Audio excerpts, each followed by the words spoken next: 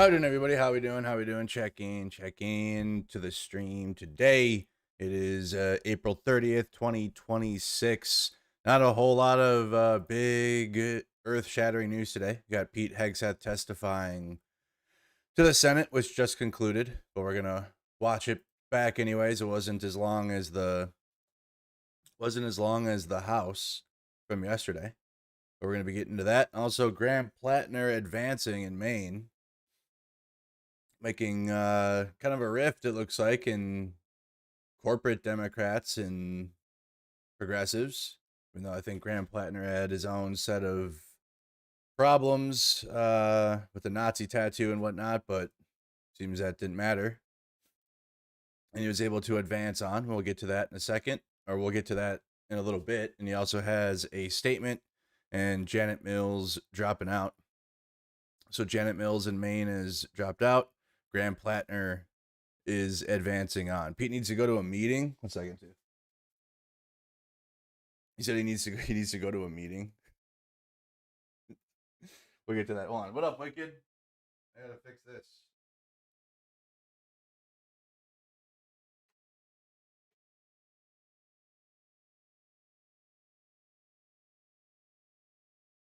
Really, really bright and sunny outside. Good afternoon, Obi-Wan. How are you doing? How are you doing? So, guys, speaking into that first, I have it up. Graham Platner statement on Janet Mills suspending her campaign for U.S. Senate. Janet Mills has dedicated her career to this beautiful state. We are all eternally grateful for her service to Maine as governor, attorney general, district attorney, and in the legislature. We both got into this race because we knew how critical defeating Susan Collins is, and her decision today reflects that commitment. I look forward to working with her between now and November to do just that. This race has never been about me or about any one person. It's about a movement of working Mainers who are fed up with being robbed by billionaires and the politicians they own and who are taking back their power. We will defeat Susan Collins. We will go to Washington and we will start tearing down the system that, for far too long, has forgotten and written off the people who make Maine and this country what it is. People have said that this campaign came out of nowhere. They don't know Maine. This movement came out of a whole lot of somewheres, from lobstermen who work too hard for too long, only to be pushed to the brink, from towns where the closest hospital is hours away, workers who pay more in taxes than billionaires, loggers who are mill closure away from bankruptcy, young people who want to own a home and call it their own, seniors ready to demand the dignity they deserve. For decades, they have taken, piece by piece, store by store, hospital by hospital, shore by shore, they have taken. They took so much they began to think we didn't even exist at all. They don't know Maine. They don't know the power we have here. We're taking back what's ours. Okay, so that was Graham Platner a couple hours ago on Governor Mills' decision to drop out of the race. And I think I have Susan Collins. I think I have Janet Mills' statement as well. I might have retweeted it. Here we go. Ken Klippenstein is laughing from Janet Mills' statement. So over the past 6 months, I have had the privilege of campaigning across Maine and doing what I love most, meeting with Maine people. I'm grateful beyond words for the outpouring of love and support I've received from folks in every corner of the state, from Madawaska to Kittery, from Wrangley to Eastport. As a district attorney, attorney general, and now governor, I've always fought for Maine people. Together, we've expanded healthcare, fully funded education, guaranteed free community college and free school meals, protected reproductive freedom, and made our state more resilient to the pollution and violent storms caused by climate change. Yet these efforts have been undermined by a Republican administration that is blind to science, deaf to the cries of those in need of medical care, and ignorant of the needs of regular families. When I decided to run for the United States Senate last year, it was because I believed Maine people were getting a bad deal from Washington. Maine people. Maine is that what people in Maine are called? Maine people? I'm a Maine person. Anyways, I thought it was Maine. Oh, whatever. I don't care. I do, but not for this statement. But because the president of the United States was threatening our democracy and pushing our nation to the brink of disaster, I continue to believe that today.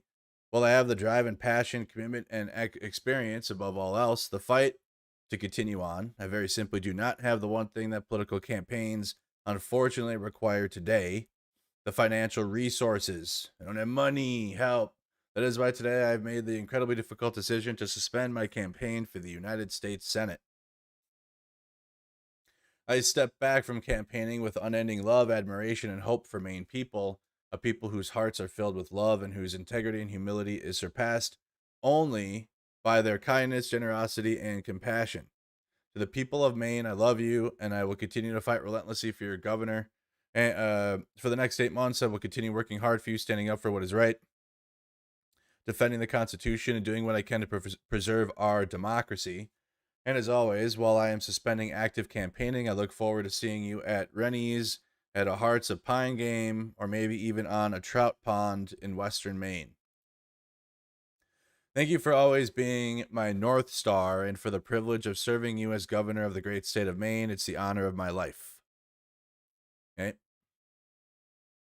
So that's what Janet Mills had to say.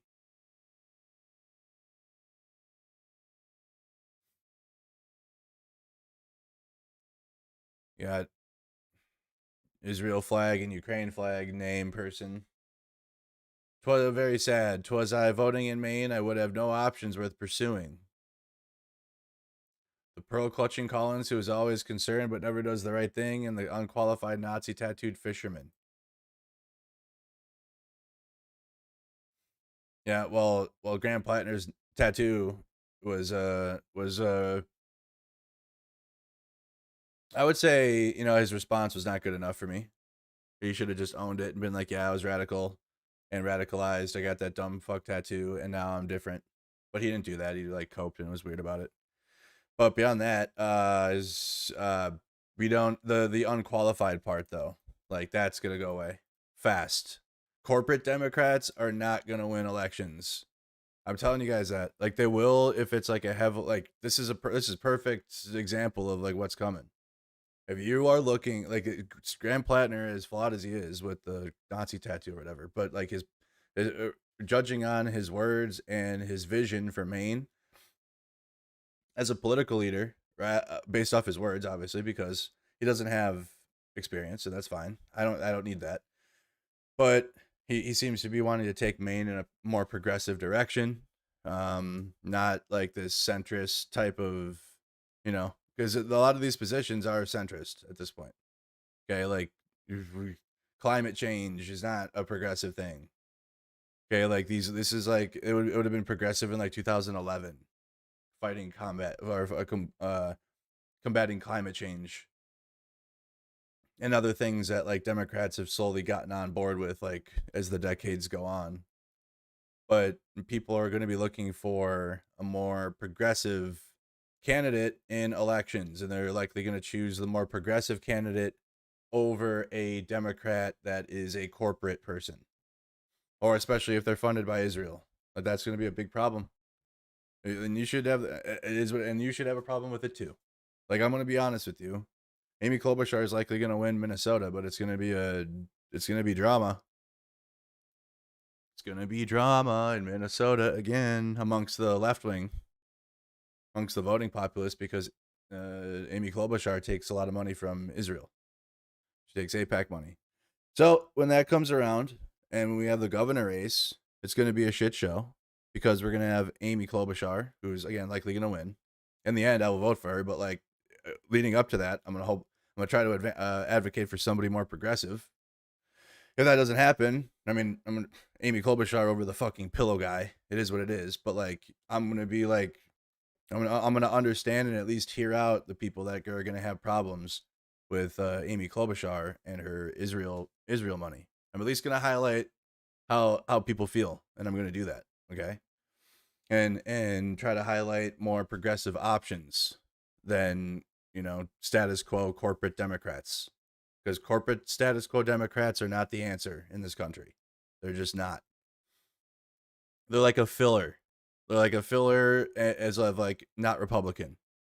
Okay, it's somebody that like isn't Republican because obviously the Republicans are evil, but like corporate Democrats obviously will work with Republicans, and then they oftentimes don't push the needle back, or they will capitulate to Republicans, or we just end up getting MAGA again anyways, or like a new MAGA. And that's what I'm really worried about in the future. If Democrats are mid, and we can't have mid, we cannot have mid. We cannot go back to like let's just both sides and lower the temperature and blah blah blah blah blah. I can't. It needs to, like, in terms of the rhetoric and political rhetoric and the violent language coming out of the administration, that will stop because Democrats don't talk like that. They don't usually do that. They just started swearing like a couple years ago, guys. Okay, and like that, and like it's cool now, but they don't really talk with fire and brimstone and with the sword like Trump does and MAGA. So that will go away, like the rhetoric. It will continue from the nosebleeds and from the shadows from MAGA. They will still continue doing it the whole time. They will continue fighting with blood sports while Democrats win. But that's why, like, that will go away naturally, but you're going to need significant working class policies consecutively, and also accountability on MAGA. People are literally going to be looking for accountability on MAGA and administration officials put in prison, or I'm not confident Donald Trump will face accountability. Guys, I'm just being honest. I don't want to even get your hopes up for it. I don't want to be those streamer you guys watch that are like holding on for when Donald Trump is put in prison. I am not confident. I'm just being honest with you. I don't want to ruin your day or like ruin your your yum. I'm not confident he's going to even be in a jail cell when this is all said and done. I don't know. He's gotten away with too much. He's got Supreme Court protections now that he didn't have in his first term. That's going to protect the presidency when it comes time to like judge this term. When it comes time to like, accountability needs to happen after everything that's happened in this term.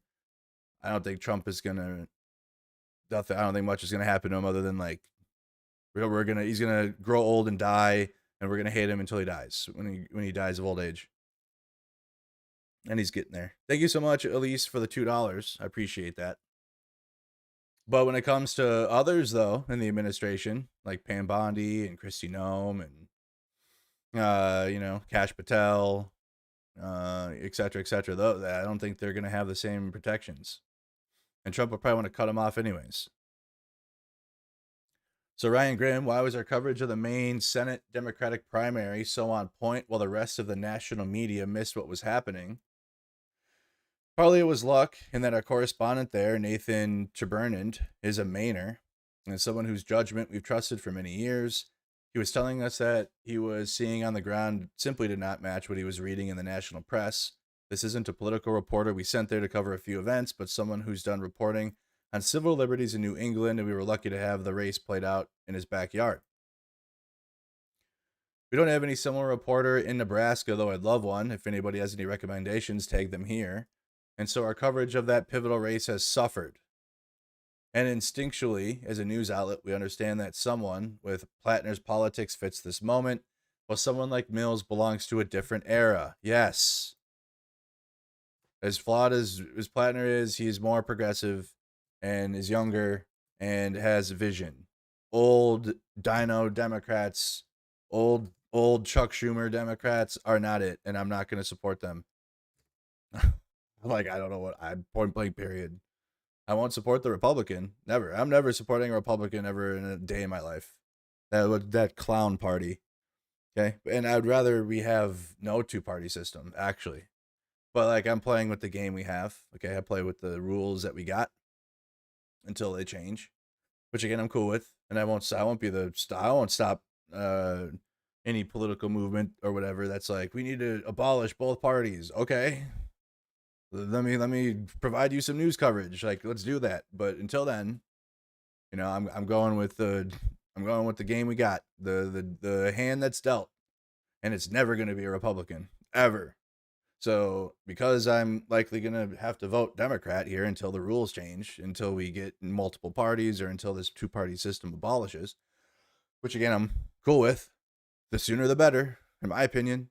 But I'm going to have to advocate for more progressive Democrats, and I'm going to be vocal at the corporate ones and the ones that are mid. and not doing anything, like Chuck Schumer. Chuck Schumer's literally just in there for Israel. Same with Fetterman. 200 people stood out in a cold parking lot listening to him through speakers because the VFW was too packed. And they actually listened, therefore, so did we. If Collins has any sense, she's listening hard too. I don't think so. I don't think so.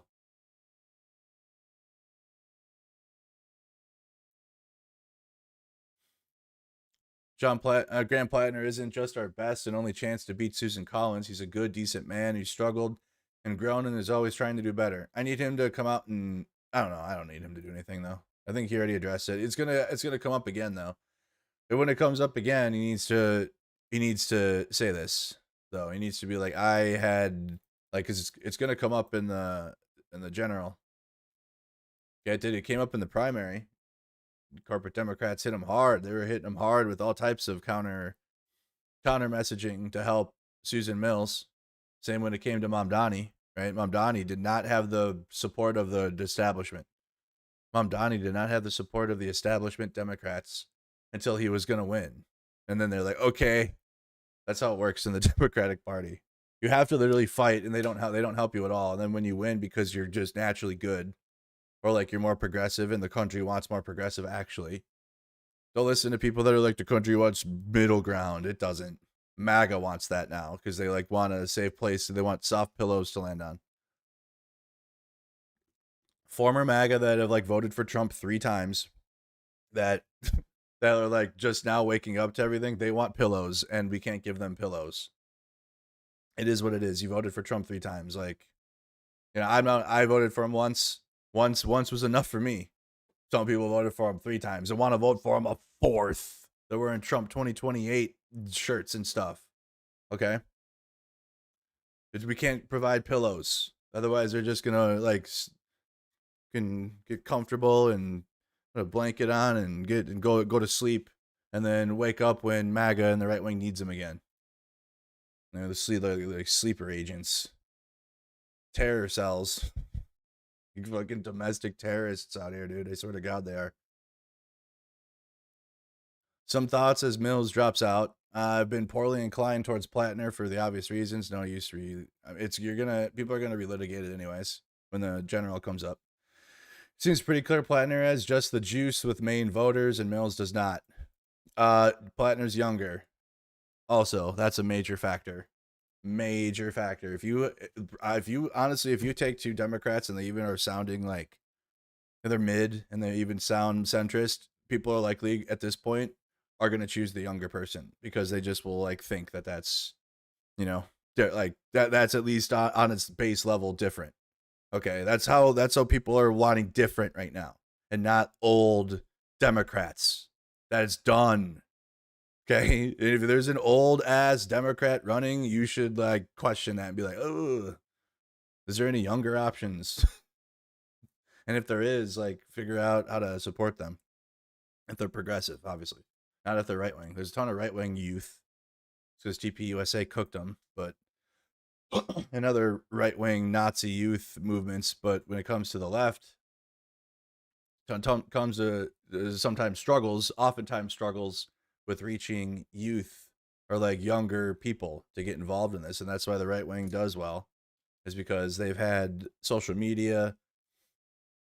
When you don't have any actual policies and platforms to work on, like the Republican Party, you can do culture war podcasts all day long. Like I told you guys, the right wing cooks this all day, 24 hours a day.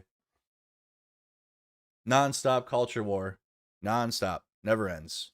Something about trans people, something about Somalis. They're doing it right now as we speak somewhere. Some like on Tim Pool or some podcast right now. Millions of listeners. And it is what it is. But like Democrats need messaging, and they need to be able to reach younger people like my age and younger. I'm 32. Okay, people my age and younger are like completely don't even care about the American system unless they're like involved, but not many. I look at my own demographics, and you know, my viewership is not I have like some people my age and younger watching, but like people my age and younger aren't really paying attention to politics. Like I was indoctrinated. Okay, I grew up. Fox News was on in the house all day long. I didn't have a choice. Like it was just because when you're in the right wing, it's your whole life. When you're in the right wing and you grew up right wing, it's your whole fucking life. You don't have a choice. So, but no other people that grew up though, not with Fox News on in the house, my age, aren't as they aren't involved like that. You know, not yet. They will as they get older. I think as people get older, you get more and more politically aware and involved because you're getting older. Family, major decisions are made, and that impacts your family or like impacts your life more. So more people my age will like start to want to tune in or like start want to figure out what's happening. But the reason why Republican messaging hits the younger audience is because the messaging isn't even about politics most of the time. And that's why. The right wing talk, well, it's culture war, right wing stuff, but they guise it by not talking about actual political policy or, again, having it conducted on podcasts where like you're tuning in because this person's an entertainment person, but yet they have like, they'll do political speak the whole time and talk about the border or whatever. And that's how the right wing does well with their propaganda, because they go places and reach people that the Democratic Party just hasn't really been interested in until just like in the last couple years, like with the Unfuck America tour and like other progressive organizations that have been fighting to try to do that and have been really working hard to try to reach the digital age. Because Democrats, well, yes, better policies, stronger with the working class, not much stronger, but like they actually have bills and laws that do get passed, right? And they actually put up bills that are there.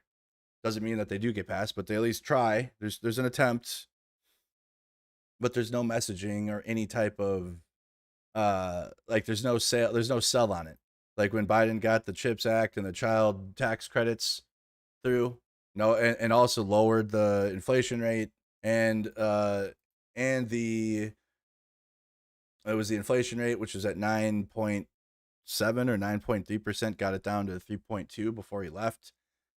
There's no marketing around that. Okay, and in this day and age, you need to market that somehow. Like Trump will market everything, and that sucks. We don't want that. That's like we have to worship him then because he's like, oh, look at what I did today. I took a shit. I'm the best. Let's go live on AP News and tell everybody. Like, right? We don't want that. No, that's too much. But you need to like, hey, I did this for you. Look how good it was. Like every now and then. Otherwise, people will think you're truly doing nothing for them, which oftentimes Democrats are like that. They don't really do much. But when they do, they don't market the shit well. They don't like put it out there like, look at what I did. I did this. No one's even watching or whatever because it's like not up to par with the current messaging, or it's not up to par with the current day and age. DNC chair Ken Martin went on Pod Save America this week to justify burying his party's 200-page autopsy on 2024. The report, some on his team say, shows that Biden's Gaza policy cost Harris the election. It did. That was it. That's literally it. Meanwhile, Graham Platner, the main Senate candidate, polling 40 points ahead of his primary opponents, outraising Susan Collins and running a small donor donations. While Jon Stewart, the DNC leadership, hasn't reached out to ask why he's winning. The Democratic Party leadership won't examine why it lost in 2024, and it isn't curious as to why candidates are winning. That's not good. That tells me that they're going to try to... Nope. Centrism and corporate money. Centrism and corporate money, Israel. It's not good. They better be listening. They better. Or it's going to be a rough one. And then you're going to be like, the Mercado's the reason why the Democrats lost, because he said the Democrats... People are going to have people... I can see it coming. I can already look into the future here. Because I'm not going to be with Democrats just because they're Democrats. People are going to not like that. They're going to be like, oh, what are you, a Republican? Can't trust this guy. He voted for Trump once, anyways. They're going to twist themselves into pretzel.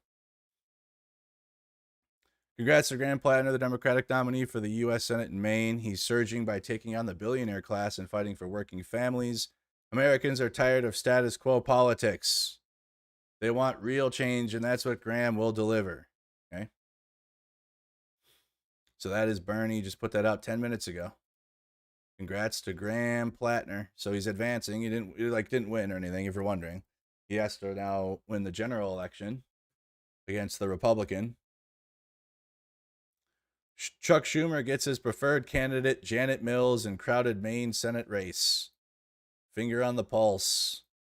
They don't. You don't have it. And then it's almost as if like they choose that because it's like cringe because it's like, are you actively not listening to your base? Are we engaging in active not listening? Is that what's going on here?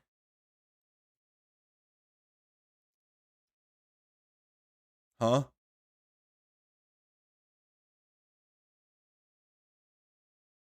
Got Trump talking about cognitive exams for vice president. Don't care.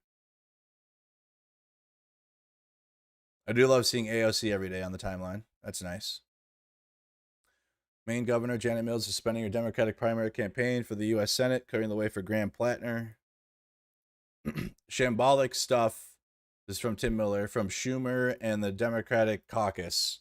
They chase a mainstream businessman outsider out of the race, pressure people to rally behind Lobster Biden, go negative on populist guy that is obviously going to win, and their candidate doesn't even make the finish line. Exactly. So Chuck Schumer, if you are looking at Chuck Schumer for leadership and like what he says for anything, you're wrong. That guy is out. He might have the position.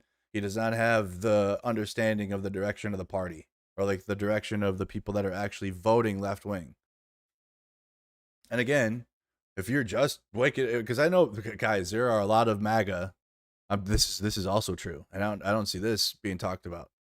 There are a lot of MAGA that are going to be voting Democrat this year, that are mad at Trump, and it's going to be out of spite, and it's going to be out of anger, and some because they maybe that's the only other option, but like they want to continue to vote, but they don't. That's who they're going to vote for. I've been tons of people because I have like a massive Facebook following, and I just get messages from MAGA people all the time that are like, I messed up, I'm sick to my stomach, I don't know what to do, and it's like I hear them out, whatever, but like they're voting Democrat, and it's not like a few, it's a lot.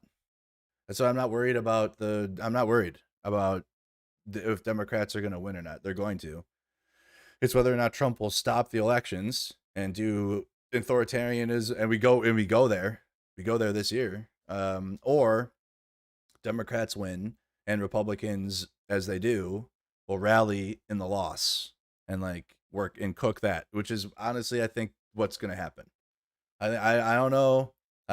It would be crazy if Trump does send ICE agents to stop elections, and I know people are worried about that. And he's already said that ICE agents will be present at the polling places, so to try to detract people from voting. Don't let that happen. But I don't know if he's gonna do the full on like we're going there. We're gonna shut down the polls, and I'm taking over the country. Martial law, like that is obviously what people are afraid of. Hey, I'm not going to tell you not to be concerned about that, but like keep that in the back of your mind. Like don't operate off of that fear. Operate off the fear that we will have midterm elections this year. Things are so politically bad for Donald Trump that I don't think he could pull that move off right now. I think you'd have some breakaway in the military and the police and the feds too. I think you'd have and the FBI and other federal institutions that would not go with it. I think there'd be a big problem. I think we'd have all types of problems if Trump were to like stop the election and like forcefully take over polling places with ICE agents and other shit. So that's obviously worst case scenario for this year. I don't think that's what's going to happen. I sure as hell hope it doesn't. But I think it's going to be a blue wave, massive blue wave. Democrats are going to win. MAGA that voted for Trump that are pissed that he sent another war in the Middle East are going to vote for Democrats this year. out of spite. They're gonna do it. Don't listen to the cultists. They're in a cult. They have nothing else. They have all MAGA merch. Their whole fucking closets full of Trump shirts and Trump hats. Okay, like don't listen to them. Of course, they're gonna vote whatever. But everyone else though, they're falling off or are gonna spite vote, which that still votes. Those spite votes are still votes. So my fear is when the Democrats do win, and they're going to, um, we don't have a whole lot of changes. And it's like, hey, Democrats are in power. We just had Timu fascism here in the United States during Trump's second term. It was still like it wasn't what Trump and what a lot of MAGA wanted, but boy, we got crazy stuff happening right now. And if we don't like undo this or head back, they're just gonna sympathy grift and victim blame or victimhood like they did in 2024, pretend like Republicans or conservatives are hated upon, do some weather propaganda again, like a hurricane will happen. Why are Democrats giving money to this and not that? And they're not helping the hurricane people, and like lying. Or you're going to have like, remember when, that's why I can't stand that stupid podcast that many people in the pro-Ukraine watch. Who's that CIA guy? Whatever. He's got like a big podcast. But he, I forgot what I was going to say because I forgot his name. I was trying to think of his name, but I forgot what I was going to say now. Well, he did propaganda during the no, not Ryan Macbeth. No, he sucks. No, the actual, he's way bigger. He did, now I remember what I was going to say. He did propaganda about the South Carolina hurricane and was insinuating that aid was going somewhere else, or like the Biden, Sean Ryan, thank you. Sean Ryan was like, this plane full of aid is actually not going to South Carolina. Like there was the entire South Carolina hurricane was lies from the right wing, from the top down about the aid that was going there the whole time. And then like, that was how someone like, Matt Van Swole exists, because he was one of the lying grifters of that whole period. And Republicans do that, and then they get new darlings every few years because one person's willing to lie their ass off and then ascend, like this guy did. So this guy got popular for lying about what happened in South Carolina during the hurricanes. That will happen again. It's not like when Democrats win, Republicans are going to stop doing all that. That if anything, when they lose elections, that's when they have the sympathy and they get sympathy money and they can pretend like they're persecuted and basically do like Israel propaganda, but for MAGA. I'm noticing that. I'm noticing like very stark similarities between the Kremlin and MAGA messaging. And I'm noticing MAGA behavior the same as Israeli Zionist behavior when it comes to like the leadership of Israel and the government of Israel and their actions and on how they paint themselves as victims. MAGA does the exact same thing, almost to a fucking T. Just watch, okay? So when Democrats win, it's gonna be like, boy, massive things have to happen. They're gonna have 1,000 Matt Van Swalls at every single turn of if you drop something. Remember, were you guys around during Biden? I was. Biden every day. It was Biden was eating ice cream, Marxist ice cream or something. And Biden is like, in any other reality, Biden's like center right, actually. Like Biden could have passed as like a normal, like, I don't know. He's more left wing to be Republican, but like he's very liberal, very not like left wing very much. Like, he's definitely like, I don't know, he's just not he's not progressive that much at all. He's very centrist, center right almost. And Republicans will call Biden a Marxist or a communist, right? So that's where we're at with it. Or blame anything on the wind blew differently. Why did Democrats do this? That's how it was. And it was, and people were able to justify some of those messaging, which I'm with it, because of Israel. And that way, and Biden and Kamala Harris continue to fund Israel's genocide of Palestine. right? And continued to give them weapons, and people were like, "Hey, how about we stop? How about we stop aiding Israel?" But they kept happening, and that worked directly against Kamala Harris in 2024. Kamala Harris straight up told him to fuck off, basically. that didn't work. Didn't work. I watched all the Kamala rallies. You had Sexy Red up there, and it was so cringe. Had all the celebrities, all big. The Jay-Z or whatever, Beyonce, right? Beyonce didn't sing though. We're listening to the bass though. We're listening to the bass. If I lived in Maine, I would vote for Platner over Collins, and I hope he beats her. The concerns people have are not because of an algorithm. His background and behaviors are concerning.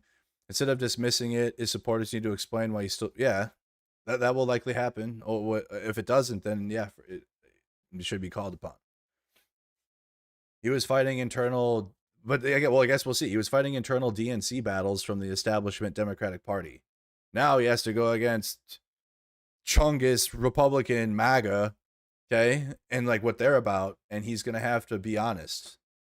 He's just gonna have to be honest. And be, yep, so own it, and continue on, and people will be cool with it. I promise. You're gonna have like some that are just annoying, but if he's just cool, if he's honest about how he's changed his perspective on things and how he isn't the way he is anymore, and it's that don't explain away that tattoo. Just be like that, or he got it off, right? I think he lasered it off, but yeah, I don't endorse that. So it's not on my body anymore. I don't know. At this point, I don't need a purity test other than if they're like a corporate Democrat. Like if they're a corporate Democrat, APAC, Israel funded entity, I'm purity testing.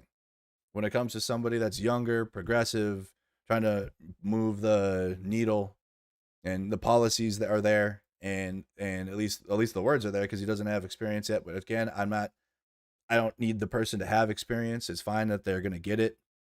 I'd rather have somebody new and younger than somebody that's old and been in there for 40 years or whatever. Okay. I don't know. I don't understand that. It's like, we need somebody experienced. It's like, yeah, for one term or two terms. Y'all are like, let's have somebody that's been doing this for 30, 40, 50 years. Like, what? Why? They clearly haven't been doing much, because if they've been in office for that long, and we've only gone backwards now, like from where we were as a country and now, and met with MAGA. So we're only going backwards with these establishment Democrats. Why would we continue to vote for the status quo and like what already exists when they've only brought us MAGA twice now? Clearly they are not offering something better. It sucks, honestly. It was only a matter of time. She clearly did not really want to run, was convinced by Schumer to co-run, and then completely left out to dry. She got to have the negative association with the establishment. Schumer with zero actual support.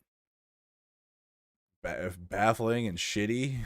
What do you mean she didn't have support? She did have the support. So that's the only place she had her support, was from Chuck Schumer.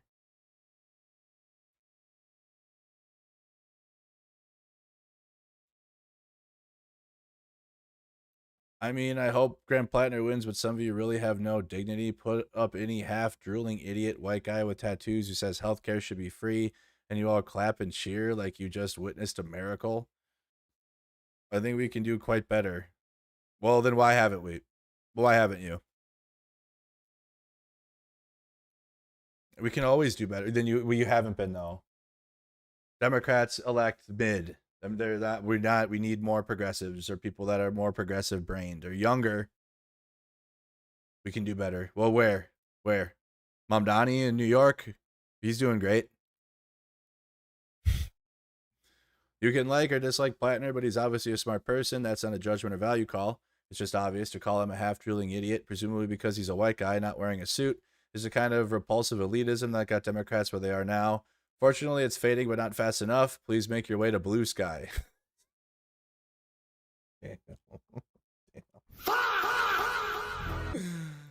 Oh,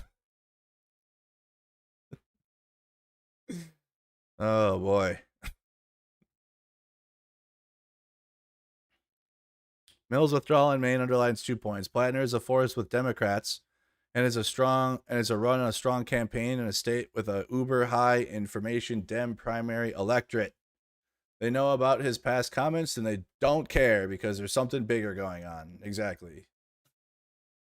Yes. Which raises point 2. Mills was a stand-in for Biden and Schumer in the months after the disaster that was 2024, and she shouldered their sins. Her numbers are strong as governor, but Maine Dems wanted a bigger and more emphatic change, which Platner embodies. It's a statewide, but it reminds me of those 2018 big city primaries. Dem primary voters unseated and chased out older Democrats like Capuano, Crowley, Lipinski, partly as an expression of deeper frustration at their party for losing to Trump. Yeah. That's what's going to happen when you have Democrats in office, and then it only results in harder right-wing shit, and like they only win again. Yeah, there's problems. And like policing the commentators is crazy too. I'm seeing more people trying to rope in Hassan than the actual like elected officials, and I'm like, what the? Yeah, I don't watch Hassan. I just see it on this fucking timeline all day. Hassan did it.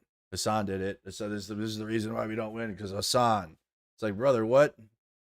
Because you're putting up terrible fucking politicians that aren't winning. Except for now. We'll see how Graham Platner does. All right. Let's see what some of the other commentary is. Platner will flip-flop like Fetterman. You think so? That's the other concern people are having, and I'm not dismissing that either. People are concerned that Graham will be like will flip and be like a Fetterman type of guy, which obviously is a valid concern given John Fetterman. I don't know, though. We'll see. At this point, I'm willing to take the gamble than settle.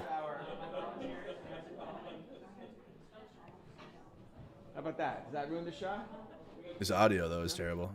One ear the whole time? Did they fix it before he started? Thank you. No, they did not. Maybe. Really? Right ear only? Listen, I know I'm bad with sound, but there's no way I'd have one audio ear. I just started with the camera setup.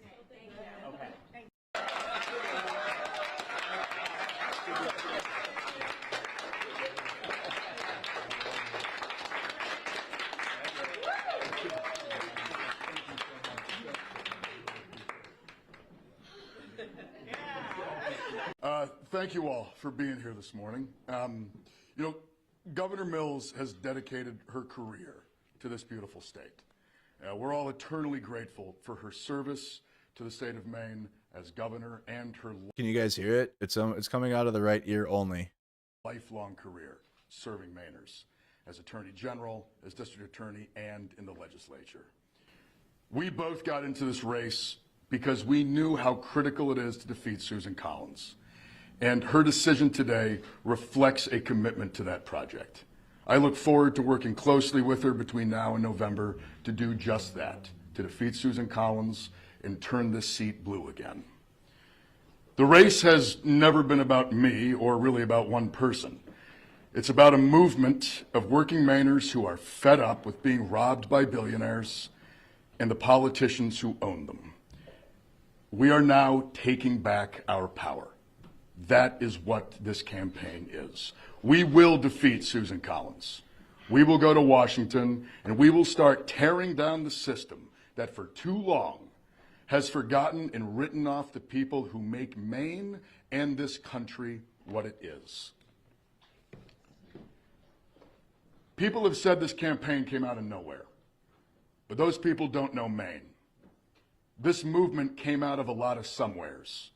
From working waterfronts that have worked far too long only to be pushed to the brink, from towns where the closest hospital is now hours away, for workers who pay more in taxes than billionaires, for loggers who are just one mill closure away from bankruptcy, and for young people who want a home to call their own, and for seniors who are ready to demand the dignity that they deserve.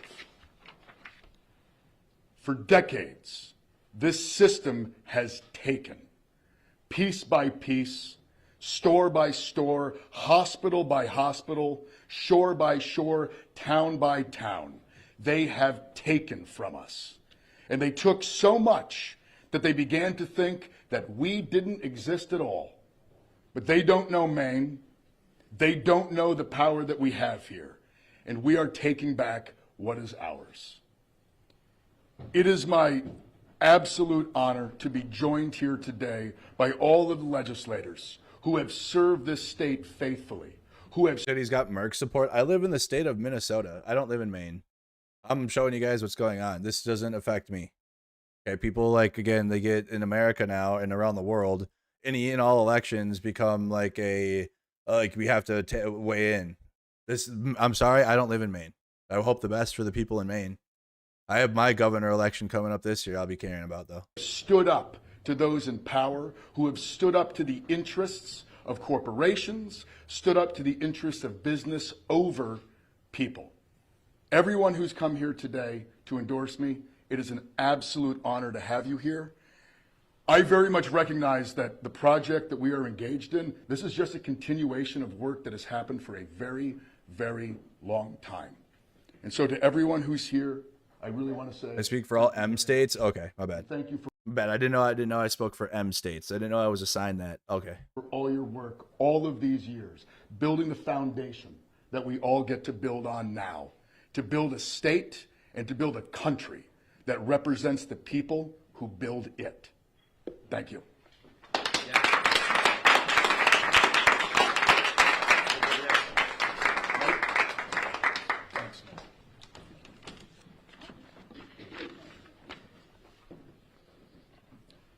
Thank you, Graham. Okay, so let's go back one more. He comes back up one more time. Honor it is to be.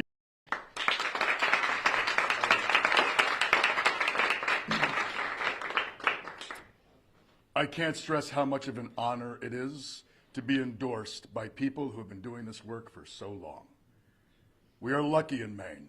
We are lucky to have a politics at the local and state level that is still accessible, to have politicians and people in power who still stand up for those in their communities who can't sometimes stand up for themselves.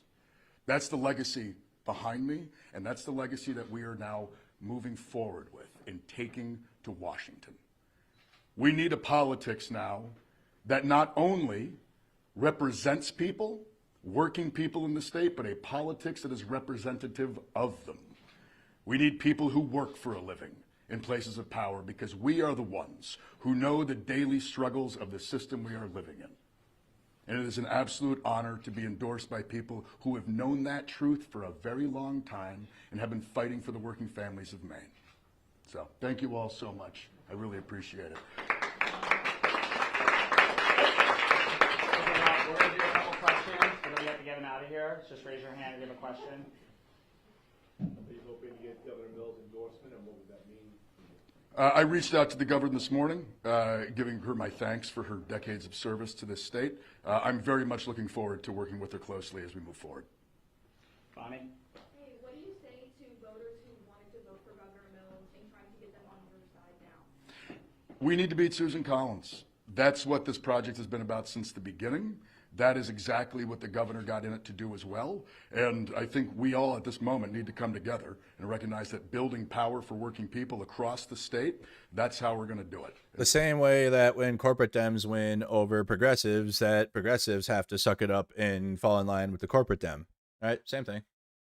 So I very much ask them to support us because the governor and I have been essentially engaged in the same project, which is eventually beating Susan Collins in November. Yeah, Susan Collins is the Republican. That's why this was a primary between two Democrats, Janet Mills and Graham Platner. Now it'll be the general against Susan Collins. And do you expect to soon? We have had reach out from the DSCC, but I have not spoken to anybody yet. Wow. Do you expect this? How is this going to change your campaign at all, especially with the primary not quite I'm going to take a nap. But look, and I've been asked this question a lot over the past few weeks about if we're transitioning. I just want to say we are doing something very different. The campaign that we have built, the organizing focus, the field operation that we've put together, this is something that does not look like most campaigns. We are trying to build a broad coalition of working class power in the state of Maine. That's what we're up to. And quite honestly, that looks the same. You said What his we've main been country doing, like that in the rural parts, yeah.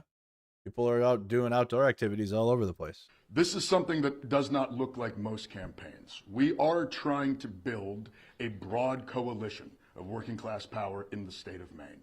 That's what we're up to. And quite honestly, that looks the same. What we've been doing, the accessibility, the town halls, I'm going to take maybe a little bit of a break to catch up on my sleep, but we're going to continue doing exactly that, because at the end of the day, that is the kind of politics we are trying to build, and the only way to do it is to put in the work. But no breaks now, so we gotta go. Sorry, guys. Thank you. Thank you all very much. Okay, so Graham Platner is advancing. Janet Mills has suspended her campaign. That's going to be the...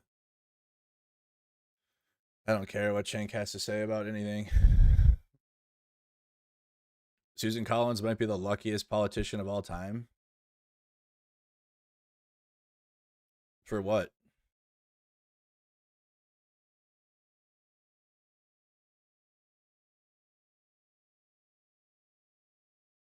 Oh, Planner wins because nothing matters but the gavel now. But a random nobody with a Nazi tattoo and a closet full of skeletons is every politician's dream opponent. In a different America.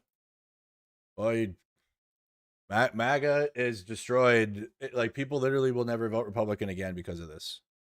Because of Trump and MAGA. Like, you're not factoring in the Trump and MAGA and the fact that the Democratic Party, like, when you look into it, do not have a unifying thing. There's no like one thing at the top or whatever that like unifies it from the top down. MAGA has Trump. MAGA has the Trump and his whole just slop, and they all fall in line. And all Republicans just want to appease Donald Trump, every single one. Republicans don't have policies. They don't have anything. They don't have any. They're like, we're different, and we're gonna vote for Trump again. We'll get Trump back. Trump will fix it.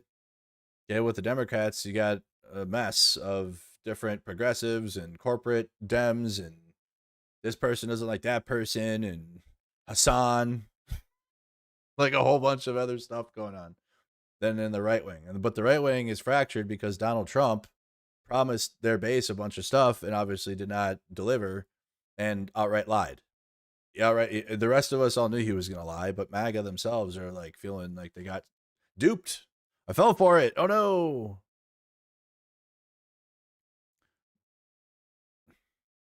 Fuck no. When did Dems start supporting Nazis? Any moral standing we had over Republicans is pretty much gone. Republicans are gonna have a field day. Who is this guy?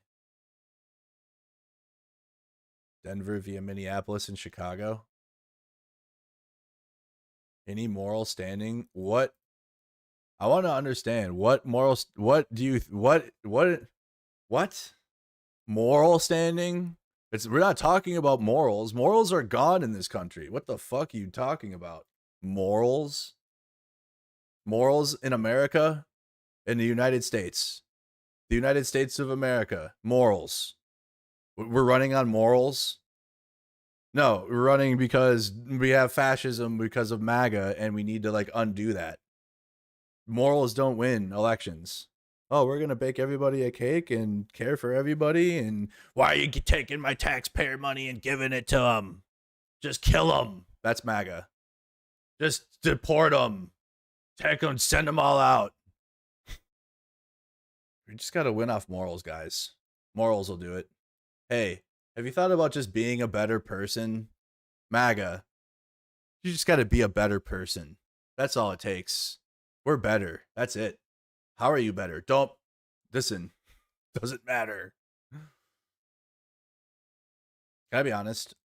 Can I be honest? Can I have another hot take today before we get to Pete Hegseth? Can I say a hot take to you guys? I don't believe a single one of those Lego videos is from Iran. That's why I've never played one. If you're wondering, like, why aren't you play the funny Lego videos? They're funny. They're funny. I don't think a single one of them come from Iran. There's no fucking way. Nope. Nope. Sorry. I don't think any single one of those accounts on X that are like from Iran and the Iran ministry posting them are even Iranian. And people that are watching these and like, I don't know, man, you're getting AI'd. You're falling into an AI trap. Be careful. That's all I'm saying. I don't want to ruin your enjoyment of the funny messaging of the Lego AI videos. I don't want to yuck your yum. You're trying to get by.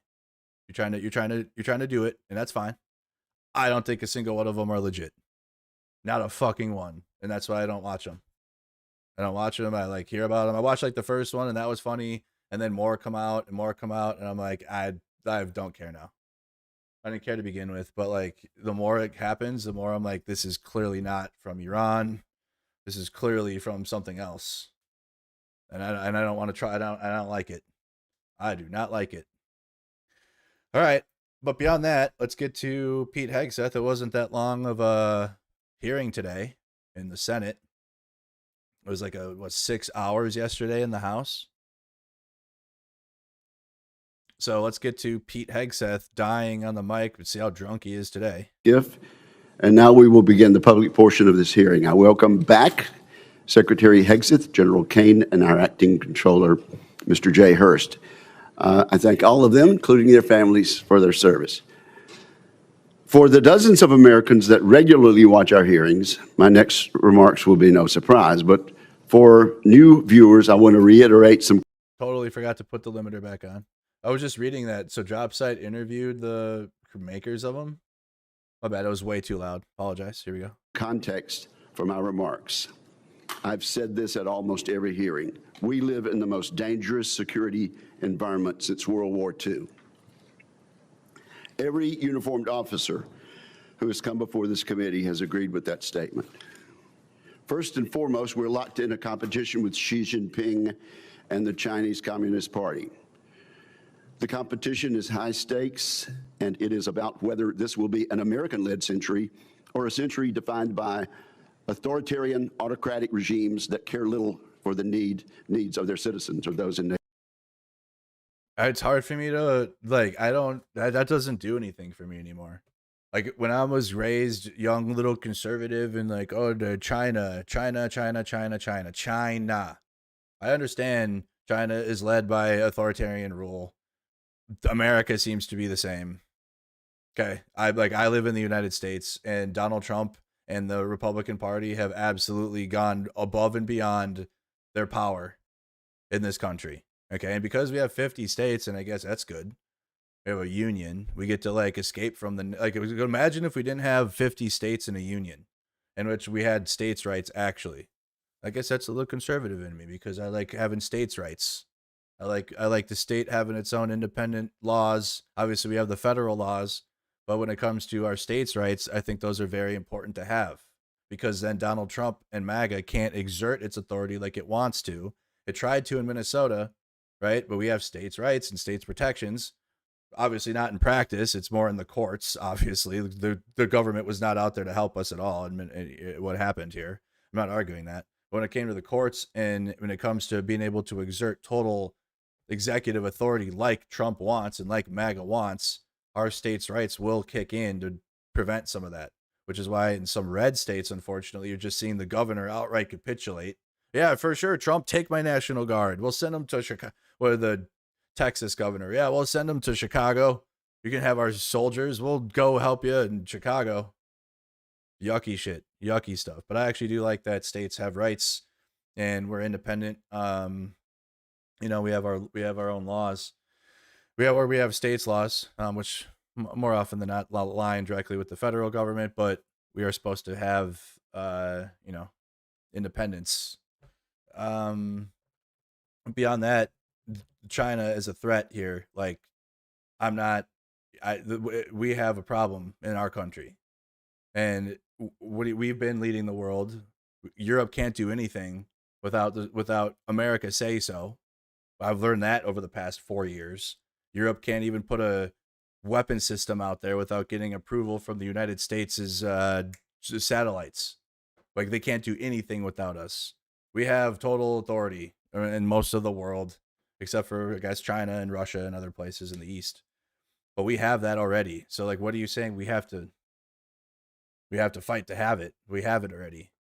Okay, you're worried, and if anything, it's a testament to how shitty the living situation is in the country, because people can't afford things because we're giving more money to war and we're giving more money to Pete Hegseth and Israel than taking care of our own people. And that's why places like China and other countries will advance and advance forward, because as their authoritarianism is, our economic situation in America is crumbling and people can't afford to live. And like, that will be a societal problem. We're going to have a societal issue if Americans can't afford to live. Then what? Neighboring countries. The Chinese Communist Party has accelerated its historic military buildup and its predatory economic practices against Americans and countries the world over. Xi Jinping leads not only China, but also an axis of aggressors. This growing alliance cannot be denied. It includes China, Russia, Iran, and North Korea. They're united around this goal: to oppose America's interests and the interests of other like-minded democratic countries across the globe. Vladimir Putin's war of choice in Ukraine has now entered its 5th year. In Putin's objectives, we hear echoes of the imperialistic ambitions of World War II's aggressors, including Adolf Hitler. Vladimir Putin has suffered 1.2 million casualties and failed miserably in his military objectives. Along the way, he has transformed Russia's economy into one fueled by war, raising the prospect of an even more aggressive Moscow for the foreseeable future. Most of Iran's leaders are now deceased, but they and those who survived them have consistently sought violence against America, Israel, our Gulf allies, and the Iranian people. We saw this during the October 7th massacre, during their continued support for Hezbollah and Hamas, and in their desire to engage in nuclear blackmail. Iran's ayatollahs have consistently represented a threat to American interest. Kim Jong-un has joined Mr. Putin's war of aggression. He continues a military and nuclear buildup that threatens South Korea, Japan, and the United States. Ties have never been closer among these 4 dictators. MAGA doesn't care. They don't care. Pete Hegseth doesn't care either. Among these 4 dictatorships. They support each other's aggressive endeavors, they prop each other up financially, and they scheme to undermine America's objectives. We should expect them to continue this behavior. This context plays out across every dimension of national power: the economy, technology, diplomacy, and more. But today we're here to talk about the military dimension of this competition. These regimes have regularly tried to take by force what they cannot secure through the political process. For that reason, we must be ready to deter conflicts and, if necessary, to win them. President Trump has used the U.S. military appropriately and effectively for American interests. He has viewed our adversaries as a united bloc and has taken action in light of that reality. In Operation Absolute Resolve and associated statecraft, the president removed an aspiring dictator off the board and set up Venezuela for a future aligned with democratic interests. Wow. In Operation Midnight Hammer, he sought to eliminate the Ayatollah's nuclear program. When the Ayatollah chose to double down, the president launched Operation Epic Fury. In that mission, he has worked to remove the regime's conventional military capabilities and force it back to the table for a permanent solution. While we all mourn the tragic loss of the 14 service members who've lost their lives in this conflict, we do so knowing the world is safer without a nuclear Iran. It's so much safe. You guys feel safer? Those 14 soldiers that lost their life, which is probably more than that, but 14 died for your freedom. Do you guys feel safer? Do we feel better? All of these actions are part of a peace through strength strategy. In this approach, we seek first to avoid war, but we take military action when necessary to achieve U.S. interest. And so, Mr. Secretary, I'm pleased that you are here testifying today in support of President Trump's historic $1.5 trillion defense budget request. That sum will go a long way toward rebuilding our military capabilities for a generation. I should say up front that this may be a long hearing. There's much to discuss. This $1.5 trillion request is chock full of important programs and initiatives that are absolutely necessary to secure American interest in the 21st century. I think this funding underpins and accentuates three comparative advantages the United States possesses over the axis of aggressors. The first comparative advantage America enjoys over our adversaries is that we have the best innovation and industry in the world. So I hope our witnesses today will cover the progress we've made in just the past year rebuilding the American arsenal. Last year, our reconciliation bill, combined with bipartisan appropriation bills, achieved about $1 trillion defense budget. This year's request would represent a near 50% increase. Every penny of it should be money well spent, making down payments on crucial transformational capabilities such as drone warfare, low-cost munitions, and missile defense. Also, last year, Congress and the executive branch achieved historic acquisition reforms. Consequently, we're well positioned to make huge gains on efficiency this year and in the years to come. You can't listen to the glaze. Making it much gun We get to the point where. With that, I turn to my friend and colleague, Ranking Member Jack Reed. There you go. Well, thank you very much, Mr. Chairman, and Secretary Hegseth, General Kane, Mr. Hurst, welcome. And please convey my appreciation, all of our appreciation, to our military service members and defense civilians. We owe them our deepest sense of On gratitude. Facebook, are you guys in the group? There's 3,500 people in it, and I post the link into it manually. I post all of my streams manually, and like, I'm about to stop doing that, man, because like it doesn't work. I post every single stream on like 5 platforms before I go live every day. Blue Sky, X, Facebook Messenger, Instagram Messenger, because there's people in it, and like people still aren't getting it. So I don't know, man. I don't know what to do. Gratitude. I manually am sharing it. Secretary, this is your first public appearance before this committee in nearly a year. Since your last public testimony, you and President Trump have unwisely taken the United States to war with Iran. You ordered attack on Venezuela and have directed ongoing illegal boat strike campaign in the Caribbean and Pacific. At your direction, our forces have bombed Yemen, Somalia, Iraq, Syria, Nigeria, and Ecuador. In the United States, you have deployed thousands of troops to cities like Washington, Los Angeles, Chicago, and Portland to police American citizens. And you have personally intervened to end the careers of dozens of military leaders without explanation. Oh, that's another thing. Discord. And in addition to my 5 platforms I'm manually sharing the stream to, Discord automatically shares the stream out. Discord automatically sends the stream out. Mr. Reed's about to cook him. Every single stream on Twitch and YouTube. Oh, YouTube didn't post today for some reason. Weird enough, but Twitch did. But that will tell you that I'm live on YouTube too, because I'm live on YouTube, Twitch, Facebook. But every stream except for today, for some reason, I'll get that fixed on my Discord server. These actions will have significant and long-term consequences. Now you appear before us to ask for a $1.5 trillion budget, a 45% increase above last year. I must say I'm skeptical, and such a request demands intense scrutiny. 61 days ago, President Trump unilaterally began the war in Iran. He had no coherent strategy. He refused to make a case to the American people or consult Congress. He failed to present any evidence of an immediate threat, and he ignored the advice of military and intelligence experts who warned him of the consequences. Today, our nation is in a worse strategic position. The Strait of Hormuz was open. Now it is closed. 13 service members have tragically lost their lives, and more than 400 have been wounded. We have lost dozens of aircraft, sustained significant damage to our bases in the area, and expended an alarming amount of our missile inventory. Morale and readiness across the force, especially among overdeployed units and vessels like the USS Gerald R. Ford aircraft carrier, have suffered. Gasoline and fertilizer prices throughout the world have surged. American families are bearing the cost of a war they wanted nothing to do with and have gained nothing from. And yet, Secretary Hegseth, you declared victory a month ago. On April 8th, you said, in your words, Operation Epic Fury was a historic and overwhelming victory. By any measure, Epic Fury decimated Iran's military and rendered its combat forces ineffective for years to come. Now, let me be clear. Tactically, the United States military performance against Iran has been remarkable. and I salute the service members who have executed this mission with skill and bravery.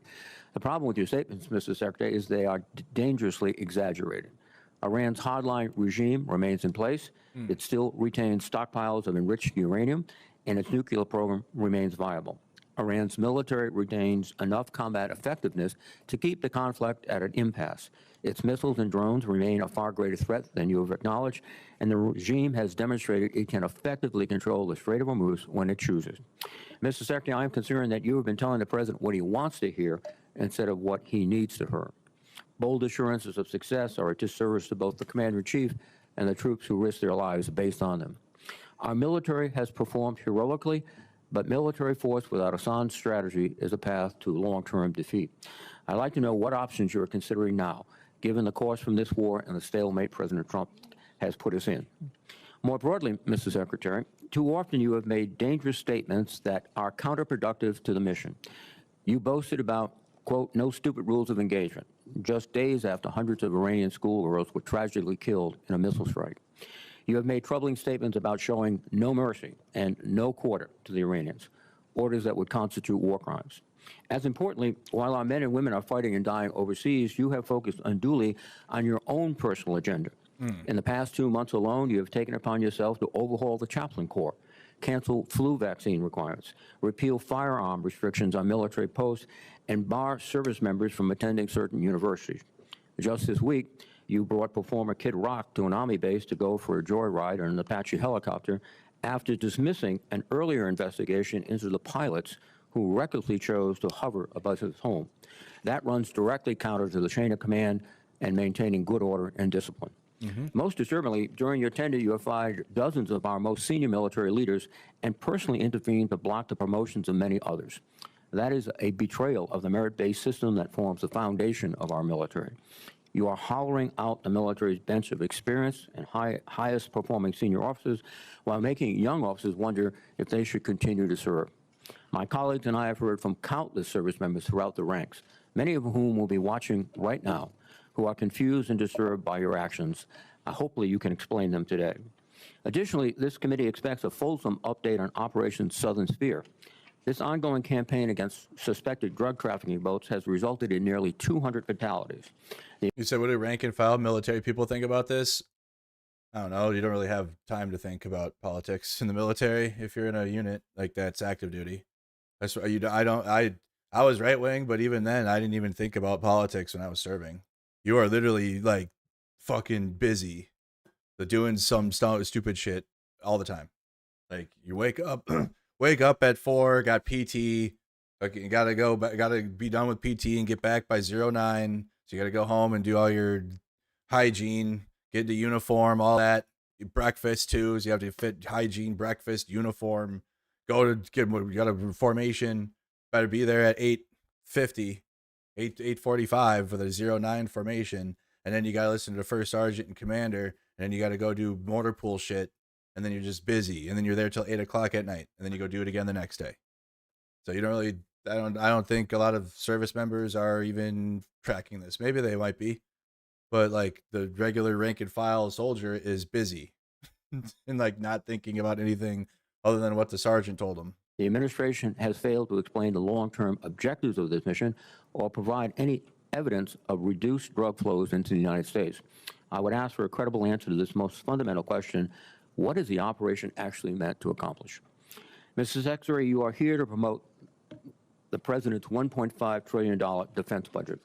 Actually, you know what's crazy is the only time I did hear politics in the military was from soldiers that were more left-leaning. That was it. Ironically, the only time it was like there was like I always remember Sergeant Hansen. He was more politically aware, and like that was the first time I was like got introduced to someone other than a conservative or someone that spoke on politics. Really, it was like Sergeant Hansen.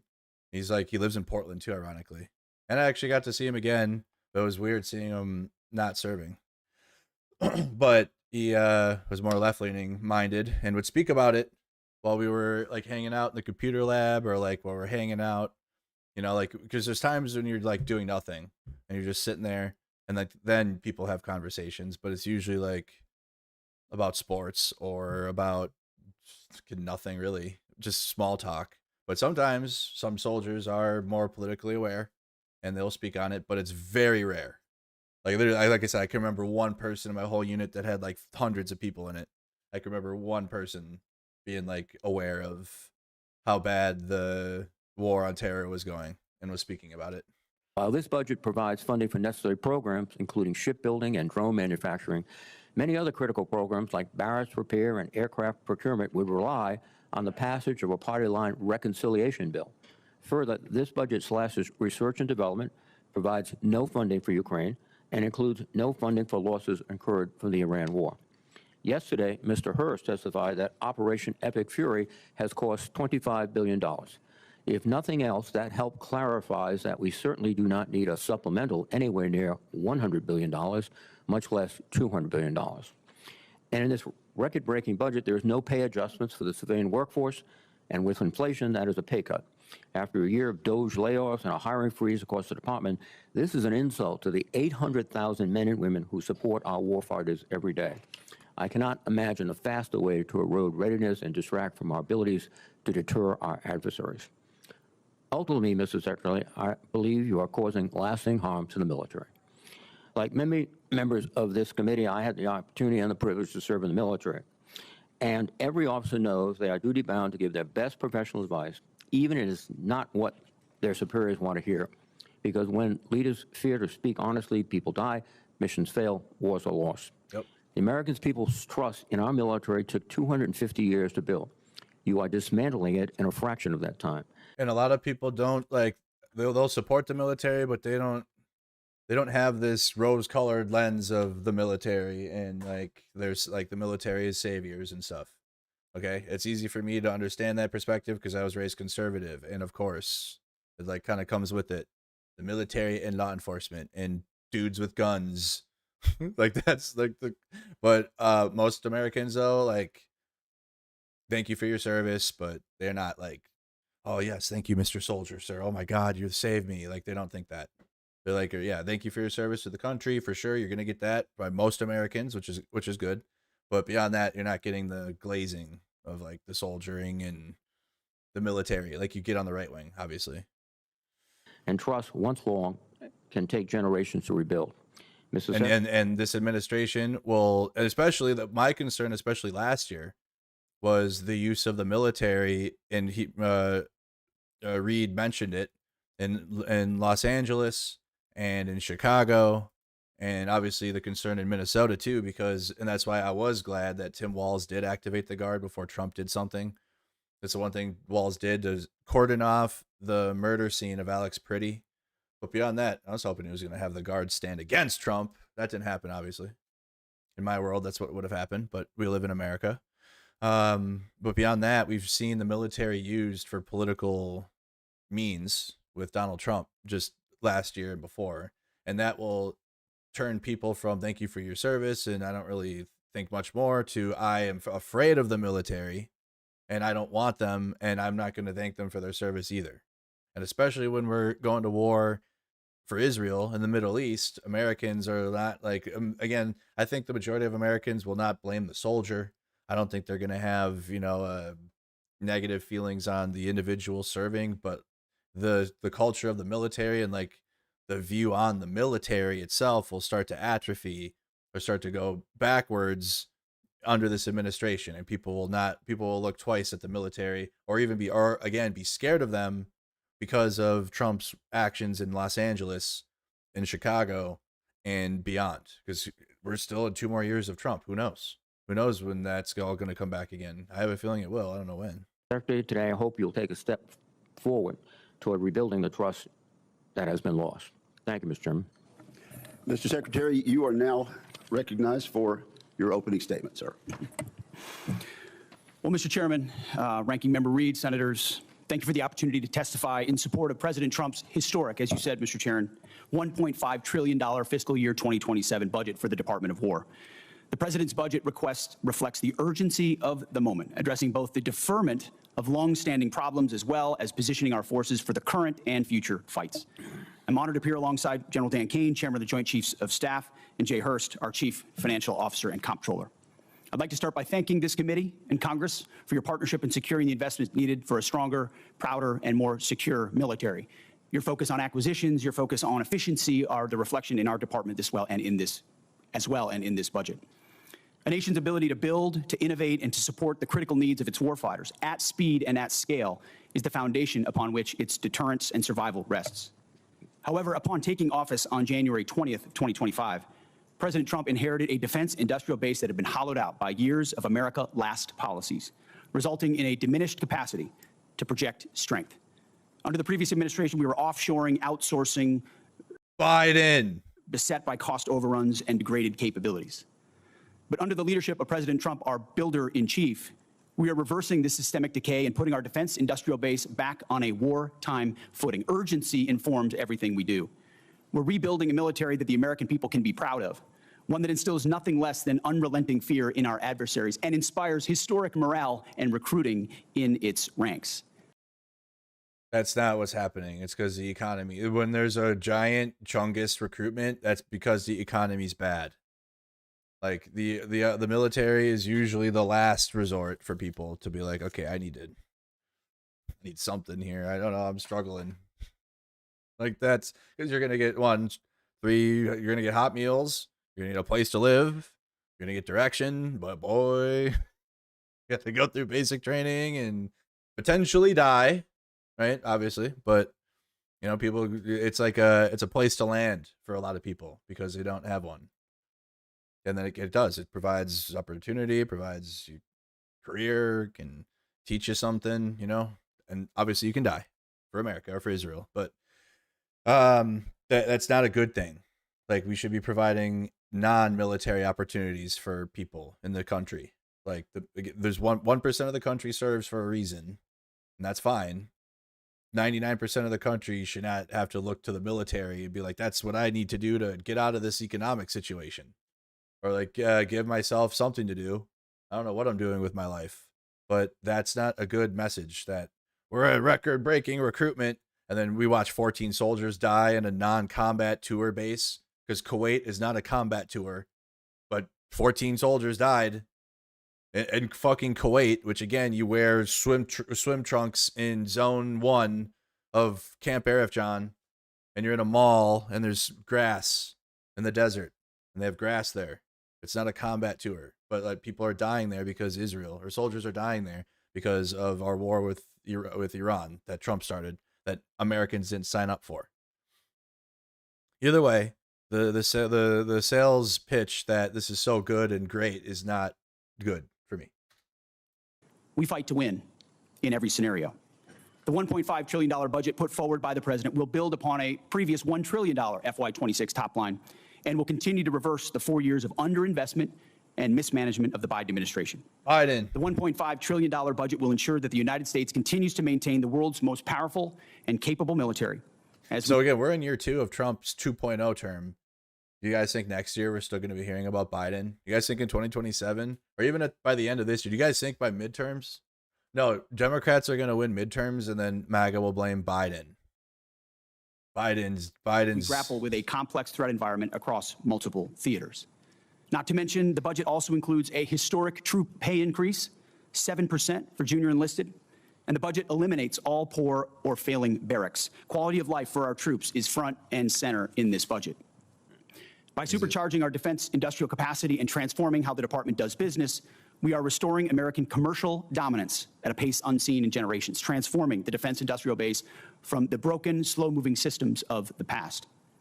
We have flipped the Pentagon acquisition process from a bureaucratic model to a business model, decisively moving from an acquisitions environment paralyzed by bureaucratic red tape into an outcomes-driven organization focused on delivering the most for taxpayer dollars. Over the past year, through historic multi-year procurement agreements that this committee supported, we've cut smart business deals that have sent unambiguous demand signals to industry to build more and build faster. The result has been a surge, a revitalization of our great American factories and a massive reinvestment in the skilled American workers who serve as the industrial muscle behind our warriors. If you guys are taking a moment, please hit the like button on the YouTube stream and help the stream get out there a little more. We got like nearly 400 people tuned in. 250 likes. Guys, hit the like button on the stream. Help me out, please. Thank you. Oh, they got a protest in there. Got to rewind it. My bad. Sounds like they got a protest in the Senate. Build faster. The result has been a surge, a revitalization of our great American factories and a massive reinvestment in the skilled American workers who serve as the industrial muscle behind our warriors. You're a war criminal. You should be arrested. What you're doing is despicable. The American people do not want to go to this war. They don't want to fight a war for any people. It's about the Further interruptions of our hearing will be treated in like manner. We appreciate the First Amendment rights of Americans to express themselves, but disruption of this hearing will not be tolerated. So, Mr. Secretary, you may continue. I'll briefly provide some concrete high-level metrics of what we've accomplished over just the past few months. These are announced new facilities and investments to support American warfighters. The department has helped stimulate more than 250 private investment deals in 39 states, 180 cities, in 150 companies worth more than $50 billion.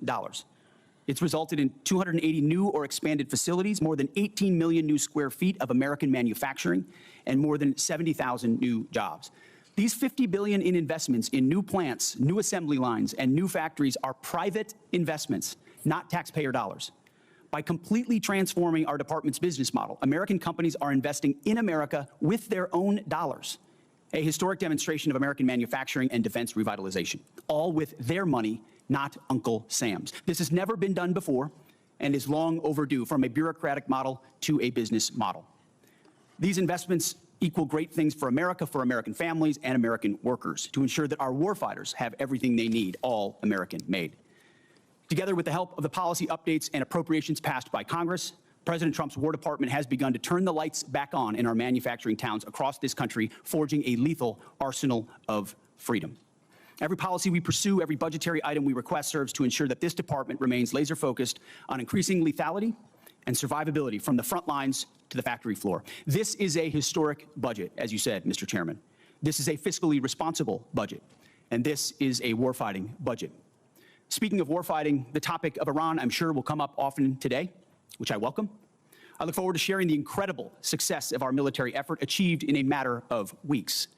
President Trump has the courage, has had, unlike other presidents, to ensure that Iran never gets a nuclear weapon and that their nuclear blackmail never succeeds. We have the best negotiator in the world driving a great deal. Unfortunately, as I said yesterday, and I'll say it again today, the biggest adversary we face at this point are the reckless naysayers and defeatist words of congressional Democrats and some Republicans. Defeatists from the cheap seats who 2 months in seek to undermine the incredible efforts that have been undertaken and the historic nature of taking on a 47-year threat with the courage no other president has had, to great success and great opportunity for preventing Iran from having a nuclear. So, way to sell it. Yeah, this is because the president was brave. It's because the American people were told we're not doing more wars. No new wars. Trump ran on that. The slogan was "No new wars" in caps, and it's like like 3 syllables because MAGA could then chant that, like "No new wars, no new," and like they chanted it, and like it was fake. But then, so in order to dress it up and cope, you got to sell it. You got to resell it. Like, oh, well, wasn't about that you didn't want to, is because you guys were weak and Donald Trump is actually strong and did something that nobody else would have done. And then, I don't know, MAGA or whatever loves that, the holdouts still. Nuclear weapon. Despite this, under President Trump, we are restoring the unbreakable might of American manufacturing. We're providing for our warfighters, and we are putting the people and interests of this country first. May Almighty God continue to watch over our troops wherever they are, and may we honor the legacy of those brave Americans that we have lost. This is our sacred mission, and this is what we will continue to execute on. Thank you, Mr. Chairman. Thank you for that statement, Mr. Secretary. General King, you're recognized. Thank you, Chairman Wicker, Ranking Member Reed, members of the committee, and your staff, who we never get to say thanks to. Thanks for having me today. I'm honored to be here alongside the Honorable Pete Hegseth and the Honorable Jay Hurst to testify on the President's fiscal 2027 budget. I'm grateful for the opportunity to testify today, and I'm thankful for your continued partnership and support of our warfighters defending the homeland and our interests around the world. It's a privilege to speak with you today about the foundation of America's strength, the 2.8 million members of our joint force, and I am continually inspired by the soldiers, sailors, airmen, Marines, Guardians, Coast Guardsmen, and civilians standing the watch for the nation, supported always by their families. They could have chosen a much easier path, any other path, but they volunteered for a life of purpose and passion and service. And every single day they rise to meet the nation's challenges, from combat operations to critical support roles, with the courage, tenacity, and grit that keeps our nation strong and secure. I would also like to express my deep gratitude for the 39 members of the Joint Force who've passed in operations, combat, and training during my time as the chairman, and specifically highlight the 14 who've passed in Operation Epic Fury. The Secretary and I are deeply grateful for each of them and their families, and their names will never be forgotten. As the chairman, my duty is to ensure our civilian leadership has a comprehensive range of military options and the associated risks required to make the nation's hardest and most complex decisions. I owe the President, the Secretary, and the Congress the truth at every turn. And my blueprint for this role has always been that of General George C. Marshall. His firm commitment to civilian control and a nonpartisan military remains my constant standard. And I strive to emulate his candor, delivering the facts leaders need to hear, not always what they want to hear. And once a decision is made, executing it with the absolute dedication while keeping the joint force precisely where it should be. That's the demand of our profession. As I sit before you today representing our incredible joint force, I want to emphasize my commitment to this committee and to the Congress. I will always follow General Marshall's steadfast example by providing clear and candid nonpartisan military advice, working together to ensure the military remains squarely focused on Thank you so much for the gifted. being prepared to deter and, if called upon, fight and win our nation's war. And that is our mission. America's joint force is operational at its core, purpose-built for the realities in a complex world. We're organized, trained, and equipped to execute the most demanding missions across the globe with unrivaled precision. And over the past year, our warfighters have consistently demonstrated exactly what it means to be the most capable and most professional force on earth.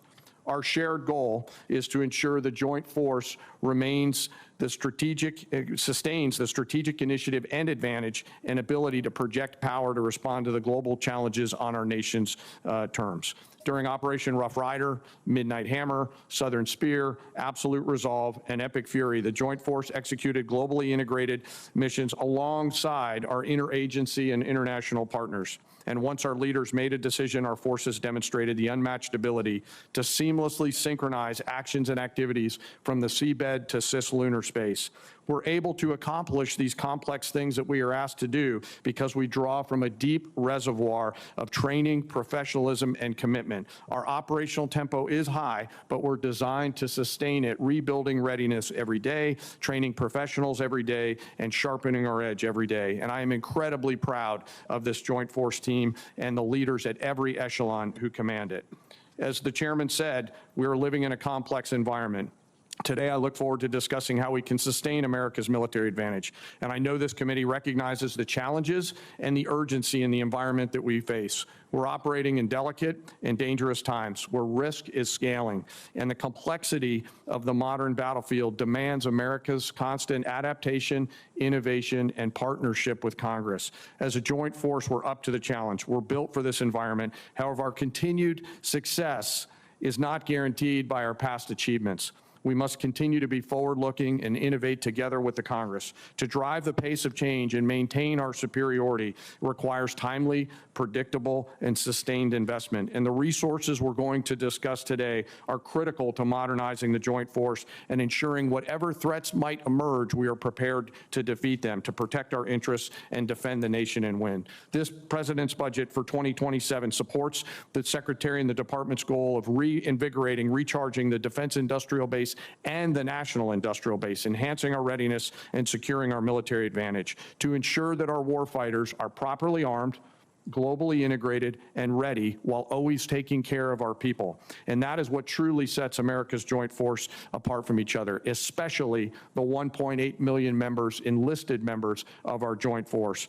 It is them, the character, the competence of that force that transforms our capabilities into a decisive advantage.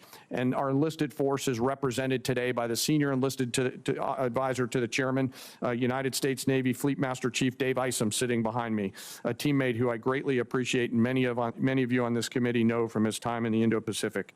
While we face dynamic and dangerous times, I have absolute trust and confidence in the extraordinary men and women within our joint force who every day execute the missions we ask them to quietly and with precision. And coupled with the American spirit to outthink, outcompete, and relentlessly innovate, we will maintain our decisive edge, but doing so requires your continued partnership. We stand ready today to answer the nation's call. I need mods on Twitch. 1 second. Where are my Twitch mods? Don't I have Twitch mods? Not a single soul, huh? Dang. What the hell? I have a bunch.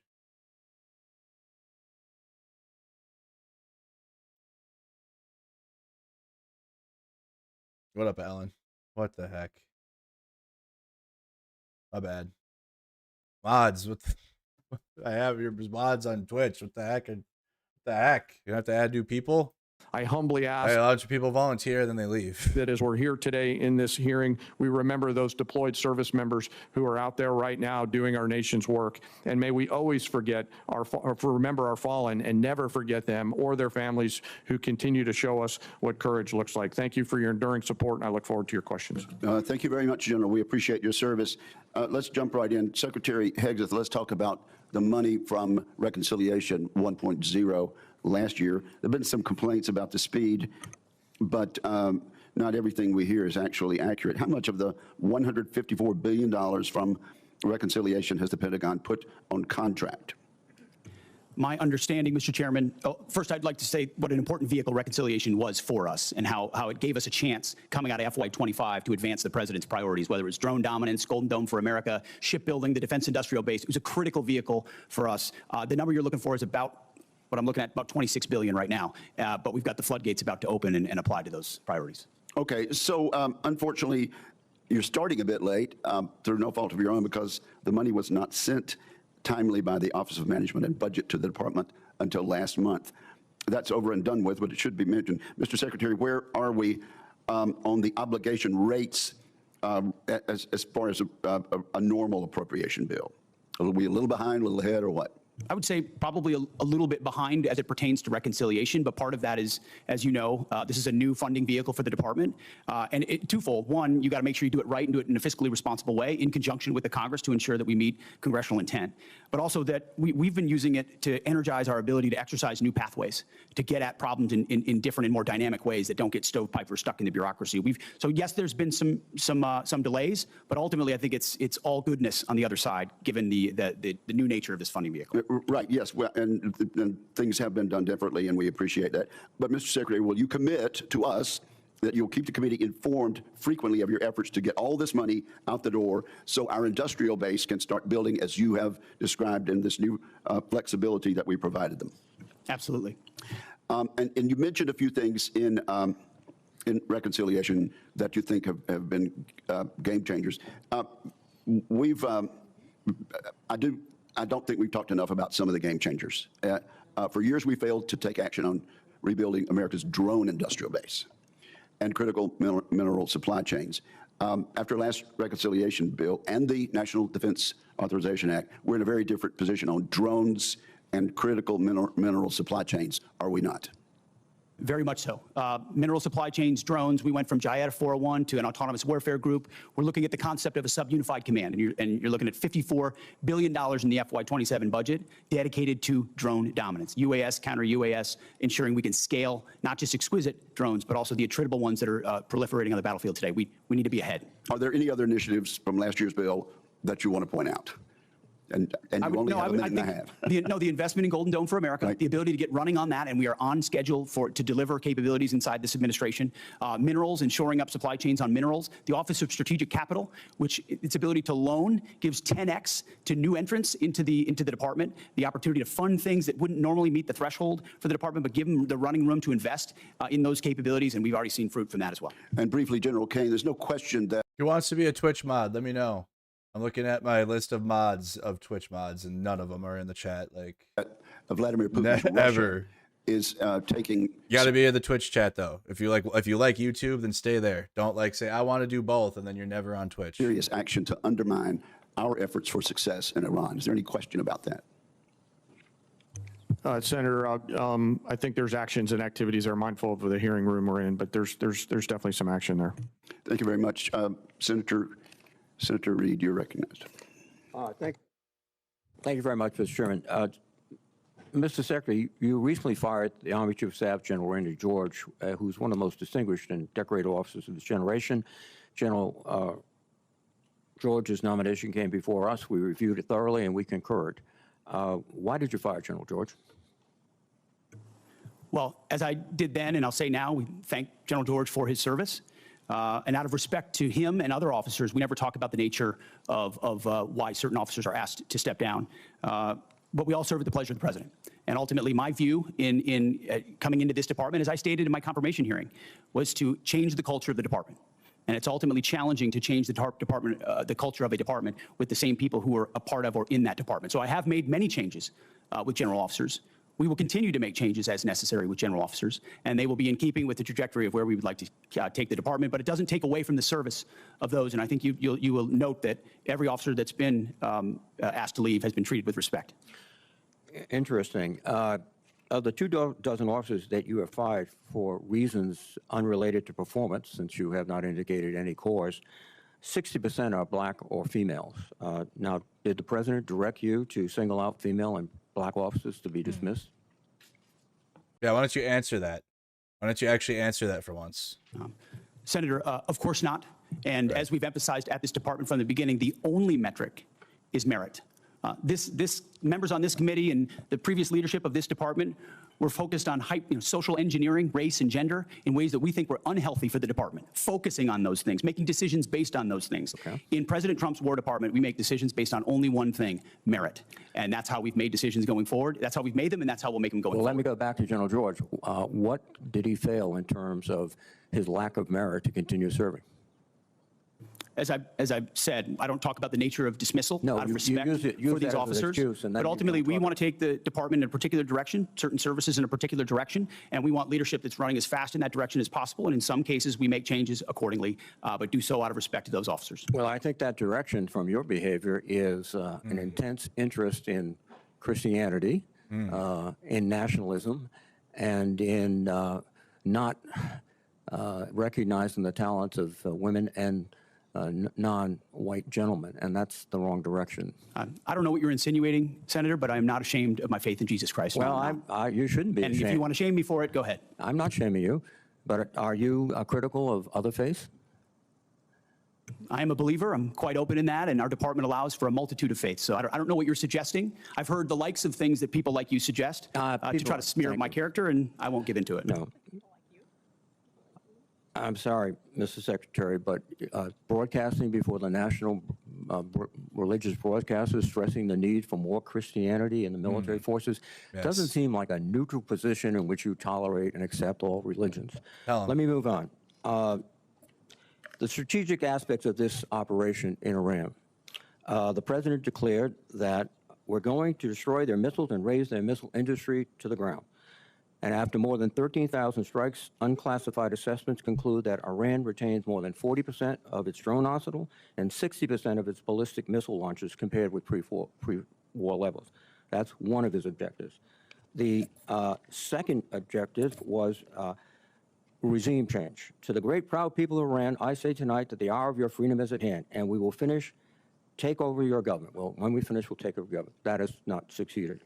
And then one of his other things is the onset of the war, the president said, we will ensure that Iran does not obtain a nuclear weapon. Military operations in Iran have not achieved that goal yet. And it also seems to indicate that his pronouncements about Operation Midnight Hammer, obliterating the nuclear policy and structure of the Iranians, was false. So you have not achieved any of the objectives yet that has the president mentioned. I got it sped up a little bit, otherwise you guys would all fall asleep. Well, in this setting, I won't talk about the nature of metrics, which are classified, as you know, Senator, but I can say that looking at the objectives we set out to achieve from the beginning, some of which you laid out, our military objectives have been stunningly effective. Take, for example, their defense industrial base. They're completely incapable at scale at any level of reconstituting the capabilities you referred to, which is a devastating result for any country, especially one whose ambitions are as wide as Iran's. So we've put the president in a very strong position to ensure Iran never gets a nuclear weapon. That's the takeaway that's been underneath every single aspect of this. For 47 years, Iran's trying to blackmail its way to a nuclear weapon. They were closer than ever before because of bad deals under previous administration. President Trump was willing to do something about it and not allow their conventional missile shield. That's the North Korea strategy. That's, to be clear, what Iran was pursuing. Hiding their nuclear ambitions, revealing them over time, and then building a conventional shield of missiles so powerful that no country would challenge them for fear of what would happen if they unleashed that arsenal. Weakened after the 12-day war and Midnight Hammer, which did obliterate their sites, President Trump saw an opportunity because their ambitions continued to ensure that umbrella of nuclear blackmail did not allow them to get to a nuclear weapon. And the world is safer because of his bold and historic choice. All that just seems like he's desperately trying to cry out for something. Mr. Secretary, I think that's just a whole bunch of nothing, just a whole bunch of emotions, a whole bunch of feelings. Because of his bold and historic choice. Mr. Secretary, I think that's rhetorical but not factual. Thank you. Thank you, Senator Reid. Mr. Secretary, Mr. Hurst, General Kane, welcome. Over the last several months, I've worked closely with some of the new direct reporting program managers, and I've been encouraged by how they're approaching the department's most complex acquisition systems. General White's pulled forward the next milestone for the Sentinel program by at least 6 months. General Gutlein has committed. Thank you, Madam Chair. Secretary Hegseth, Congress enacted $400 million to provide security assistance to Ukraine in January. Where is it? Now, the committee received a notification just yesterday. What up, Betsy? Confirming only that the funding would go toward Ukraine. It contained no details about the type of equipment, no delivery timelines, nothing that is typically included in these notifications. And when asked about the delay in funding, the committee was told that Bridge Colby was developing a spend plan, but we've received nothing. So when can we expect the full spend plan for this appropriation? And Madam Chair, can I, if this is not already part of the record for the committee, can I enter it into the record? We acknowledge and are executing on the European capacity building amount of $400 million that you referred to. Undersecretary Colby's done a great job looking at options and worked very closely with our European commander, General Grinkowitz. So his requests of what makes the most sense will inform what ultimately is invested in. Well, this notification says that EUCOM coordinated on the spend plan in March, but General Grinkowitz told this committee on April 16th that he had not yet been asked to review any spend plan for this appropriation. So, General Kane, have you received the spend plan for funds in Ukraine, and have you asked the EUCOM commander for his concurrence? I do not believe so, but I will find out, Senator, and get back to you by the end of the day. Thank you. And yesterday, Mr. Hurst, you told the House that you needed to seek legal review to appropriate the funds as Congress intended. So can you share with us what the nature of that legal review is? And it seems to me the law was pretty clear. I saw it. It was part of the defense appropriations bill that we passed in January. And as you know, violating congressional intent on appropriating funds is a violation of the Impoundment Control Act. So what's the nature of the legal review that you have to get? Thanks for the question, Senator. What we were looking at is if we could use the funds in the same manner as USAI, and we had our counsel look at that. And so they provide us a legal opinion on how the funds could be used to support European capacity building. And can you share with this committee what that legal opinion is? Ma'am, I don't have a copy of that, but we can ask the OGC office if they can supply it to you. Madam Chair, can we ask that that legal opinion is shared with the committee officially? Thank you. Also, I don't know who can answer this, but it says that consistent with the President's priority to shift the financial burden of Ukraine support to European partners, the United States will seek commensurate financial contributions via the Prioritized Ukraine Requirements List, or PEARL, from the European partners for this program. So what's the justification for using PEARL when there's $400 million in appropriated funds? Can somebody answer? PEARL is a reflection of the President's priority and the belief that any weapons that are supplied are paid for by European partners and used as they see fit, whether it's Ukraine or somewhere else. But that was not the intent of Congress in providing that $400 million. As I understand the PEARL program, the Europeans purchase those weapons from the United States and they pay for them. But this appropriation was $400 million that Congress expected to be provided to Ukraine, not paid for by the Europeans, but provided from the United States to support Ukraine. So again, I don't understand what the justification is for using Pearl when that's not the intent that Congress provided. We're following the intent of European capacity building. We're not following Congress. We'll follow European capacity building and Trump. But at the same time, recognizing that Trump. wherever Pearl can be utilized so that the Europeans contribute to that fight, per the burden sharing But approach that that was this president not takes is important. congressional intent. And that's what I'm asking you, why you're using Pearl to do something that Congress intended to go directly to Ukraine. Well, we Mr. look Hurst, forward to can you working with you answer on that? What was the legal opinion on this? Did you ask the attorneys if the $400 million could be used for the Pearl program? Let's get back to you. We'll take it for the record, ma'am. Thank you. And what portion of the funding that's committed from the Europeans under Pearl is being used to assist Ukraine rather than restocking our own shelves? Can you answer us that? That's up to Europe. Ultimately, Europe pays for any weapons that we provide, and they can utilize them as they see fit, whether it's Ukraine or otherwise. Thank you, Senator Thank Shaheen. There have been a number of times. And that should tell you the support to Ukraine is like not even there anymore. There's $400 million that Congress appropriated to help Ukraine. They're not using it. They're allowing Europe to buy weapons through the PLUR program, but then it's not like Europe can decide if it goes to Ukraine or not. Like, it's not like weapons that are for Ukraine. It's like weapons for Europe. And then they decide, oh, maybe we need a weapon in Germany or we need a weapon here. It's not going to Ukraine. Times when our witnesses have stated both in the closed hearing and up here that they will get back to us. And we certainly hope that will happen very expeditiously. I think Europe's drafting their own bills, which fine, good. But the U.S. support to Ukraine's gone. So thank you very much. And thank you, Senator Shaheen. Senator Cotton. Thank you, gentlemen, for your appearance today. Mr. Secretary, you provided us with a chart here entitled The Arsenal of Freedom, which includes a lot of sites that you visited. My favorite one is down here in South Arkansas, Camden. Okay, we're going to skip Republicans because they're, and especially Tom Cotton. You like my map? Good map. For this committee, and thank you for the closed session prior to this. I don't know if you fully appreciate how much the American people do not support this war. It is an unauthorized war. Jesus. Normally, when you come to Congress, it's a way for the American people to be part of that discussion. The American people, particularly in my state of New York, are upset for a lot of reasons. First of all, this war is costing so much money. Over $25 billion already, estimates $1 billion a day. Let's let her cook. Let her cook. Every single day at the gas pump with higher prices for both fuel, for diesel, for gasoline for their cars. They're also feeling it with higher grocery costs, and they're exhausted. They are truly exhausted. On top of that, they have so many grave concerns about how this war is being prosecuted.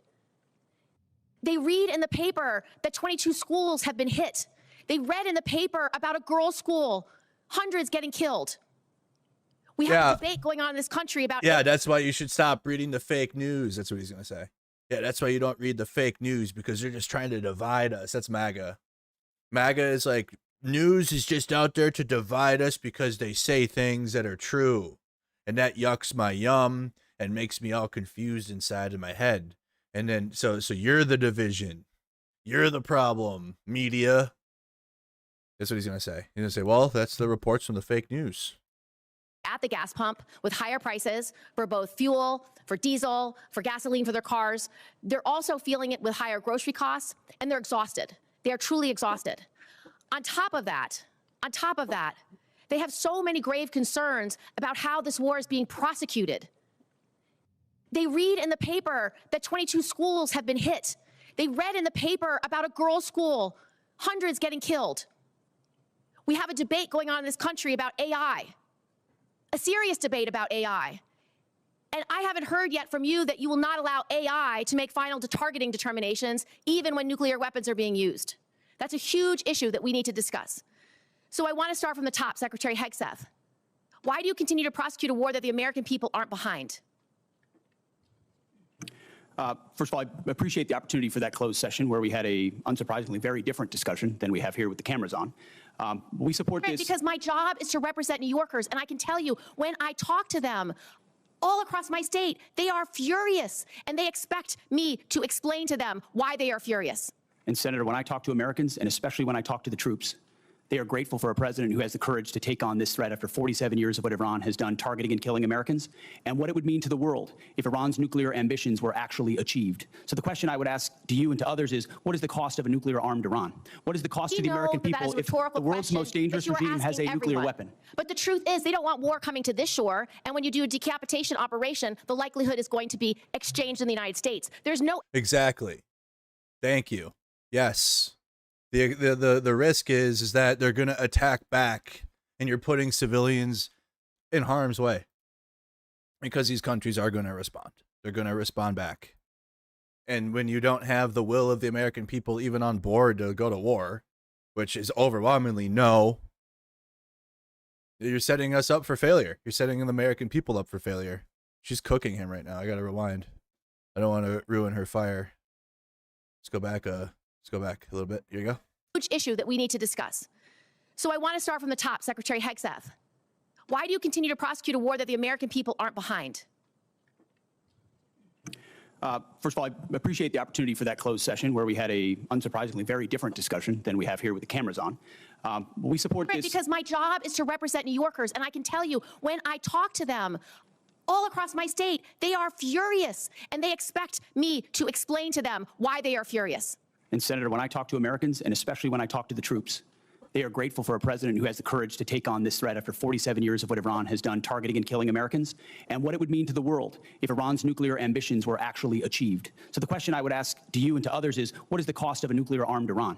What is the cost to the American people if the world's most dangerous regime has a nuclear weapon? But the truth is, they don't want war coming to this shore, and when you do a decapitation operation, the likelihood is going to be exchanged in the United States. There's no evidence that we are safer because of this war. We did not have any evidence that Iran intended to imminently attack this country in any way, shape, or form. So I disagree with your assessment that we are under threat. Do you not believe them when they say death to America?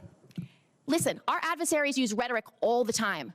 What I'm concerned about is we are not safer, and I would just like to know why you have not sought the support of the American people, and 3 out of 5 Americans are against this war today. I believe we do have the support of the American people, and we have briefed regularly what this mission looks like and why it's critically important that we undertake it. And I would remind you, and they don't have the support of the American people. That's why with his social media, he has to get on there and sell it every day. You wouldn't need to sell the war as if you're a used car salesman if the American people were behind it.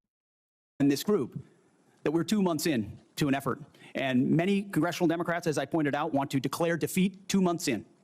Iraq took how many years? Afghanistan took how many years? And they were nebulous missions that people went along with. This is different. This is motherfucker. The reason why Americans don't want it to be in the Middle East anymore, period, is because of Iraq and Afghanistan.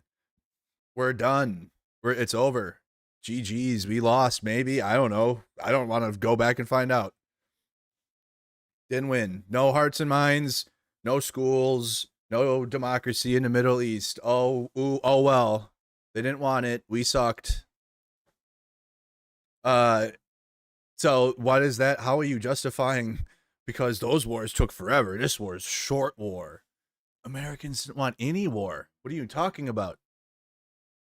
When Americans didn't want anything. They didn't want any conflict. A defined mission set that we have had great success in pursuing against a determined enemy who seeks nuclear weapons. And I'm proud of the opportunity to remind the American people, because they believe in it as well, that they can't have it. You don't care whether the American people support this war. The American people are quite smart. They understand and see through spin. They know that a regime that says death to America, that seeks nuclear weapons and the ability to deliver. Did they lie about the range of their missiles? How much more? Because I saw a 4,000-kilometer How much more will you missile ask get American shot people at to pay for this war? Diego Right Garcia. now, do you want it $1 billion a day? Do you want $2 billion a day? You're asking for $200 billion more to fund this war? And you should turn it down. One Democrat should vote to fund the war.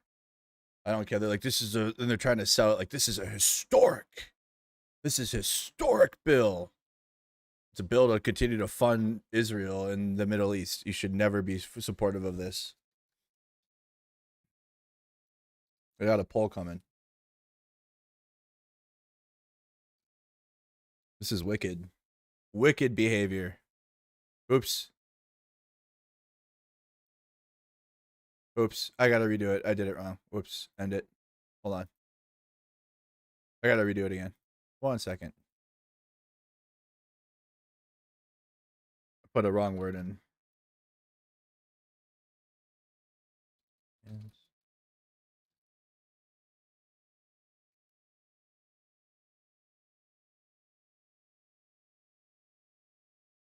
1 second. Oops.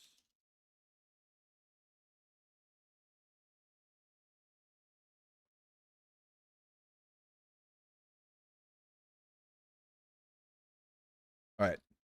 Here comes the correct poll. All right. So, do you support the war in Iran? Yes, because I have American and non-Americans. Because obviously I have people that watch from all around the world, so I want to gauge. There's options for you on there. Okay. And to make sure we didn't have ask for 200. Let's rewind here a little bit now. Quite smart. They understand and see through spin. They know that a regime that says death to America, that seeks nuclear weapons, and the at ability what to deliver. cost? Did they lie about the range of their missiles? How much Because more? I saw a 4,000 How much kilometer more will you missile ask get American shot people at to pay for this war? Diego Right Garcia. now, do you want $1 billion a day? Do you want $2 billion a day? You're asking for $200 billion more to fund this war and to make sure we have. didn't ask for $200 billion. I don't know where you got that number from, Senator. I think you got it from the news, which you should be careful what you read in the news. Okay, Mr. Hegseth, here, Secretary Hegseth, here's a few more. Let's talk about how you're prosecuting the war. What is your response to targeting that has resulted in the destruction of schools, hospitals, civilian places? Why did you cut by 90% the division that's supposed to help you not target civilians? And do you know the impact of a strategic failure at a war when you have so many civilian casualties? You may have tactically completed a mission well, but strategically is not meeting your goals because of the harms to civilians. What is the cost of that? Let's leave time for an answer. No military, no country works harder at every echelon to ensure they protect civilian lives than the United States military. And that is an ironclad commitment that we make, no matter. Are you sure about that? Are you sure about that? You sure? How, no matter what systems. And why did you cut the department by 90%? Thank you, Senator Gillibrand. There'll be other rounds of questions. Senator Rounds, you are now recognized. Thank you, Mr. Chairman. First of all, thank you to all of you for your service to our country. Let me just allow you to finish the answer a little bit with regard to the senator from New York. Does the United States military ever target a civilian center? Well, thank you, of course Senator. not. Of course not. Our adversaries, unlike radical Islamists. Why did he say adversaries and look at the Democratic side? You guys notice that? He said adversaries and looked right at her. Well, thank you, Senator. Unlike our adversaries, unlike radical Islamists, unlike those that target civilians or use civilians as shields, the United States military never targets civilians and puts constructs in place to ensure that the maximum extent possible, we do not harm or hit civilians. Is war a difficult place with a lot of complexities? Absolutely right. But no country does more and no department does more than our department. Do you still have all of the resources necessary to assure that every opportunity to eliminate that as a threat in terms of that happening, do we still have the resources available in the department to make sure that we do the best we can never to hit a civilian target? Every resource necessary at every echelon is available, legal, intel, and otherwise, to ensure that we minimize at every extent possible civilian casualties. And the suggestion was made that somehow AI might be used without a human in the loop, which is a classic Anthropic talking point, which is half of what we talked about previously. There is a human in the loop on decisions that are made, and the suggestion otherwise is to suggest that somehow AI is running targeting. Thank you. The fact that his mouth got super dry there tells me he's lying. All right, let's go back to someone that will actually ask some serious questions, because this guy won't. That number should look like in the near future. Yes, sir. Thank you. Thank you very much, Senator Rounds. Senator Blumenthal.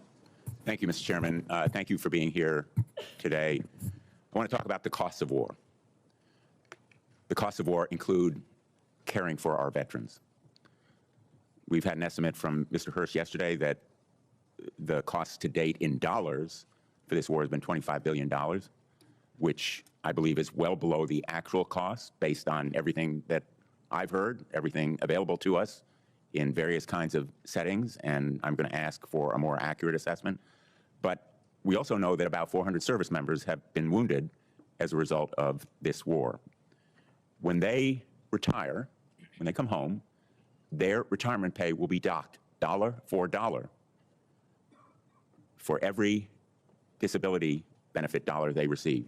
Secretary Hegseth, I'd like your commitment that you will support the Major Richard Starr Act that will eliminate this wounded warrior tax. I'm sure you're familiar with it. Tens of thousands of servicemen and women now are reduced in their retirement pay literally for every dollar of disability benefits they receive. Well, I appreciate your focus on this issue, and I will tell you, you mentioned roughly 400 that have been injured. Thankfully, over 90% are returned to duty. But that doesn't mean they wouldn't have a residual challenge. And we're tracking that at point of injury to ensure that that is noted, even though they're returned to duty. But what I like is your commitment that you will support the Major Richard Starr. As I have said in the past to other organizations, we support the Richard Starr Act. Thank you. On the issue of cost, Mr. Hurst, does that $25 billion estimate include all of the costs in terms of damage to our bases, the need to replace planes and munitions, and the costs of injuries to our servicemen and women? Senator, so for the Milcon facilities replacement cost, that's probably the hardest thing to estimate right now because we Wait, don't did know- I hear that right? They said there was 400 injuries? Boy. Are we sure there were only 14 soldiers that died? Future posture is going to be, or the future construction of those bases? Well, you owe it to us. You're here to ask for Is there any reporting of like what those bases look like? or appropriations. Of course. And I would like Is there BDA pictures of the bases? more accurate estimate of what has been done. I must have missed that when I was off. I've been back now, guys. I'm locked in. I'm with you guys now. But like, I needed time period off, and I went to Florida, and I must have missed some stuff.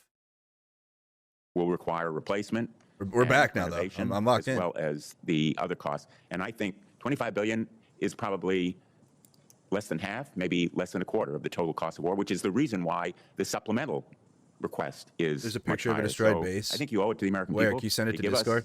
the straight talk about what the costs have been. Mr. Secretary, I know you have characterized this war as a astonishing military success, to use your words yesterday. But the American people aren't buying it.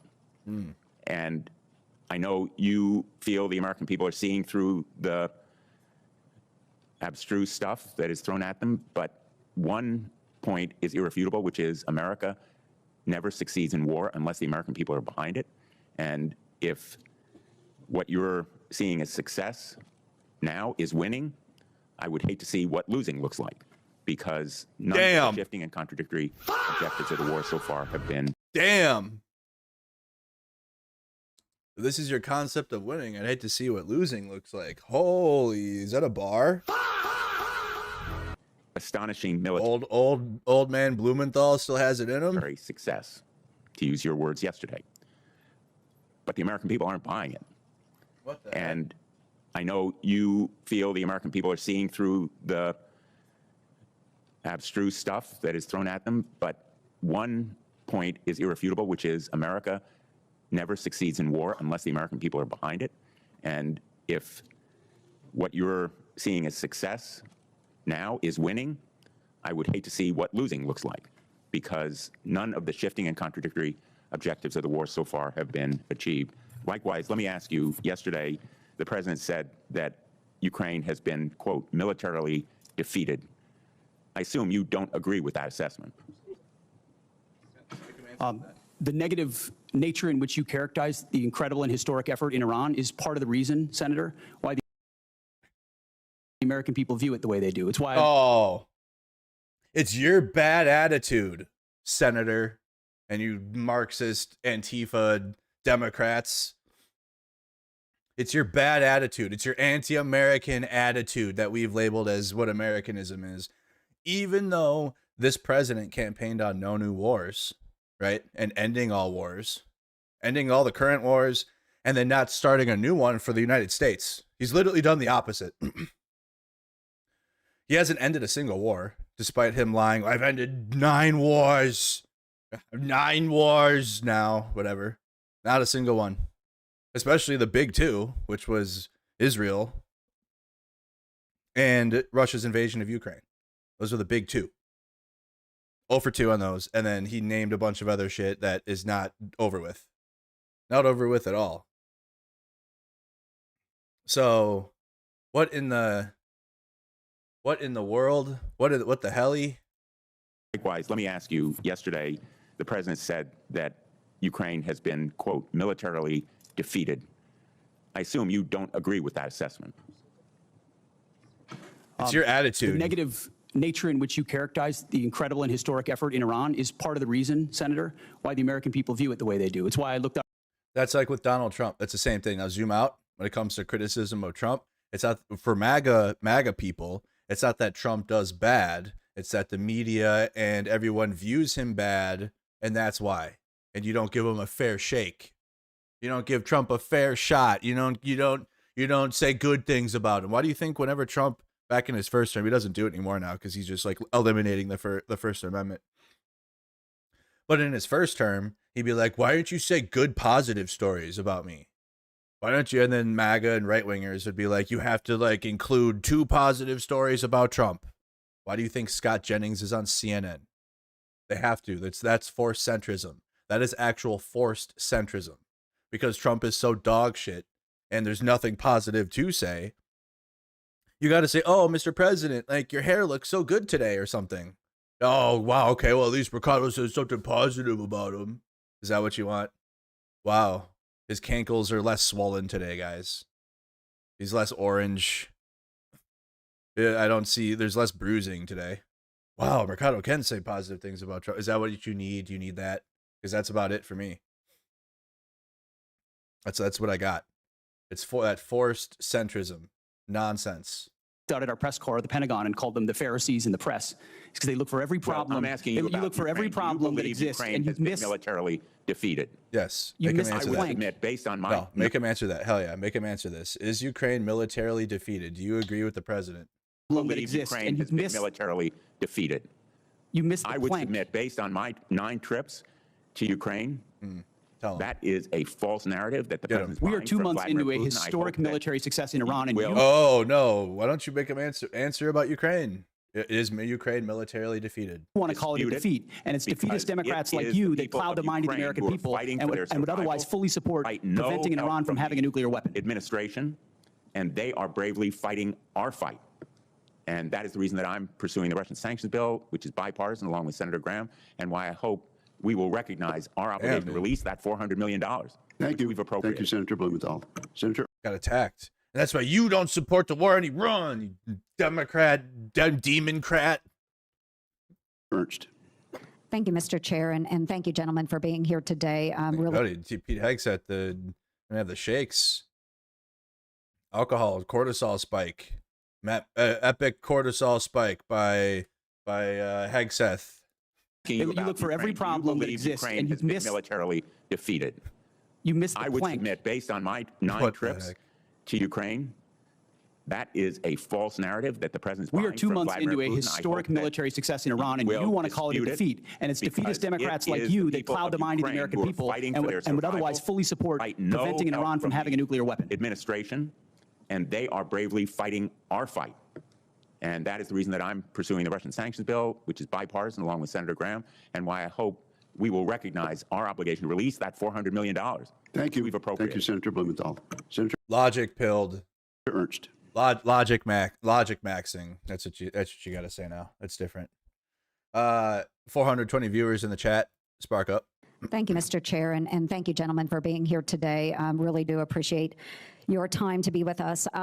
Before I begin some of my questions, I do want to start with something personal, and both to you, Secretary Hegseth, and to the chairman. I want to thank you both for the time that you take to recognize our fallen and those that have given, of course, during this administration, given their all. You have traveled to Dover and have been there to greet those. They wouldn't have died if we didn't start a war with Iran that at least 90% of the country did not want to do. Wicked, isn't it? Isn't it wicked, actually?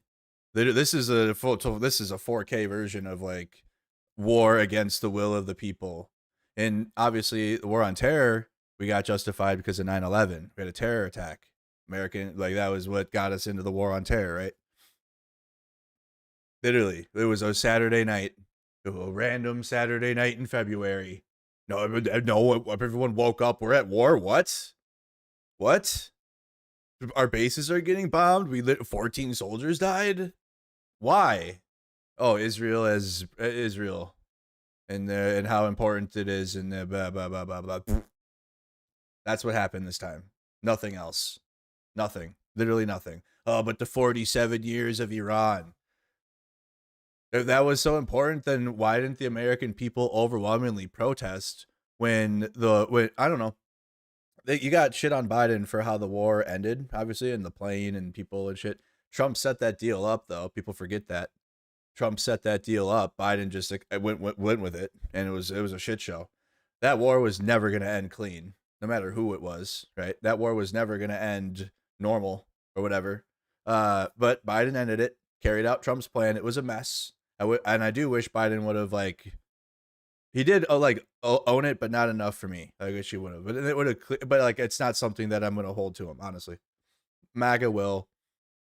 Obviously, Trump wants to put soldiers back in Bagram and like go take in like for fucking. We cannot go back there. Like, we'll just continue this. Which is why I thought MAGA voted for Donald Trump in their brain, because Trump was going to end all these wars and put America first and like put money into American pockets and not Israel or the Middle East, or as they've been told, like neocons or neolibs, which do exist, by the way. Those are real. Those are real people. But you voted for MAGA because Trump was not supposed to be this, and he is. He is all of that, and he has been. But the ending was negotiated, and if there was a desire to continue fighting Iran because 47 years of terror on America, there would have been overwhelmingly anger. Like, no, we have to stay in Afghanistan. We got to stay in the Middle East. Please, Mr. President, finish Iran. Did I hear that? Did I hear that from the MAGA protest or anyone? If anything, you had the anti-war protest cooking. The further left than me and most people that I know or that are aware of stuff politically, we're out there we're out there in the right wing and the left wing, and there was more anti-war protest like existence around the political climate in 2024, both at the DNC, at the RNC. Trump speeches, the protest was anti-war. There was no like pro-war fucking protest. Like, yes, we have to Iran. Down with Iran or whatever. That didn't exist. Nobody thinks about Iran.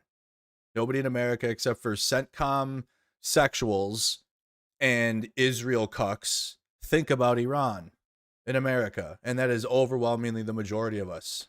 Don't wake up and think about what's Iran doing today. Nobody. And again, unless I've already told you who does. But beyond that, there was the overwhelming desire of the country was anti-war and no new wars. And that's both sides. Both sides agreed. We don't want to do no more Middle Eastern war. We're done.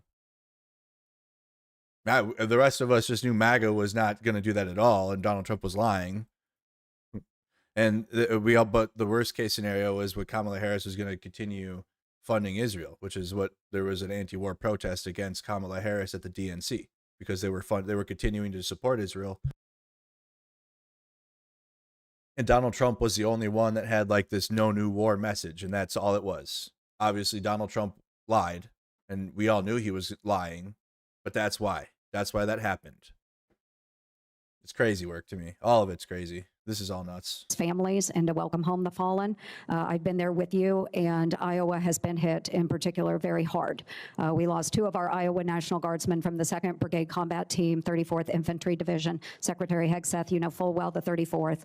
But we also lost 6 members from the 103rd Sustainment Command Expeditionary based out of Des Moines, Iowa during this current conflict. And again, your presence there meant a lot to the families. It also meant a lot to me. So thank you very much for taking the time to do that.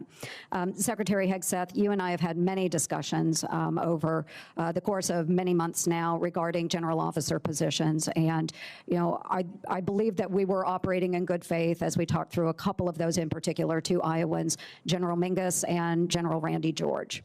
I was disappointed to see that their retirements were hastened over what I believed had been set out by you and the administration. So I just want to take the time to list out some of General Randy George's accomplishments as Army Chief of Staff.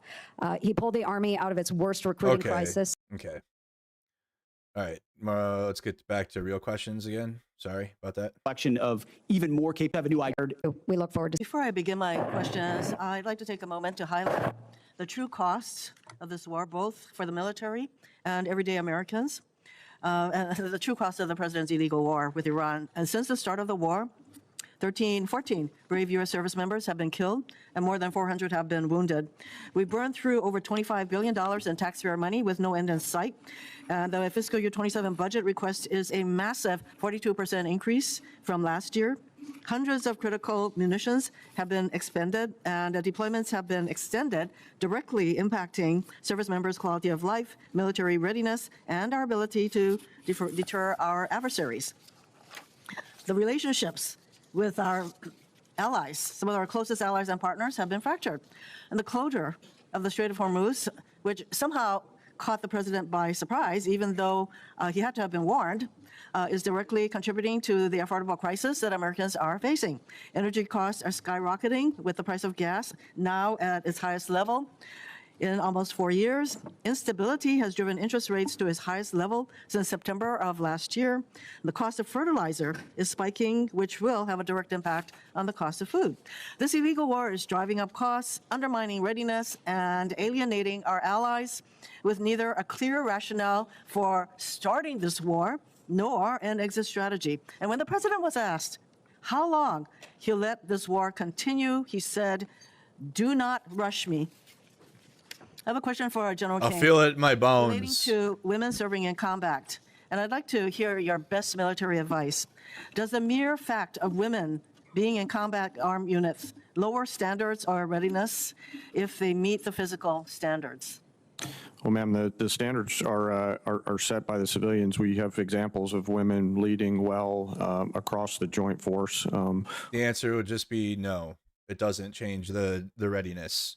There's women that do more than men in the military, and it's not even close. I'll highlight some of our current commanders engaged in the fight in Epic Fury. Specifically, one of our bomb squadrons are led by an extraordinary female leader who's doing great work. And Okay, but those standards are set by. I'm sorry, I didn't mean to Very step on much. you. I think your answer is that, in fact, it does not lower standards of readiness.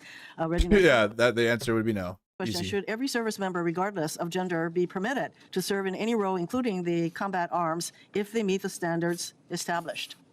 If they want to, Yes or yes. no? Is that to me, ma'am? Over the last decade, since combat arms have been open to women, have you personally seen any instance where the standard resulted in a degradation in combat effectiveness? Apologies, I didn't hear your first question. The people policies are all set by the civilian No, I'm leaders in asking the you government. personally Could for you this repeat the question again? I'm sorry, ma'am. Over the last decade, since combat arms have been open to women, have you personally seen any instance where the standard resulted in a degradation in combat effectiveness? Again, I'll highlight that the standards are set by our civilian leaders. Women continue to perform well across a range of MOSs and jobs and AFSCs that are out there. Experience, no. I do need to get to a question for Secretary Hegseth. Prior to your nomination hearing, you said women shouldn't serve in combat armed units. At your confirmation hearing, you reversed course, and you basically said as long as the women meet the standards, they should be able to serve. But recently, you ordered a review of the effectiveness of women in combat roles, and I am concerned you are laying the groundwork to reverse the policy allowing women to serve in these units, because right now, current law, if you want to change this policy, current law requires you to submit a report to Congress justifying such a change. So did you order the review to support a potential decision to overturn the policy of having women in combat roles? We are laser focused on standards. The highest male standard for every combat arms position should be the standard. And 10 years into this, we are reviewing it, which is what the American people would expect. Also, there's nothing illegal about a war that defends the American people and prevents Iran from having a nuclear bomb. So he's like, the male standard is the highest standard. That's the American people want. And they also want to be at war with Iran. You didn't lady. answer the question, because the reason that you're asking for this review, I think, has to do with your earlier position that you don't think women should serve in combat roles. So now we have this study, and I'd like to ask you, Senator, It won't prevent women from doing it, though. Again, there's women that supersede the male standards by a lot, right? They do, and they'll be in there still, and they'll still make people like Hegseth mad and shit. It's an effort to try to dissuade women from doing it, but the male standards, if a physically fit woman could beat the 17 to 21-year-old standard. It's changed now, though. Now I don't know. I guess I'd be ignorant now, because now it's a whole circuit of events you have to do, and you have to throw a ball over your head and shit now. I don't know. The shuttle, you have to do shuttle sprints and drag a thing. It's all I had to do was push-ups, sit-ups, and a 2-mile run. That was it. Now you have to do a whole events and combat physical fitness tests, and now I think it's changing again.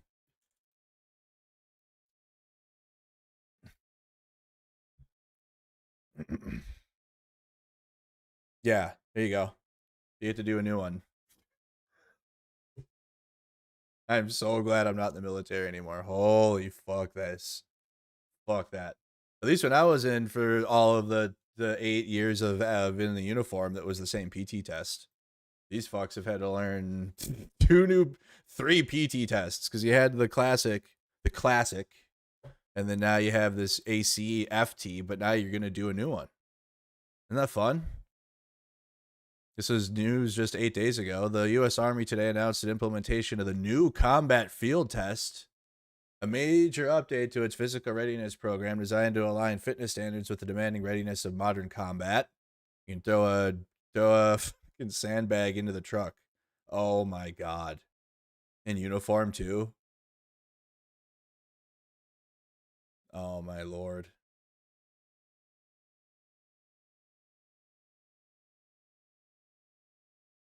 Yeah, do the PT test in your DD-214. Thank God. Fuck that. All right, well, it starts in April. It already starts, so congratulations. You're already doing it.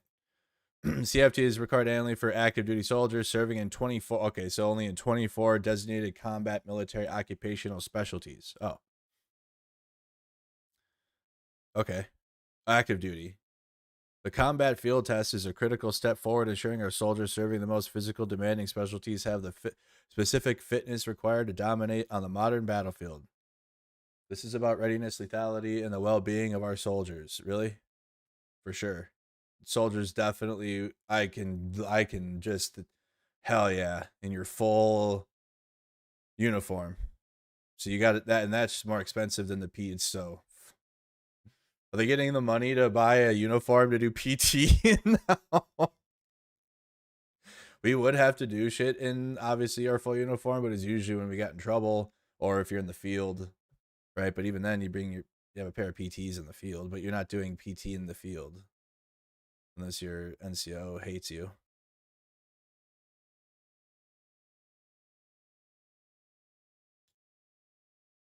Hell no. I'm so glad. What do you got to do? A 1-mile run, 30 dead stop push-ups, 100-meter sprint, 16 lifts of a 40-pound sandbag into a... You have to run a mile and then do all this shit and then run another mile? Hell no. Oh, bro. Oh, no. You don't have to do push-ups anymore, though. You have to lift sandbags, 2 5-gallon army water cans.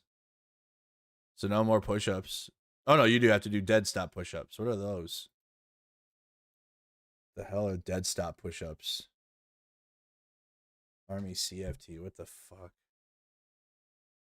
Oh, boy.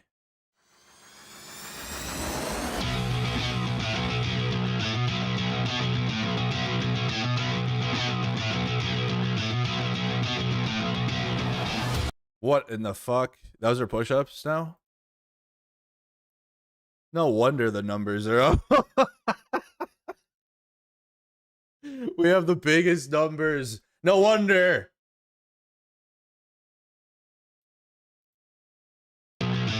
What is that? So you can just, and then you just push yourself up off the ground? I would have passed airborne school. What the fuck? I had to bounce my fucking, the middle of my chest off this stupid plank and they had to hear the dog tags.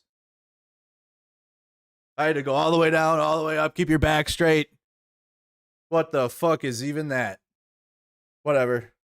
No wonder the numbers are high. Anybody can serve now, it looks like. Fuck it. There you go. There you go. Do a push-up.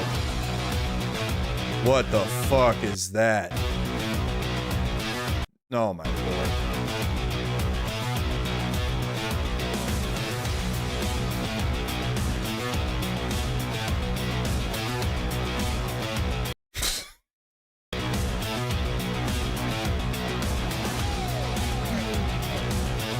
What the fuck is happening, yo? Oh, we're so cooked. We'll Reveal the study to the public, to the American people. Will you make the study public? Will you make that study? Yes or no? We're doing the study for that very reason, to ensure that real science is applied to this. I could be an airborne ranger apparently now. I would have passed the PT test in flying colors if I had to just push my fucking do a dolphin stretch. That's a stretch. You did that at the end, like it was part of the stretch, and you hold yourself up. But I guess that's the push up now. Question and not social engineering like the previous administration. We appreciate your assurance that that will be made public. Yeah, I think it's really critical that this study be made. Thank you, ma'am. Senator Scott. Thank you. Well, first, thank each of you for being here. Secretary Hegseth, can you talk about, you've had the job for a Don't need to do PT when you're going to the Israel meat grinder. little bit. What are you most proud of, and what are your biggest challenges? Holy fuck. Well, I appreciate the question, and what I'm most proud of is the incredible men and women who serve. Yeah, what was up with the crawl though? That was a pretty zesty crawl though, wasn't it? Boys into it. Oh, then wait, what is that push up? Wait, you got to go 25 meters and then go down and do a why though? And then you got to run again another mile at the end. I don't know. What is that, dude? Like push-ups, sit-ups in the 2-mile run. That 3 events. That's all it was when I was in back in my day. But like the sergeants were like, you had to go to the right line because some sergeants were literally dicks and like you had to keep your fucking back so straight, and they were literally watching like the arch in your back and like were sitting there. Nope, not counting that one or whatever. Oh god, it was the worst. So you had to like make sure you were in the right line and everything. It was a whole thing. You had to look. They make you turn around so you wouldn't know what sergeant was in the line. I wouldn't. I'd be like fucking I have good peripherals, so I'd be looking at my peripheral to see what line I'm in. And if it was a dick sergeant, I'd like go to a different line. Yep, not failing the PT test today. Not doing that today. But that looks like seriously. I mean, sign up today. Here you go.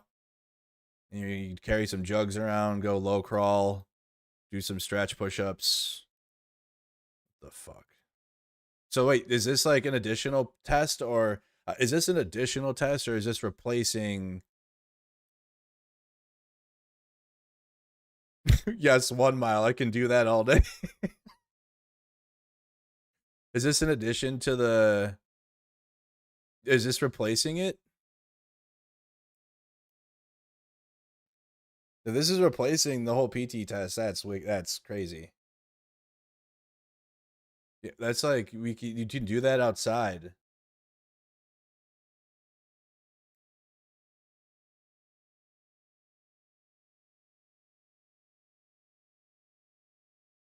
Oh. Oh, okay. Is this just must be the annual test? I don't think this is replacing. I don't know, man. I think this is just like this is just an additional thing. This is additional dumb shit you have to do in the military, I think. I don't think this is replacing the combat physical fitness test in PTs. I don't know. I guess I'll keep looking into this.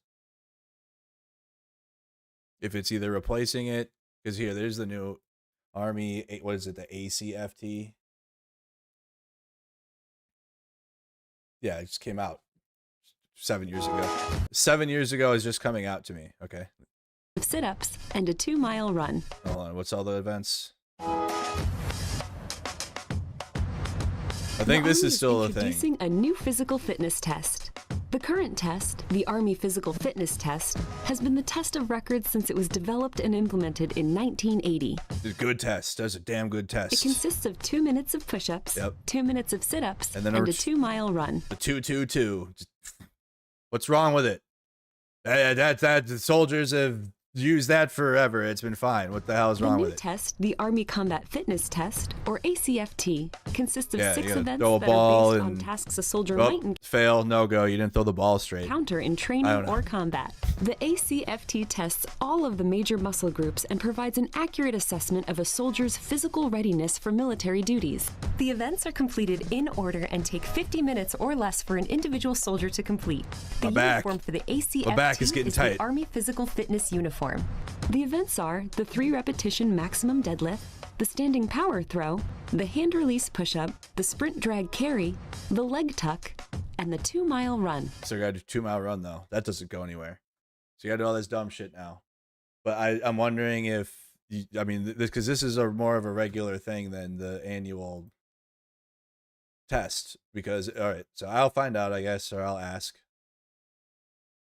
And it seems to be this is only going to be for combat units, but the way we're going, I mean, like I told you, sustainment soldiers in Kuwait were in combat just recently, so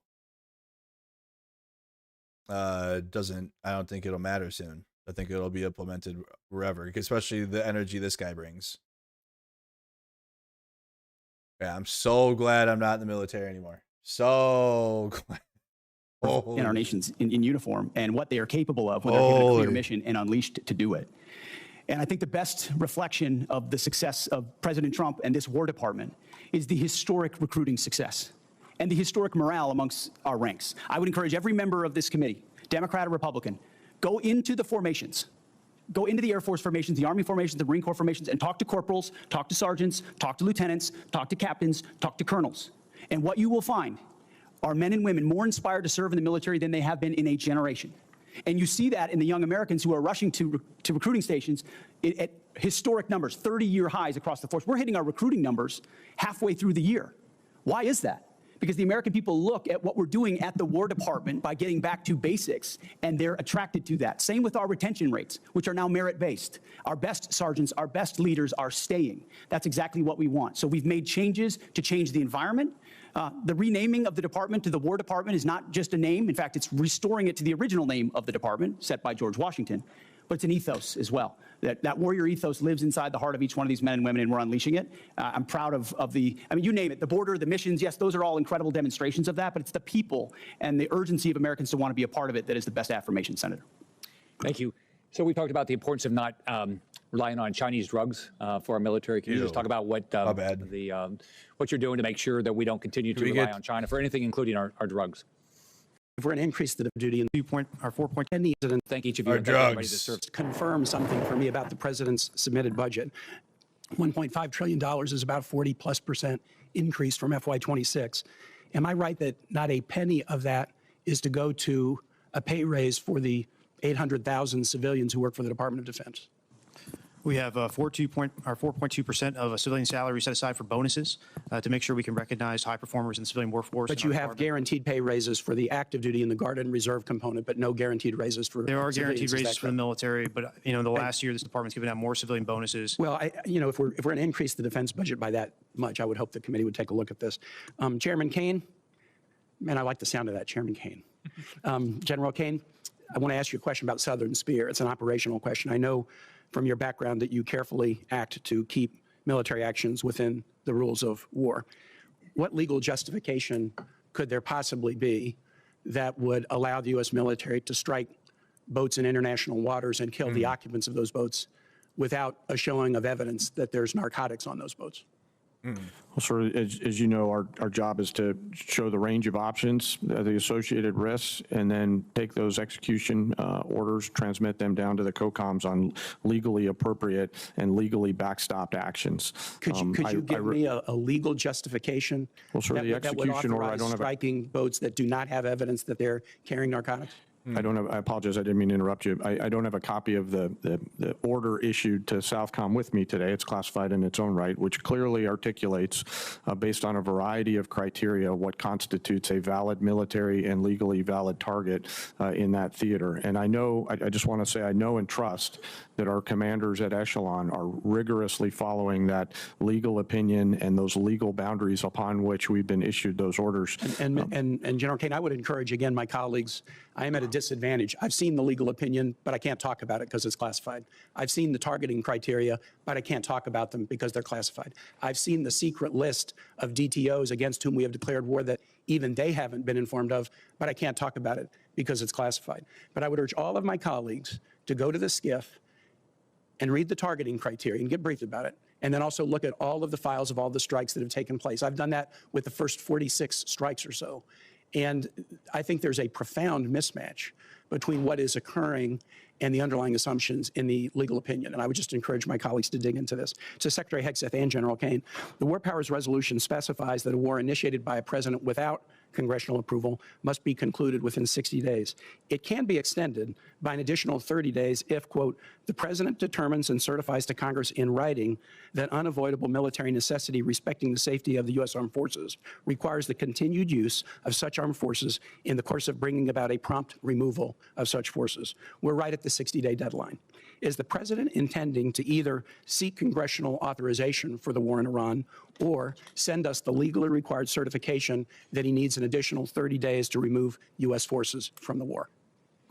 Just briefly on the previous question, we do know that these are designated terrorist organizations, so we treat them like the Al-Qaeda of our hemisphere, just as a note. But that was not the question I asked. I know there's more to that question. I just think it's important for the public to understand that. There's no willy-nilly targeting of drug boats. We know exactly who these people are affiliated with. I was asking about what's on the boats. On Iran. Ultimately, I would defer to the White House and White House counsel on that. However, we are in a ceasefire right now, which our understanding means the 60-day clock pauses or stops in a ceasefire. Wow. Wow. The clock stops, you guys. Hey, listen. Hey, clock stops. We hold here. President's still holding on to his authority beyond 60 days. See how they're going to... Well, they're going to... Anything you know that like might be a rule or a law, MAGA is going to break it. Okay. Hold on. Time out. Pause. 60-day pause during the ceasefire. The president retains authority. That's not how this works. But in MAGA world, it does because they get to do whatever the fuck they want. They're not in. Yeah, it's our understanding, just so you know. Okay, well, I do not believe the statute would support that. I think the 60 days runs maybe tomorrow. Yeah. And it's going to pose a really important legal question for the administration. We have serious constitutional... And there better be legal challenges, Democrats. Do something. Democrats, do something. You can do it tomorrow. Don't let them play that game. Fuck that. Oh, that just tells you right there the argument they're going to make tomorrow. We're going to have shit to cover tomorrow, too. Full week of news. Might not be the most exciting, but it is important stuff here. All that kind of happening in the Congress. Wow. So interesting argument that it's a ceasefire, so Trump will get to retain his 60 days. His time is held. Concerns, and we don't want to layer those with additional statutory concerns. I yield back, Mr. Chair. What the heck? There better be challenges. Thank you, Mr. Chairman. Thank you, gentlemen, for your testimony. Mr. Secretary, I mentioned in the classified hearing today, but I do think the $1.5 trillion top line is historic. It's so historic, so big. Thank you, Mr. Chairman. We've had a lot of discussion about Iran. I'd like to talk about several other aspects of the budget. The first is the way the budget's been constructed. Ever since I've been here until last year, we've had bipartisan budgets and bipartisan National Defense Authorization Acts and passed by majorities. I voted for all of them. And all of a sudden, in this year, 25% of the budget is essentially out of the process and will be passed presumably through some kind of reconciliation, which is by definition a partisan exercise. Mr. Secretary, why not all those items, housing or Golden Dome, whatever, why aren't they in the regular budget? Why do we suddenly have a two-part budget where this committee and the Congress generally has oversight and input to a process where a quarter of the budget is essentially a slush fund? Well, Senator, I appreciate the question. I wouldn't characterize a quarter of it as a slush fund, but I recognize that we see it as in totality as a $1.5 trillion budget. But why the separation? Why the two pieces? Multiple vehicles. As you know, there are multiple dynamics that play into why there are multiple vehicles, but we are fully committed with working to the committee to ensure that the right vehicles are utilized to get precisely this amount, $1.5 trillion. You didn't answer my question. Why are there two pieces? Why not? For time immemorial, we've done budgets here. We've never, to my knowledge, we've never used this reconciliation process for a defense budget before. What's going on? My understanding of the reason for the vehicles is to ensure we actually get to 1.5 trillion, which is the most important bottom line. The most important bottom line is that top line of 1.5 trillion to fund what we need, and we think this process is the most effective way to get there, Senator. Well, what you're really saying is we don't want to deal with that pesky Congress and their appropriation process. I think this is significant, Mr. Chairman, that we're basically abdicating a quarter of our responsibility in terms of this budget. Let me move on. One of the factors of this budget that hasn't gotten any publicity is that there's zero funding for Ukraine. That's correct, isn't it, Mr. Hurst? That's correct. There's no USAI funding in this budget. And there was 400 billion. It's completely cut off, and they're holding the money that has been approved. If there's any pro-Ukraine so-called Republicans and MAGA that support it, and they're not talking about this, like, I don't really know. Like, there's day-to-day stuff that happens in Ukraine, but at a larger scale, the U.S. is cutting Ukraine off, and Israel stealing their grain. And I think Israel turned away the ship really quick. I think they finally turned that thing away after so-called Twitter diplomacy. Is it gone now?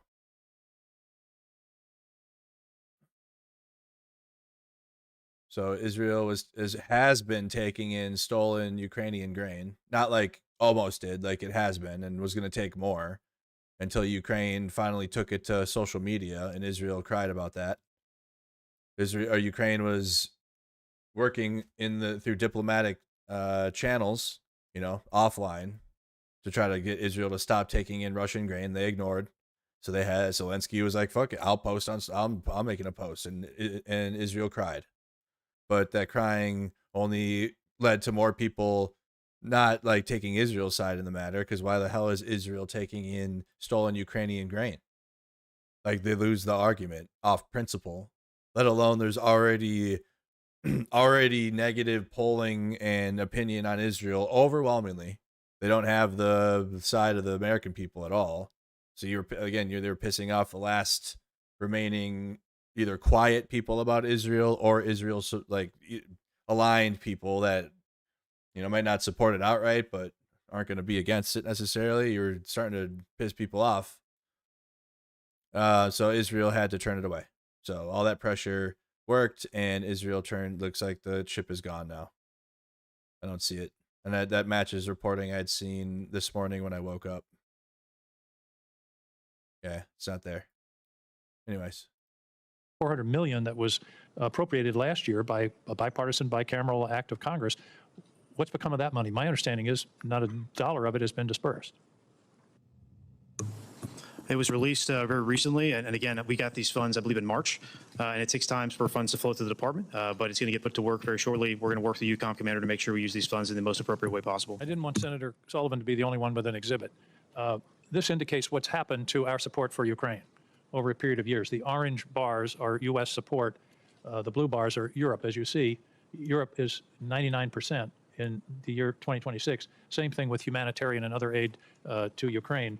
And yet this is, I believe, an existential struggle for the future of democracy, where we had an aggressive country invade a neighboring country without any justification whatsoever. And by the way, that invading country is the major winner so far of the war in Iran. They've gotten, the estimates are $40 to $80 billion of additional revenues from oil and the relief of sanctions as a result of the war in Iran. Secretary Hegseth, why are we abandoning Ukraine? Senator, if you would hold that chart back up. Yep. I think that's a beautiful chart. I think that's exactly what we want. We want Europe stepping up and funding and shouldering the burden. They are rich countries. Knew exactly it. He's like, I love that. Look at all of Europe only supporting MAGA would say the same thing. Trump supporters would say the same thing. Oh yeah, look at that, only Europe. They don't want to support Ukraine at all. That's why it was clown to me there was any type of Republican, pro-Ukraine, MAGA, anything. It made me sick to my stomach, actually. It still does. But we don't need to relitigate it, whatever. But that's the truth. They don't want to, I don't support that, even though, again, we're liable because we signed the Budapest Memorandum and we took Ukraine's nukes away. Doesn't matter to MAGA. No new wars. That includes Ukraine. But they got the okie doke with Israel, obviously, in the Middle East. But that's why he's like, yeah, fuck yeah, look at that. Oh, wow. Wow, so you're mad that Europe has to spend more to support Ukraine? You're mad about that? I guess I was just talking to myself for 3 years. Then I was like, hey, MAGA does not support Ukraine at all. You can't say that because it's gonna upset the pro-Ukraine people that are Republican and then turn them away from supporting it. I'm like, yo, the entire people that are going to take power don't support it. It doesn't matter. Fuck them. Oh, Mercado's a problem. They don't give a fuck. They don't. Any pro-Ukraine MAGA person, get to hand them a clown nose at the next Ukraine gathering. Literally have a clown nose in your pocket, and the MAGA person you know that supports Ukraine, and hold your hand out and hand it to them. Fucking and then that can be your contribution to that person. To Ukraine. And yet this is, I believe, an existential struggle for the future of democracy, where we had an aggressive country invade a neighboring country without any justification whatsoever. And by the way, that invading country is the major winner so far of the war in Iran. They've gotten, the estimates are $40 to $80 billion of additional revenues from oil and the relief of sanctions as a result of the war in Iran. Secretary Hegseth, why are we abandoning Ukraine? Senator, if you would hold that chart back up. Yep. I think that's a beautiful chart. I think that's exactly what we want. We want Europe stepping up and funding and shouldering the burden. They are rich countries worth $20 trillion versus an economy of $2 trillion. Europe can step up, Europe can fund it, and they have through our Pearl Initiative and through our European Command. That's exactly what the American people want to see, is other countries stepping up and funding that. If it's that important to Europe, which I understand why it is, and the incursion of Russia and the bravery of the Ukrainians, then European countries should pay for it, and that's exactly what that chart says, and that's the administration policy. So we don't have any interest in what happens in Ukraine. Is that what you're saying? It's only the Europeans? I'm saying the threat is far closer to rich and capable countries in Europe, and they should step up to lead the charge, and that's why that chart is a good thing to see. They have stepped up. But I think the American people should understand that we've stepped back, in fact, stepped back to the point of abandoning. This is a war that never would have happened under President Trump, and he supports ending it through a deal, and he's pursued that. So far, it hasn't happened. I'm out of time. I want to talk about DTOs, who designates, but we'll take that. I only told you that was going to happen. My chat that watched my Ukraine coverage. I told you, Trump wins, Ukraine's cut off. But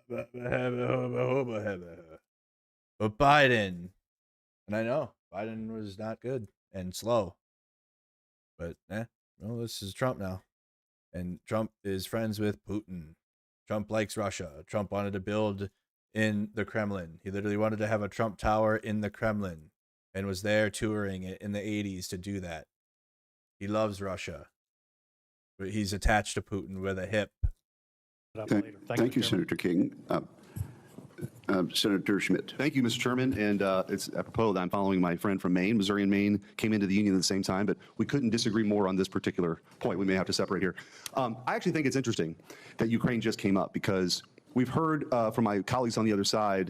This is a Republican, so let's hear what the Republican has to say about it. Discussion about the cost of what the ongoing American effort. There was never a discussion about the $200 billion we were sending to a foreign country that's not even. 200 billion, that's a fake number. They're so lying about the number again. I think Trump, I just saved a clip. He said 350 billion. Yeah, Biden gave 350 billion. A Republican will never tell the truth. It was like 65 billion. Try 65 billion. That's about it. 89% of it came back to America and filled our own stocks of weapons. Ukraine got maybe 10% of Biden aid. 10% of Biden aid to Ukraine was going to Ukraine. Not much, 90% of it was coming back right to us to fill our stocks. Every time you ask a Republican how much aid we gave to Ukraine, they don't have the number, or they say they make up some Chungus number that's fake, because that was the right-wing propaganda the entire time. And it still goes on.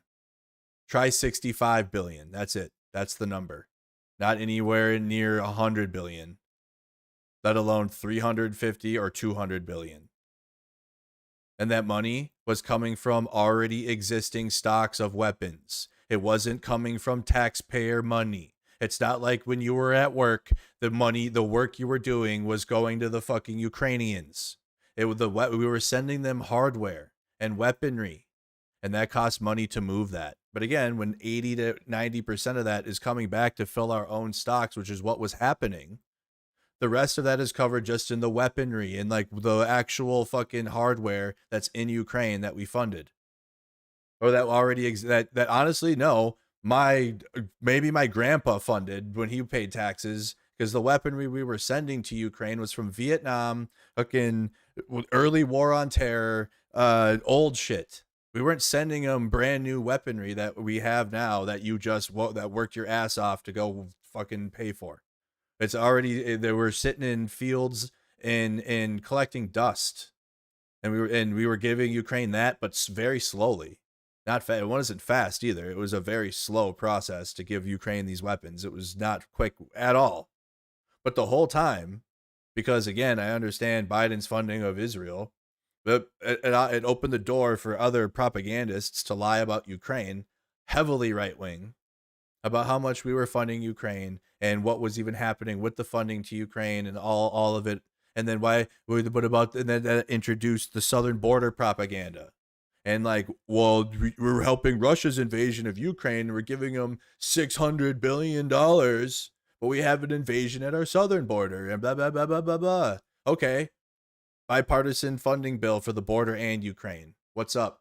Oh, it got shot down because guess what? Donald Trump was running the Republican Party from Mar-a-Lago the whole time. Couldn't get border bill funding, couldn't get Ukraine funding, had to cut it up because omnibus bills are bad. But when Trump took power, we can have the big, beautiful bill. It can have a big chungus omnibus bill, and everything Republicans stand for gets thrown out the window because they're a bunch of lying, grifting losers. Anyways, I don't even know what he was saying. I went on the fuck Republicans in every way possible. I can't fuck them, dude. Of what the ongoing liars the whole way. So he says 200 billion. We'll get to this clip and that shit later. So he says 200 billion, not even close. 65. American effort. There was never a discussion about the $200 billion we were sending to a foreign country that's not even in NATO. Never. In fact, when amendments were offered for... And there was discussions. Liar. Discussions the whole time. We had a contact group. We had allied gatherings of the countries all the fucking time. We watched every single one. Finland and Sweden both joined NATO because they had to strengthen their alliance to the West because Russia's invasion of Ukraine is so violent and massive, and it's the biggest war since World War II. But guess what? America was getting cooked by right-wing propaganda during Biden's administration. And then also because of Israel, it opened the door for people further left than liberals that were fine with Biden to start, and it was just a two-way fucking attack. And it is what it is, because Biden should have been stronger on Israel and Ukraine, because that opened the door for people to like look at Trump as like, oh, Trump will help Ukraine. Biden sucks. Biden can't do it. Trump will do it. And we were fucked. And just so many fucking stupid people were able to just thrive during that time period. I hate it. I hate looking back. So I was right the whole time. And so are many of you. And it pisses me off that we're still living this stupid fucking reality now under a Trump presidency. And now, guess what? More people are forced to see this now. So good. I'm glad I'm talking about Ukraine again. Because more people are forced to see it now.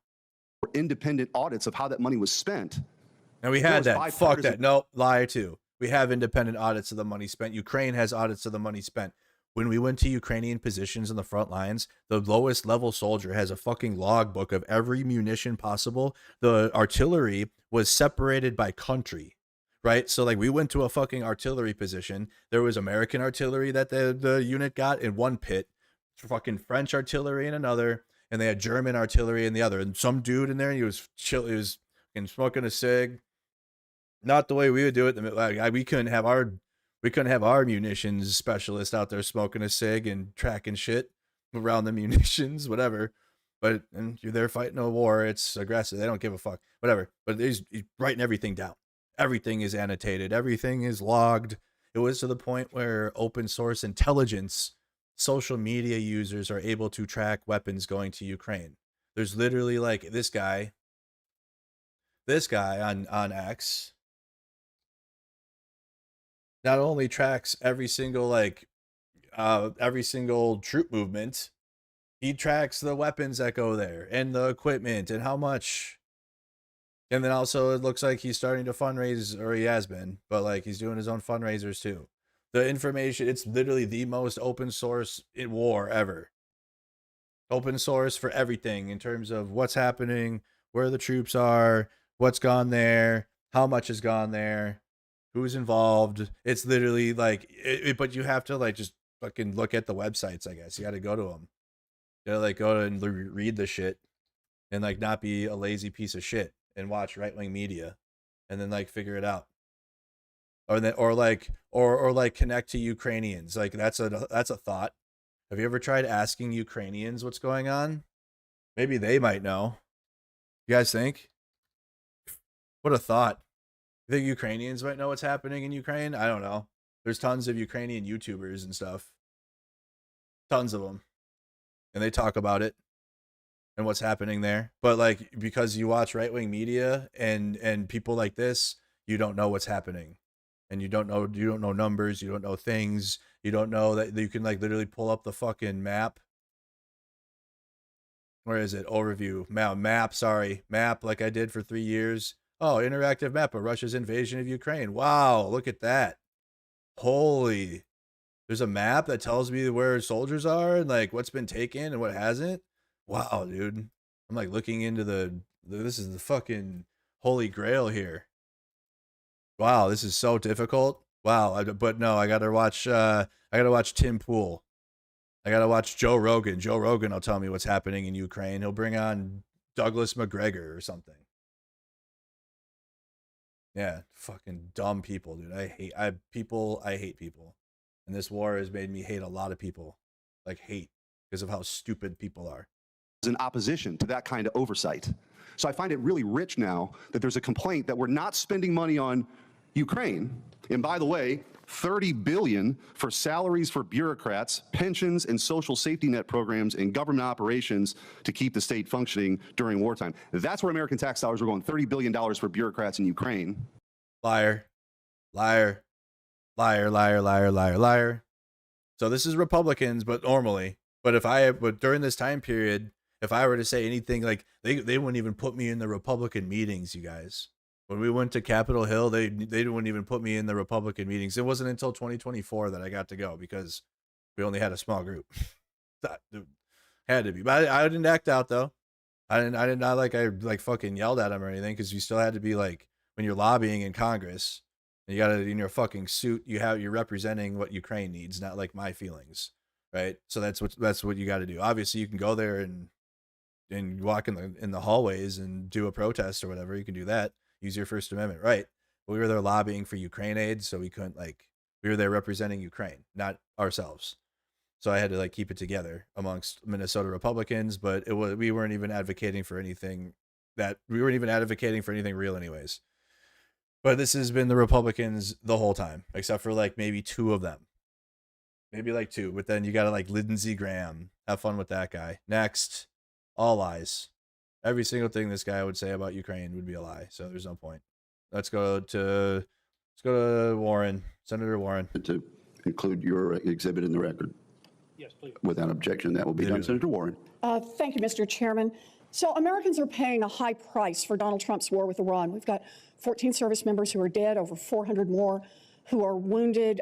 Prices are rising for nearly every American family. But someone is profiting off Trump's war. Insiders who know what's going on and who place bets on that inside information. On March 23rd, just 14 minutes before Trump unexpectedly posted about, quote, very good conversations on ending the war, traders suddenly bet $500 million on the price of oil, which, once Trump made his announcement, immediately dropped. It happened again on April 7th, and then again on April 21st, a surge in oil bets, then a Trump post, and then a huge shift in oil prices in just the space of minutes. Yeah, those are good questions to be asking here, too. It looks like insiders have been making out like bandits, using secret information about the war. Now, one U.S. soldier has been charged, but that was for betting on capturing Maduro months ago. Not a single person has been charged in the many, many, many trades over the Middle East war. So, Secretary Hegseth, do you have any explanation for these perfectly timed spikes in trading activity other than insider trading? Senator, all I can tell you is that everything we've done in our department, everything we've done with information in working with the White House and across the interagency has been completely above board. Well, so what does it mean? Do you have any other explanation other than insider trading? Do you have a story for why just minutes before there's an announcement, there's a surge in trading activity? Senator, I'm more than focused on doing my job and ensuring we execute properly, which thankfully under this administration, our troops have done incredible things in all these missions. My job in all of those moments is to make sure we're prepared. And that's part of the reason why we've been so successful in these raids, in these efforts, is that this joint force is prepared. You're saying you're not paying any attention to this insider trading. Is that what you're telling me? That you've paid no attention to this? You haven't noticed it? You haven't done anything about it? What I'm saying is we're focused on our mission of executing for the American people, and what happens in markets is not, in betting markets is not something we're involved in. What happens in betting markets doesn't matter to you, even if the information may be coming from insiders in your office? Senator, it's not something we're involved in at all. And of course, we take operational security at every level very seriously. In fact, no one's taken operational security more than me. Trump rubbing you, oh my God. Seriously than us. If you look at what it required to keep secret Midnight Hammer and Operation Maduro, the absolute resolve with Maduro, and the steps we've taken. Pete Hegseth is like the deep in the boys. He's the deep. So no one's been tighter about ensuring that operational security is steps ensured. To deal with insider trading out of your office?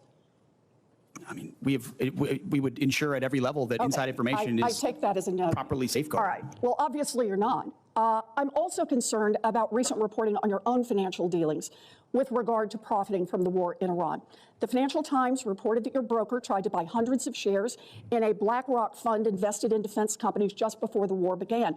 The law clearly prohibits the Secretary. That entire story is false, has been from the beginning, and was made up out of whole cloth. And anybody that looks at it sees how it was worded from the beginning to make it look like I was involved in something I had nothing to do and never have. So any insinuation that I've ever profited, other than serving this nation, what I give, what you give, what others give, I'm not looking for money. I don't do it for money. I don't do it for profit. I don't do it for stocks. And that's part of the reason why I'm able to be effective in this job. Because no one owns me. No one owns this department. No one owns this president. And we can execute for the American people, and we do. The law clearly prohibits the Secretary of Defense from owning stock in the 10 biggest defense contractors.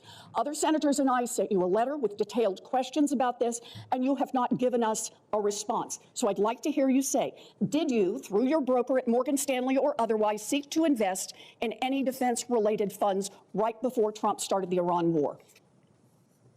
I'll give it to you as a big, fat negative. Then let me ask you a second question. Is your broker a big, your personal fat negative? This guy is such a child. When people are actually grilling them, it's crazy how they become a child, right? Grown adult becomes shriveled little boy when your back's against the wall. Crazy. Right before Trump started the Iran war? I'll give it to you as a big, fat negative. Then let me ask you a second question. Is your broker getting your personal sign-off on any investment in individual stocks? Bigger, fatter, negative. He's not getting your sign-off before he makes investments in defense stocks?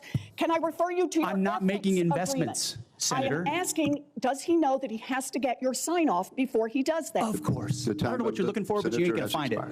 Thank you. Thank you, Senator. I would like to enter into the record the ethics agreement that the Secretary of Defense has signed, that he will sign off personally before his broker makes any attempt to buy defense stocks. Is there objection? Thank you. Without objection, it will be admitted. Senator. He's totally doing that. That's why privatizing stuff is bad. Like, it's good in maybe for our level of stuff, but in the government level, privatization of services is bad. Okay? Because they're going to enrich themselves and put their own companies in and just feed themselves, and it'll be never-ending cycle, and then none of us could ever win. And then it destroys the American dream harder, because you're just going to, now they're going to be able to have defense spending internally for things that taxpayers pay for, which is why it's important for taxes to go be allocated properly and cut taxes when needed, or to help the American people. We need to, I don't want to get rid of public services. All right. When taxes are applied properly, it's good, but obviously they're not applied properly. Right. Which is why I would like some reform there. And I would like billionaires to be able to pay more in taxes. They have to. I'm not against people making what you're going to become rich because you do your thing, whatever, but you got to pay your fair share in taxes to stimulate the economy. It is what it is. And then we can all, none of our services fail. Because if our services fail, it'll become privatized, like we're kind of seeing. And then you'll have subscription fees to go use the bathroom, or so you got to go, like in some places you do have to pay to use the bathroom outside. You got to pay some vendor to go to the bathroom in a public place. I don't know. Or the snow plows, your neighborhood. You got to pay on the neighborhood app. You got to have neighborhood premium plus to have the snow plow come and get your part of the street that day. Have fun with that. But that's the type of shit that we're going to be working with if things continue to get privatized. Banks. Thank you, Mr. Chairman. Secretary Hegseth, you're doing a great job. I've been in Washington for 10 years, several secretaries of defense, now Secretary of War. You're the best that we've had since I've been in Washington. What you've done to restore readiness, restore military recruitment, get the Pentagon focused on warfighting is second to none. And I appreciate what you and President Trump and General Kane are doing very much. In fact, General Kane, according to the department's 2025 China Military Power Report, quote, China believes the next revolution in military affairs will occur when militaries transition to intelligentized warfare and fully integrate artificial intelligence, big data, advanced computing, and other technologies into the joint force, end quote.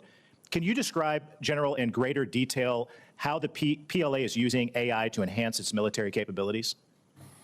Oh, the cost. So they are using AI, which is what the Democrats are asking. Whatever. That the American people are paying, both in higher fuel costs, our farmers. Senator Peters. Thank you, Mr. Chairman, Ranking Member. Make this go faster. We're going to skip the Republican glaze sessions. Gentlemen, welcome to the committee. I appreciate this discussion. I'll just start off. The number one question I get when I'm back home from people is basically very simply, when will this war end? We know the costs are that the American people are paying, both in higher fuel costs, our farmers are paying because of fertilizer cost. We know that the whole world economy is paying a great deal for this war. And basically, as I think that through, and this is what I want to talk to you about, is that we all know that it's a whole lot easier to go to war than it is to get out of war. That's always the tough question. And we've got to figure that out. And there are some folks who've written quite a bit about this. One text on war by Karl von Clausewitz. Mr. Secretary, I'm sure you're familiar with the book. I know all of the men and women in uniform are. It's the most widely read, most influential military strategy book in Western history, which is pretty broad. And it is the core curriculum that is read in all the war colleges. I read it when I was at the Navy War College taking courses. It's part of what the U.S. military thinks about when to go to war and then how to get out of the war. And one of those core principles it starts with is basically war is the continuation of politics by other means. That everybody knows that quote who's worn the uniform, and others too. And basically, it means there's two things about that. It's politics to get in the war, and it's politics to get out of the war. And in between, we rely on the men and women in the military to carry out those policies. So I want to be clear, and I think I speak for all of my colleagues, is that we know the military plays an important part. They need to do the job, and nobody questions the amazing work that our men and women in the U.S. military have done and continue to do. They've performed absolutely brilliantly, and we applaud all that they have done. However, what we do question is the politics part. It's a continuation of politics. So it's our political leaders that get us into war, and our political leaders who have to get us out of that war, which falls on you, Mr. Secretary Hegseth, and others in the administration, including the President as Commander-in-Chief. So, Secretary, are you familiar with the concept in that book of center of gravity? Sure. So center of gravity is basically, as you know, it's basically the hub of all the power and movement. Everything depends on it. And Clausewitz will say if you don't take out the center of gravity, it's very difficult to win the war. You can have tactical successes, you can have military successes, but if you're not focused on that, you're not going to be able to win. Basically, he talks about military strikes are tactical, and tactical success doesn't necessarily create the political conditions necessary to get the parties to the table to negotiate and get it done. So we've got to focus on that. So my question for you, Mr. Secretary, what is the center of gravity for Iran? Well, the center of gravity, as the president has seen it, and as I... What's the core mission? Okay, if you need to, like, if you don't know what the fuck's happening, what's like the point, right? What is why are we doing it? Not all of this rambling of like 47 years and blah, blah, blah, blah, blah, blah, blah, blah, blah. That's all nonsense. Like, what are we doing? I see it, and he's talked about for 30 years, is their pursuit of a nuclear weapon and what they could do with that in pursuit as an extension of the radical ideology they have professed since the beginning of their revolution. So the prophetic ideology they profess alongside the most dangerous weapon in the world would be the center of gravity of the rationality of this undertaking, which I appreciate it. I'll ask you to elaborate more. I appreciate it. General Kane, you know more about Clausewitz and strategy than I will ever know, including all the folks behind you. What would you consider the center of gravity as defined by Clausewitz in this type of war? Well, sir, you're not going to love this answer, but I hope you'll respect it.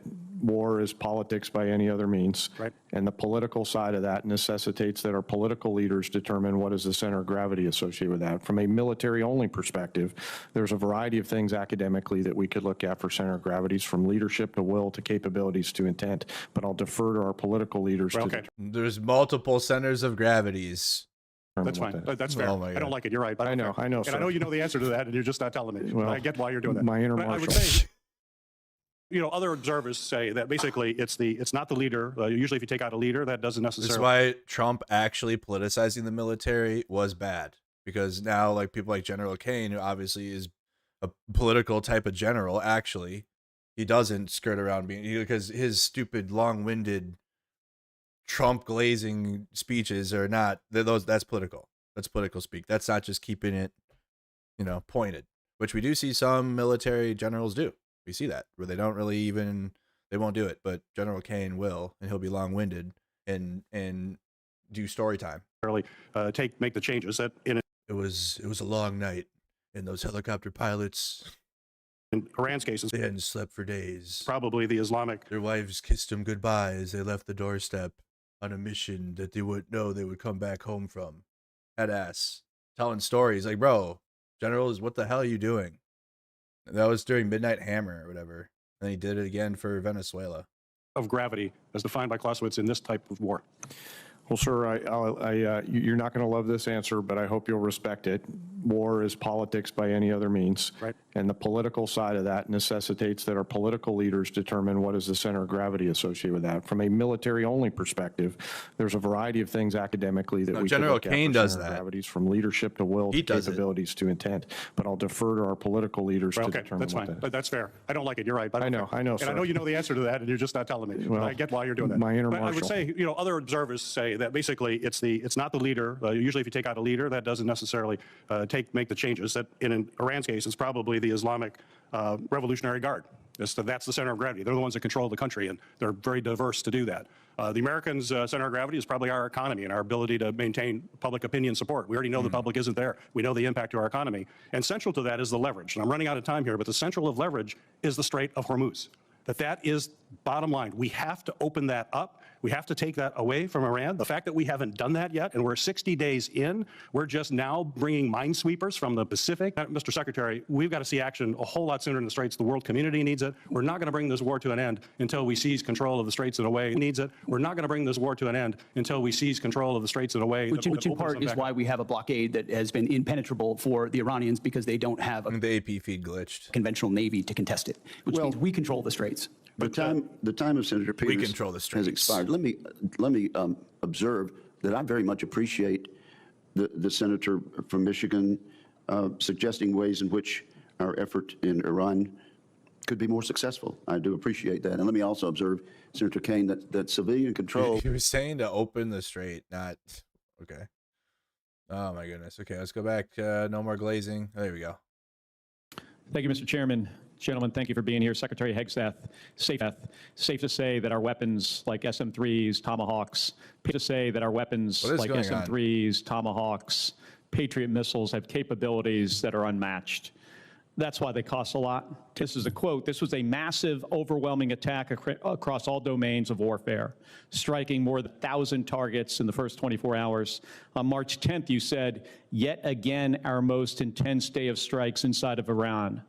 On April 6th, you said, and this is another quote, the largest volume of strikes since day one of this operation. Your department has released video Patriots. I'm not even going to say the numbers, but a lot of Patriots. Okay, I think I don't know, the AP feed. The AP feed was glitching here, so it's not the stream. It's the AP feed. A lot of THAAD rounds, JASSM-ER, Tomahawks, very expensive. JASSM-ER, Tomahawks, very expensive. Please stop. Exquisite, expensive, exquisite. Okay, I'm not gonna be able to watch this if it was bad at the end. These are three senators you want to hear from, but I don't know. Hold on, did ASIN? Maybe we can get the clips because this is I can't take the glitching here. Oh boy. Okay, he did clip it. Okay. Well, he got the best question here. He posts the best clip, so I trust his judgment. Here's the best clip from Mark Kelly to Hegseth. You did not clarify whether you stand by this statement, so I'm going to give you another opportunity to clarify if that is what you meant. Do you stand by that statement you made on March 13th? I lied. I want to hear the whole thing. MS now. Sorry. We're switching.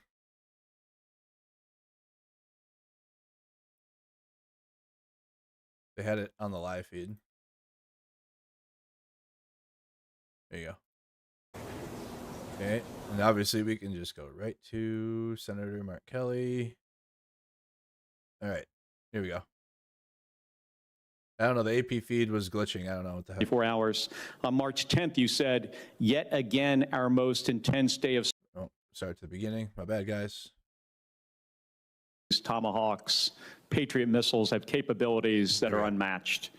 That's why they cost a lot, take a long time to produce. Your budget requests $31.8 billion to expand production capacity for critical missile stockpiles. Is that correct? 31.8? I'm looking at $53 billion for munitions acceleration over 14 critical munitions, of which the ones you listed are a part. Okay, so I believe more 53. than that. Yes, sir. More than 20 billion more. So we've been working together to grow the industrial base because we're all worried about how our stockpiles would hold up in a conflict against China. Since the start of this war, you've made it a point to highlight the number of strikes the U.S. military is carrying out, citing that more than 13,000 targets had been struck as of April 8th. On March 2nd, you said, and this is a quote, this was a massive, overwhelming attack across all domains of warfare, striking more than 1,000 targets in the first 24 hours. On March 10th, you said, yet again, our most intense day of strikes inside of Iran. On April 6th, you said, and this is another quote, the largest volume of strikes since day one of this operation. Your department has released video after video of things blowing up. None of us doubt the strength of the U.S. military and their ability to do hard things. I understand that better than anybody. The questions we should be asking and answering are, what does this cost us and what does it achieve for the American people? Many of these strikes use our best weapons, and we're using a lot of them and a lot of interceptors. Open source reporting has estimated that the military has used an outrageous number of Patriots. I'm not even going to say the numbers, but a lot of Patriots, a lot of THAAD rounds, JASSM-ER, Tomahawks, very expensive, exquisite. We can't make these munitions overnight, and it's clear from your budget request that you know that. And then we're going to have to keep funding it, which is we're going to have to, because all that munition we use, we got to fill it back. They're going to keep asking us for more money is what I think the core point that we're getting to here. Can you tell us how many years specifically is it going to take to replace these systems? And which that would mean more years of funding, right? Because they have to pass budget requests every single year. It's not like this is the only funding. Like every year there's a new funding bill. So they'd be asking us for like the rest of the Trump presidency to continue funding the wars that he said he wasn't going to do. The fuck, MAGA. Senator, thank you for the question. I would defer to the comptroller on the amount because I think it's a lot higher than 53. If you look at long-range fires, JASSMs, LRASMs, Tomahawks, we're looking at 238 billion. Okay, we're looking at 40 billion for hypersonic. So I actually think it's closer to 330 billion in munitions. Okay, how many years to replenish? That's the question. I think that's exactly the right question too, Senator, because the time frame we were existing under was unacceptable. Okay, well, and what this budget does, I mean, months and years, fast. Years. I mean, we're building new plants in real time. So just to replace what we have expended. I said months. And then you said years. It depends on the weapon system, but 2 to 3, 4x of what we have today. So yes, we're dealing with the reality under the previous administration of what they sent to Ukraine and what they allocated elsewhere. Okay, I got it. So and we fired years worth of munitions. So when we're talking about, that's what a strategy. So when we're talking about Iran, bring up Ukraine and Biden. When they're asked about Ukraine funding, what about to Iran? What is epic strategy? Epic, lay epic for sure. Holy. And it is clear that that's how he's answering to try to achieve some objectives. That was the plan. But Mr. Secretary, this war is stuck. The Strait of Hormuz is closed. The Iranian regime is in place. The nuclear material still in their hands. Right. Americans are being crushed by higher costs. And it's not clear to them at all what the goal of this war is. Not all Americans, but around the world too. Australians having to hold gas. You guys have like, they're having to ration their gas usage. Their prices are going up. Help. It's around the world. So I've got about a minute, and I want to go to another topic. I saw your hearing yesterday, and I'm going to give you one more chance to address a question here. It's my understanding that the definition of no quarter is that legitimate offers of surrender will be refused or that detainees will be executed. Is that your understanding of the definition? The only entity that would kill detainees or target civilians is the Iranians, and they're the ones being crushed. So the Iranian military and their military capabilities. The question is, I disagree completely with your articulation. No, do you understand the definition that I just read you? Because that's the definition from your department's Law of War manual. Is that your understanding? And I'm going to just get to the point here. We fight to win and we follow the law, Senator. Okay, so your quote was, "We will keep pushing, keep advancing, no quarter, no mercy for our enemies." And yesterday, you did not clarify whether you stand by this statement. So I'm going to give you another opportunity to clarify if that is what you meant. Do you stand by that statement you made on March 13th? We have untied the hands of our warfighters. We fight to win, and we follow the law. Okay, so you're not clarifying. So you stand by that statement. So you're the Secretary of Defense. The things you say matter. And your response here, right now, makes it clear to the American people exactly why you are not right for this job. It makes it clear to our enemies, Senator. It makes it clear to our enemies. Holy, what a clown. What a clown, dude. People exactly why you are not right for this job. It makes it clear to our enemies, Senator. Thank you, Mr. Chairman. Thank you. Senator Sheehy has left the room, but it's been whispered to me that I just referred to him in the last exchange as Senator Schmidt. I don't know if he considered that a compliment or an insult, but I do correct that for the record. Senator Slotkin, I think you were next. Thank you. Gentlemen, you're here. Where are the Republicans at? Guys, wow. Well, I mean, there were some. I re-listened to like a few words because it's pointless. But look at, isn't that crazy? What the heck? This is the Republican side. Then the chair, because they control the Senate. What the heck?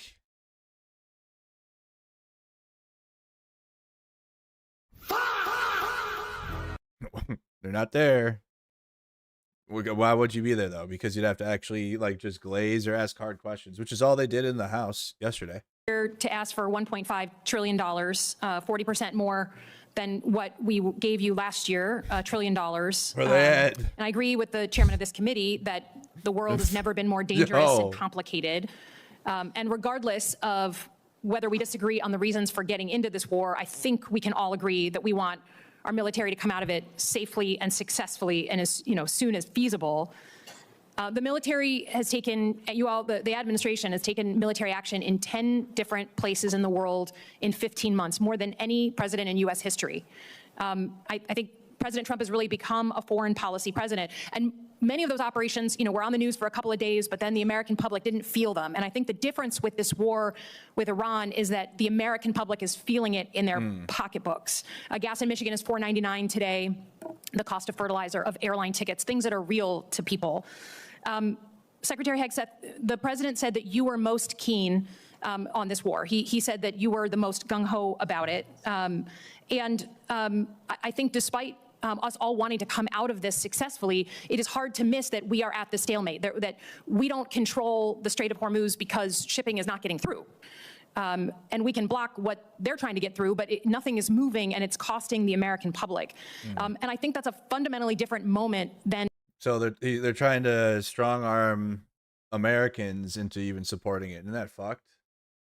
Right? We have to, the little pain, right? The little pain that they said is like by force and by choice by Trump. And the rest of the military action we've taken, even in like Middle East 101 class, we used to talk about and run war games on the Strait of Hormuz. It's a strategic geography that the Iranians have.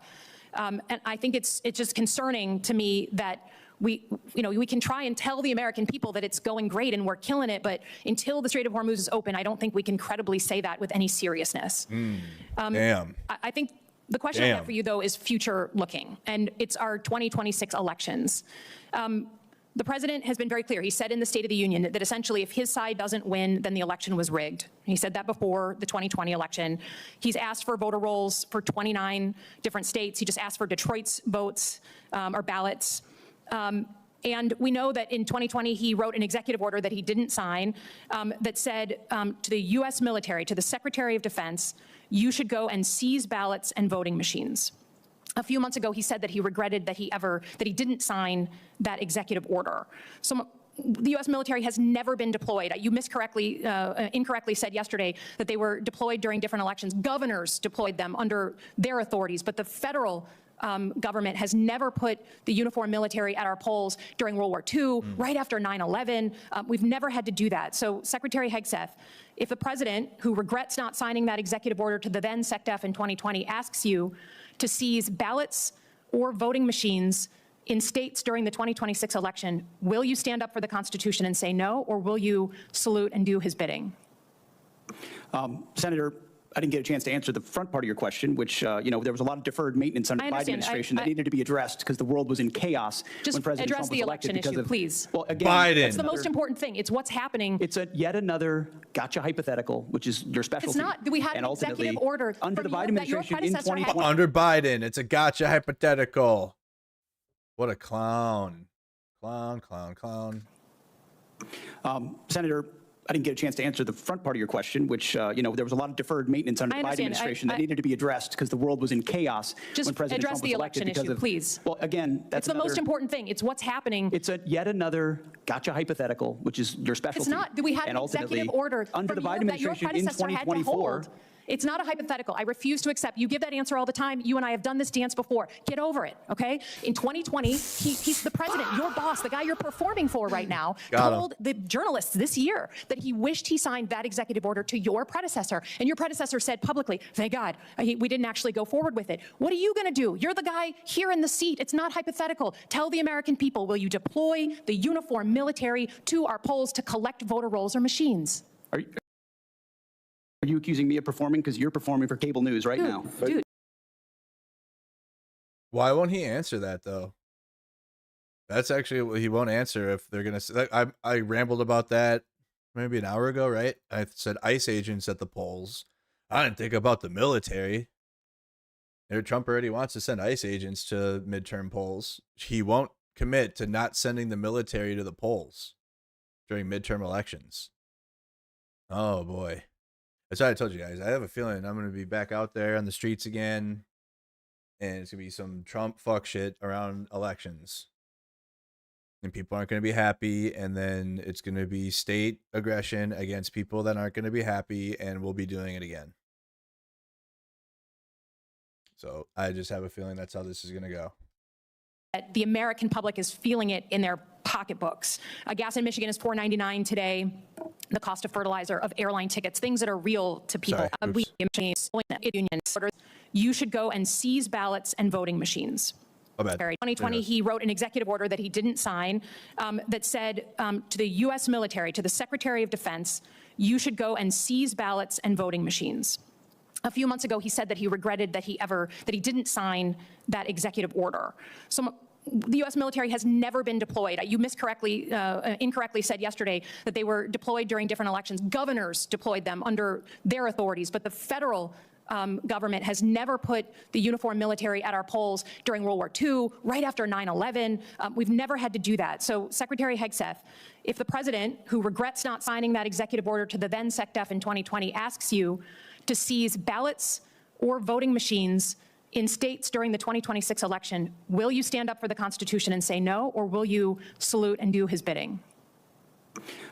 Senator, I didn't get a chance to answer the front part of your question, which, there was a lot of deferred maintenance under the Biden administration that needed to be addressed because the world was in chaos when President Trump was elected. Just address the election issue, please. Well, again, that's the most important thing. It's what's happening. It's yet another gotcha hypothetical, which is your specialty. It's not. We had an executive order under the Biden administration in 2024.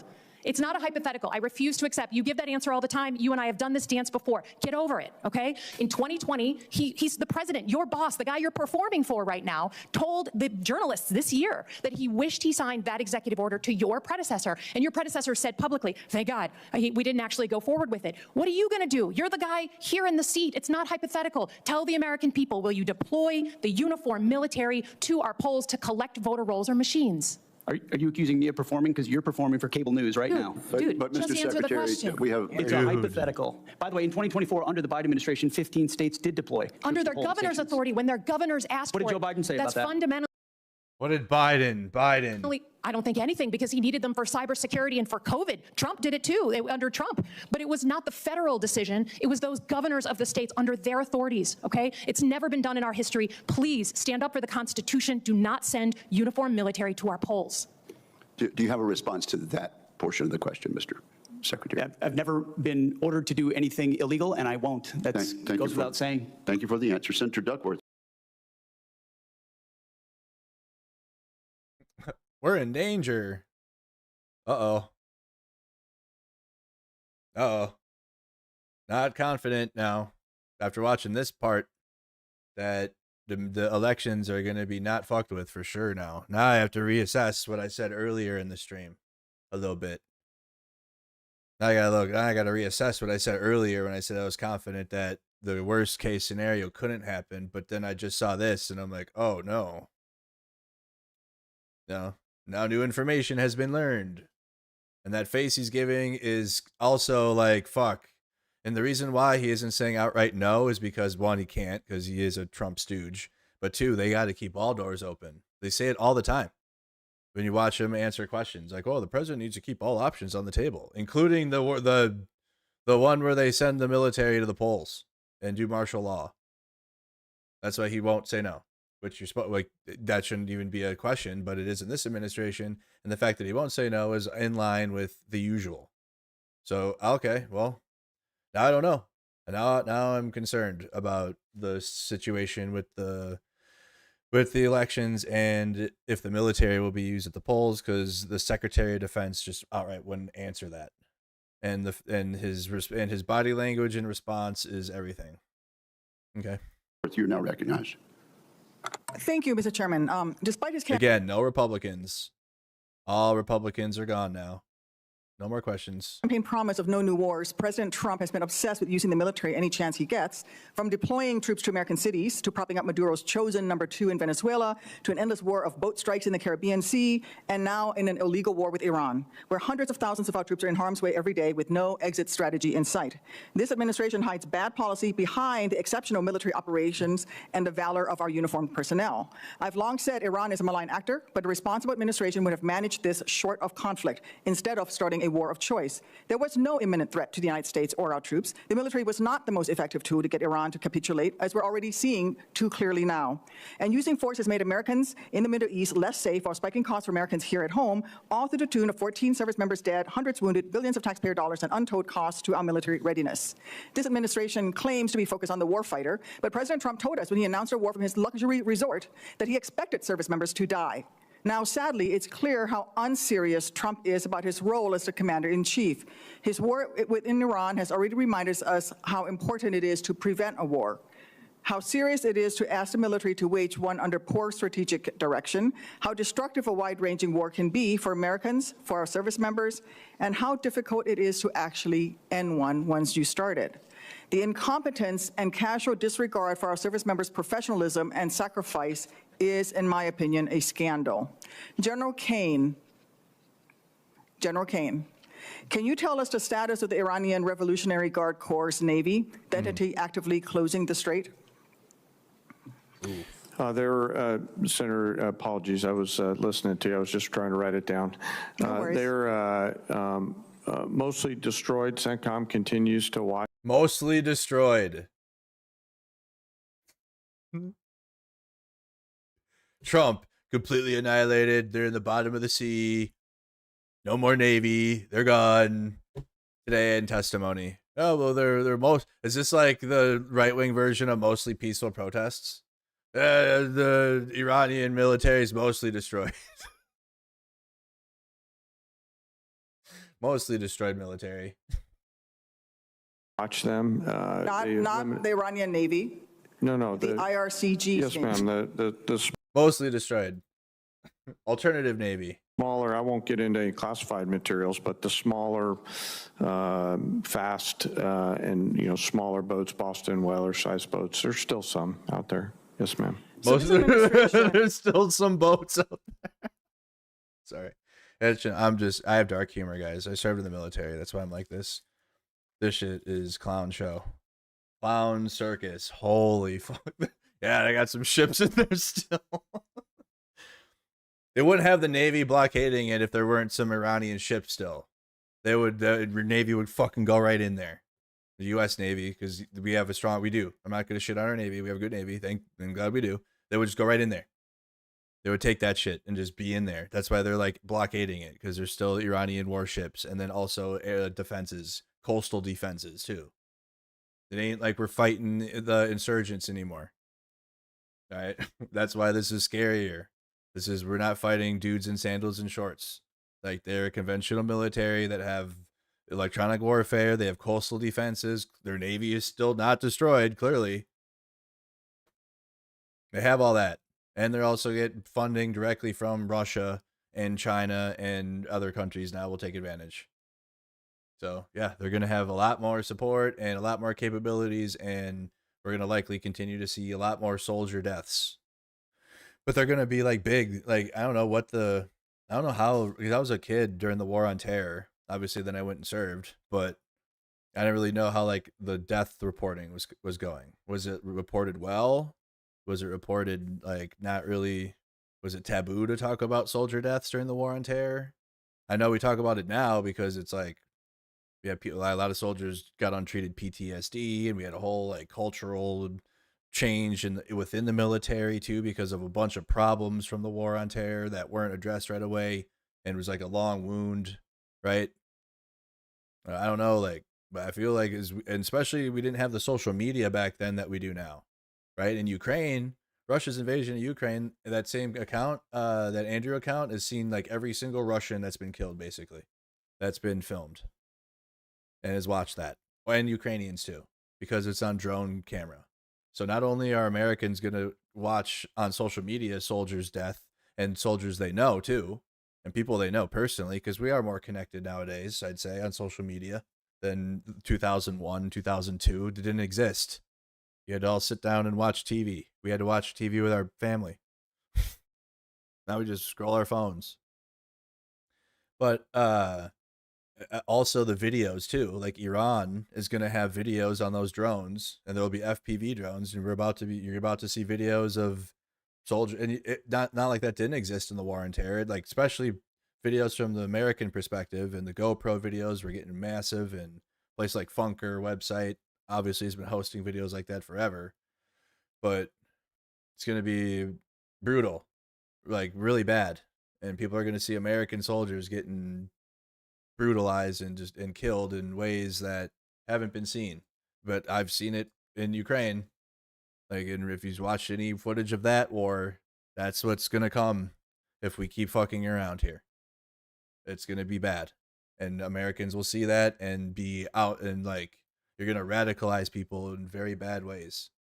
Because I had to tell my audience to stop watching that stuff. Because you keep the more combat footage you watch, and you can maintain it, I suppose, but like, especially if you're watching combat footage of, you want to support Ukraine, and you're seeing like it's serious, like they're in the trenches, and the video on the weapon, and it's like a first person perspective, and you're seeing and it's all that, as you can see all this now. So we keep doing this, and that's going to happen to American soldiers, and not only obviously we're feeling it economically and at the gas pump, and American civilians are all feeling it right now. We're also going to be, and especially on platforms like X, Elon will highlight that shit all day. He'll have right on your For You feed an American soldier getting the worst happening to him, right here on a mainstream media platform, on a social media, they'll have it right there, and everyone will see it. It'll radicalize people will get fucking, and it'll be chaos if we continue this war. This is why people that supported Trump, I thought you did want no new wars, because it's bad. It's real bad. It ain't like the war on terror anymore.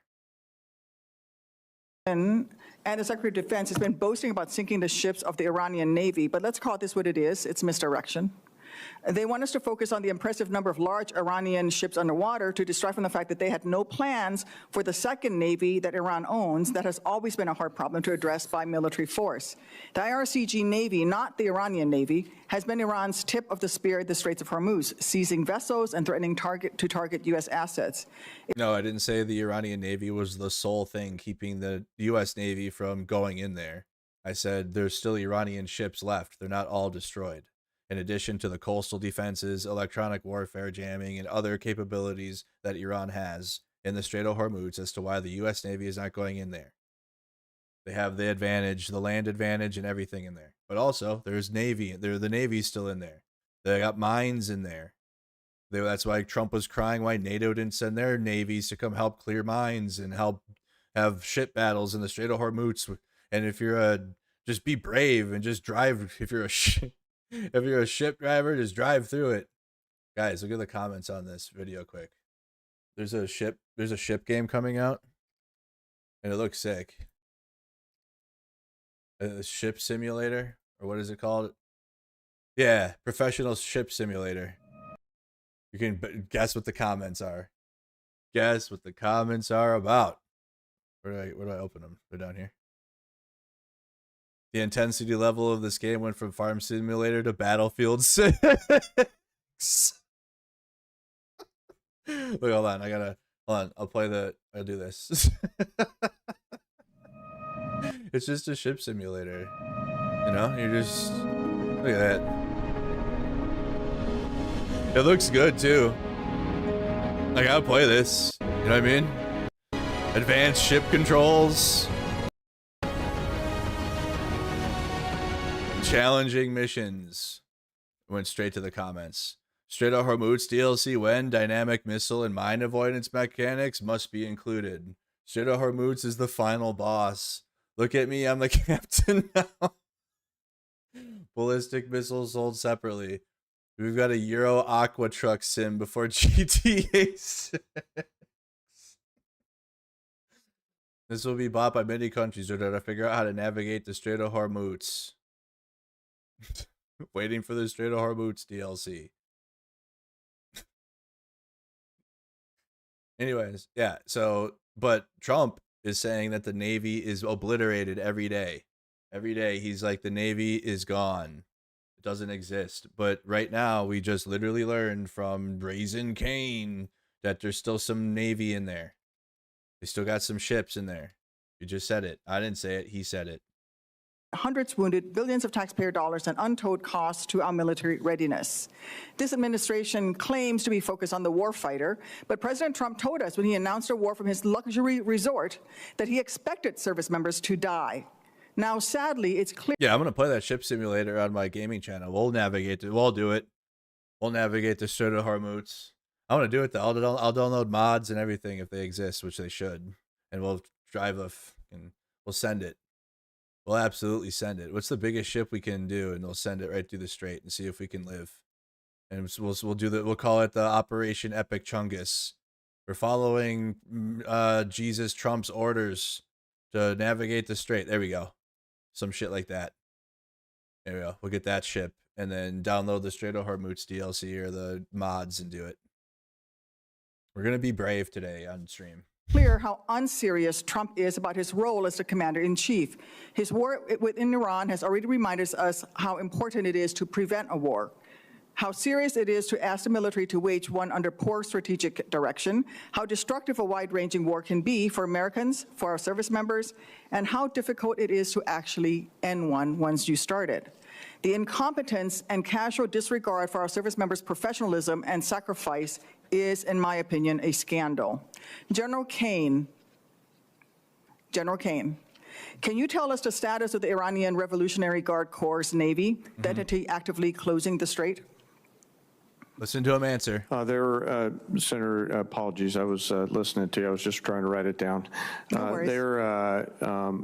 Mostly destroyed. CENTCOM continues to watch them. Not the Iranian Navy.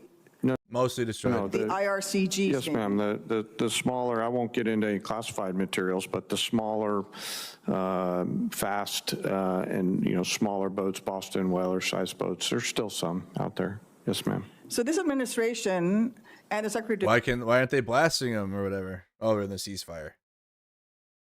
We can blast random fisherman boats by Venezuela or whatever, but you got the same type of boats that the IRGC is using. I don't know, but we have a ceasefire apparently. Defense has been boasting about sinking the ships of the Iranian Navy, but let's call this what it is. It's misdirection. Right. They want us to focus on the impressive number of large Iranian ships underwater to distract from the fact that they had no plans for the second Navy that Iran owns that has always been a hard problem to address by military force. Oof. The IRCG Navy, not the Iranian Navy, has been Iran's tip of the spear at the Straits of Hormuz, seizing vessels and threatening to target U.S. assets. Oops. Iran has long invested in this second asymmetrical Navy specifically to develop capabilities that would be difficult for conventional U.S. military forces to target. Iran's advantage was well known to anyone paying attention. I have no doubt that competent planners in the Pentagon raised their concerns about a quagmire in the Strait to leadership. The question is why their leadership did not pay attention to this sound advice. Hubris is not strategy, and in war it costs lives. Even if the Strait reopens, this administration has created a new, less safe world by initiating and then bungling this crisis and teaching Iran that it can charge $1 million a ship to transit the Strait. It will take a long time for the global economy to bounce back to normal trade flows, and Iran has learned, again, that they can charge $1 million per ship, creating a new funding line for their malicious activity against Americans for years to come. And in the Indo-Pacific, I don't doubt that if the worst day comes, our military will step up to challenge and defend Americans and our interests with military force. But will they be asked to lay down their lives unnecessarily just because the White House was unready and incapable of preventing a crisis boiling over into a war in the Indo-Pacific? General Kane, do you agree that the military would benefit from significant intra-agency planning by the Department of Defense on actions short of war that can be taken if a crisis occurs? Ma'am, I appreciate that question, you highlighting the importance of that. And we have really great relationships now on the joint staff with the interagency. I think our relationship in particular, I'll just pick CIA, I think it's the best it's ever been. We're really working hard to find the best of Title 10 capabilities plus the best of Title 50 to ensure that we deliver really entrepreneurial options for our national policymakers to do what you're talking about, Senator. All right, but I am concerned because during the recent NDS hearing, I laid out the very real ways that a crisis in just one of the dozens of flashpoints in the Indo-Pacific could be devastating for our service members, Americans, and our American economy. But since then, this administration has only further diminished DOD's ability to prepare for these crises. In fact, as many as 1/3 of the assets in the Middle East are originally meant to be in the Indo-Pacific. This war of choice is draining our military resources. We need leaders who do everything they can to ensure warfighters only fight when they have to, not because of one man's whims and a lack of bravery among the yes men he surrounds himself with. I thank you for your service, General, and I continue to look forward to working with you. Thank you, Senator Duckworth. Senator Rosen. Thank you, Mr. Chairman. Thank you, Ranking Member Reed. Thank you, General, for your service. Before I begin my questions for Secretary Hegseth, I have one brief important question for General Kane. General, as you've acknowledged at your confirmation hearing, service members who served at locations which another U.S. government agency deems contaminated, like the Nevada Test and Training Range, should have the same presumption of radiation exposure as DOE employees who served alongside them. But we also must ensure that DOD provides the VA with the records proving that these individuals serve there. So this is a problem that DOD has the power to solve. I know we've discussed this. So General Kane, will you commit to ensuring parity for DOD personnel who served in locations that the U.S. government has already deemed contaminated, identifying those who served in such locations, and providing documentation of that service to the VA so that they can receive the veterans benefits that they have earned? You bet, ma'am. And I'm, since our last time together on this, we've continued to chip away at removing or figuring out how to get past that one particular blocking in that record so that that data flows normally. And I'm committed to trying to solve that for those leaders and teammates who are out there at that site. Thank you. We'll look forward to continue to work with you on that. So Secretary Hegseth, I want to talk a little bit about AI, because of course our service members deserve every advantage we can give them. So I just want you to help me understand this. In February, on the eve of Operation Epic Fury, you publicly designated Anthropic as a supply chain risk. However, this week it's been reported that the White House is now helping agencies get around this decision to access Anthropic's technology. So the administration cannot credibly make both claims simultaneously. So before I ask you about the inconsistency, I just want you to reconfirm what it is you plan to use this technology for. It's been publicly reported that the decision to label Anthropic a national security risk was influenced by your personal and very public contract dispute with Anthropic when the company said that its technology could not be used for fully autonomous weapons targeting or mass surveillance of Americans. So following up on your response to Senator Rounds earlier, can you confirm whether or not there will always be a human in the loop when AI is used for lethal targeting decisions? Well, first of all, on Anthropic, they would not agree to our terms of service. That would be like Boeing giving us airplanes and telling us who we can shoot at. This is not. So this is not just about Anthropic, though. This I just want to be clear. And also, Anthropic is run by an ideological lunatic who shouldn't have But that's not my question. My question is AI decision-making over what we do. Writ large. We follow the law, Should Senator. AI, will you confirm? You said this to Senator Rounds earlier, so I'm just asking for you to We follow the law, but we don't have to sign a different terms of agreement with Anthropic. This is not the question. This is not about Anthropic. This is just an example. I want you to confirm that whether or not there will always be a human in the loop when AI is used in the kill chain for lethal targeting decisions. Will there always be a human in a loop, or will AI make the decision? You said this to... We follow the law and humans make decisions. What does that mean? So you will confirm what you said to Senator Rounds, that a human will always be in the loop when AI is used. Which is why that's part of our terms of service anyway. You know, wow, that's how we operate. What a clown. All I want to say is just a clown, perpetual clown. There is a DOD directive. I'm getting ligma. 3000.09, which mandates that autonomous and semi-autonomous weapon systems be designed to allow commanders and operators to exercise appropriate levels of human judgment over use of force. That is in the DOD. That's why we follow the law, Senator. So the answer is yes, Mr. Secretary. The answer is we follow the law. Absolutely. I think this is more important than following the law. I think that people want to know that AI isn't going to make lethal decisions, and it is critically important. AI is not making lethal decisions. That's what we want to hear. We're going to follow on that one. I have just a few seconds left, but you keep doubling down on this phrase, Mr. Secretary. You compare journalists, you compare us, you compare so many to Pharisees. Pharisees. It's a problematic and historically weaponized term that casts Jewish communities as hypocritical or morally corrupt. You doubled down again and said it. Oh, it's funny. Words matter. Words matter. What you choose to say, how we choose to say it. How do you justify using this language as what a crazy Secretary of Defense? Words matter. It's a historically hurtful term. Why do you continue to use it? And what actions are you... Because he's leading a crusade of white nationalists underneath the veil. That's why.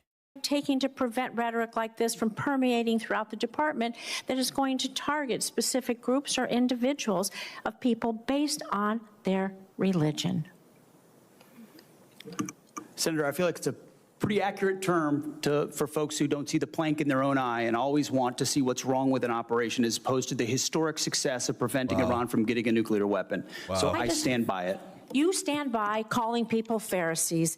Sir, I cannot stand for that. That is wrong. It is not respectful to people, and I expect anyone who is in leadership in our country to be respectful and use respectful terms and not be an anti-Semite.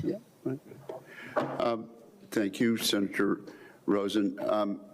The chair and the ranking member have no second round questions. I'm told by Senator Kelly that he would like to ask a second question. Yeah, Mr. Secretary, so $1.5 trillion, 1.5 is a very round number. You know, if you're putting together a budget, you'd come up with, these are the problems we're trying to solve. This is the capability we need. These are the systems we have to buy. And at the end of the day, it would spit out a number, and it's probably not 1.5 trillion. So to me, it feels like that number was just kind of pulled out of out of nowhere. Out of nowhere. I took a look recently, and it seems that the defense budget of the rest of the world, I'm talking China, Russia, India, every Asian country, every European country, South America, everybody else is in the neighborhood, it looked like 1.7 to 1.8. So your request is approaching all defense spending from everybody else with the exception of us. That is a huge amount of money. Huge. You know, when I got here, you know, just 5 years ago, it was almost half of that. Through budget reconciliation, you've received a bunch of money to buy things, some of the weapon systems, you know, to resupply what we need. I'm just trying to understand, you know, like, where is all this money going to go? And if you figured out ahead of time, what do you want to spend this on? And by the way, there are systems the president wants. You know, he saw last summer how effective Iron Dome and David's Sling were. And because of that, the president decided we're going to build our own version. We're going to call it Golden Dome because the president likes the color gold. We've seen that. See it in the Oval Office. We're going to call it Golden Dome, and it might cost somewhere between $500 billion and $1 trillion. I've heard those estimates.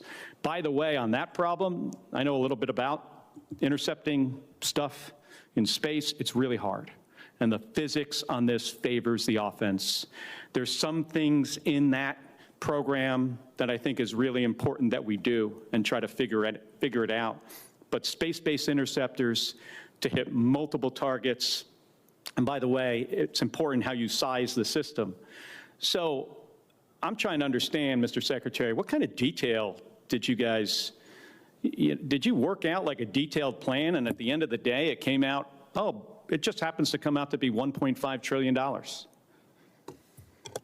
Senator, the exact amount is actually $1.535 trillion, and it was a product of a highly rigorous process throughout our department, from COCOM commanders to the services, with our comptroller, with our deputy secretary, with the chairman and myself, to ensure the budget reflects the realities of the world we live in and the capabilities we're going to need. And that's why there's $65 billion for shipbuilding, $120 billion for the defense industrial base, $331 billion for munitions, $44 billion for quality of life, $71 billion on our nuclear DIB. You name it, we're investing in it. And the biggest reason for it is the underinvestment of the Biden administration. I mean, what they spent on defense, the continuing resolutions and others, undercut the buildup that the President Trump had created. So yes, we're doing a lot of deferred maintenance here around the world and in our department. Biden did it. This budget reflects it, and it's a commitment, a generational commitment to the security of the American people. And if the rest of the world won't spend on their defense, that's their fault. The American Department of War will invest properly to defend the American people, and that's what this budget stands for. I've always been supportive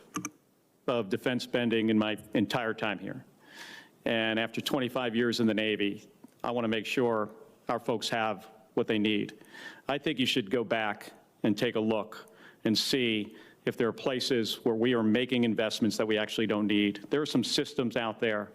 I mean, we're constantly looking and trying to balance, do we want, you know, F-47, which I've been supportive of, B-21, also supportive. And then we want to make all these other investments in really inexpensive, low-cost munitions.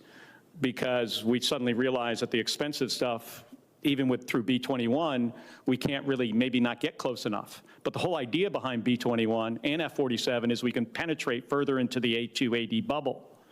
So there's some conflict there. So I'm just encouraging you to go back and see, if there are some systems where we can bring that number, the overall number down. Because as I look at what the department is trying to field, some of this stuff, in my judgment, and I know others might have another opinion, some of this stuff we either don't need or it's not going to work. Thank you, Mr. Chairman. Senator Kelly, your time has expired. Let me just say, you have a great deal of expertise in the area of space, and we do look forward to your contribution as we mark up further legislation. Senator Blumenthal, I understand you have a follow-up question.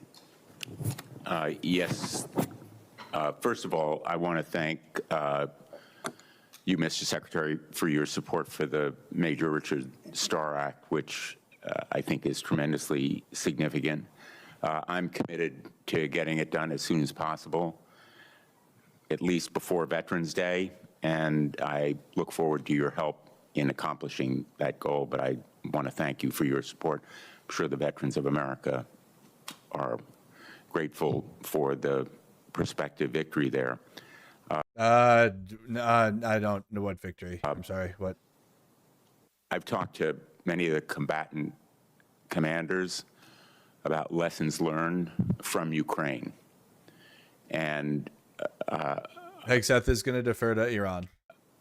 I think that there is unanimity on the point that there is a lot to be learned, not only about what the Russians are doing, but what other adversaries could do as well. General Kane, Chairman Kane, would you agree that there are lessons to be learned from Ukraine? You bet, Senator, and there's lessons learned from everywhere, and that's really the culture of our joint force right now. All wars matter. Now is to make sure that across the globe, anytime we're in they just all lives matter to Ukraine right there, by the way. Contact with the enemy, we're going back and determining what we can learn from there. But a big one, if you'll allow me, a big one is mass and simultaneity, which is something the Secretary's taken a strong role in making sure that we're doing that through drone evaluations and things like that moving forward. Following up on a question that I asked earlier, my last question, the President said yesterday that his view is, after his conversation with Vladimir Putin, that Ukraine has been, quote, militarily defeated. In your professional judgment, has Ukraine been militarily defeated? Sir, I haven't seen the President's quote, but I'll go back to something I started with, and that's the importance of me maintaining trust with a variety of people. And a president will make a wide range of comments and considerations as a commander-in-chief. You don't have to go too much farther. I understand the point that you're making. Thank you. I appreciate it, Senator. In my view, Ukraine has not only not been militarily defeated, but the point that I was trying to make in the last exchange with the Secretary, there's a false narrative based on my last visit to Ukraine, which was my 9th, my conversation not only with President Zelensky, but with our own military on the ground, as well as our intelligence community. In fact, Ukraine arguably is winning.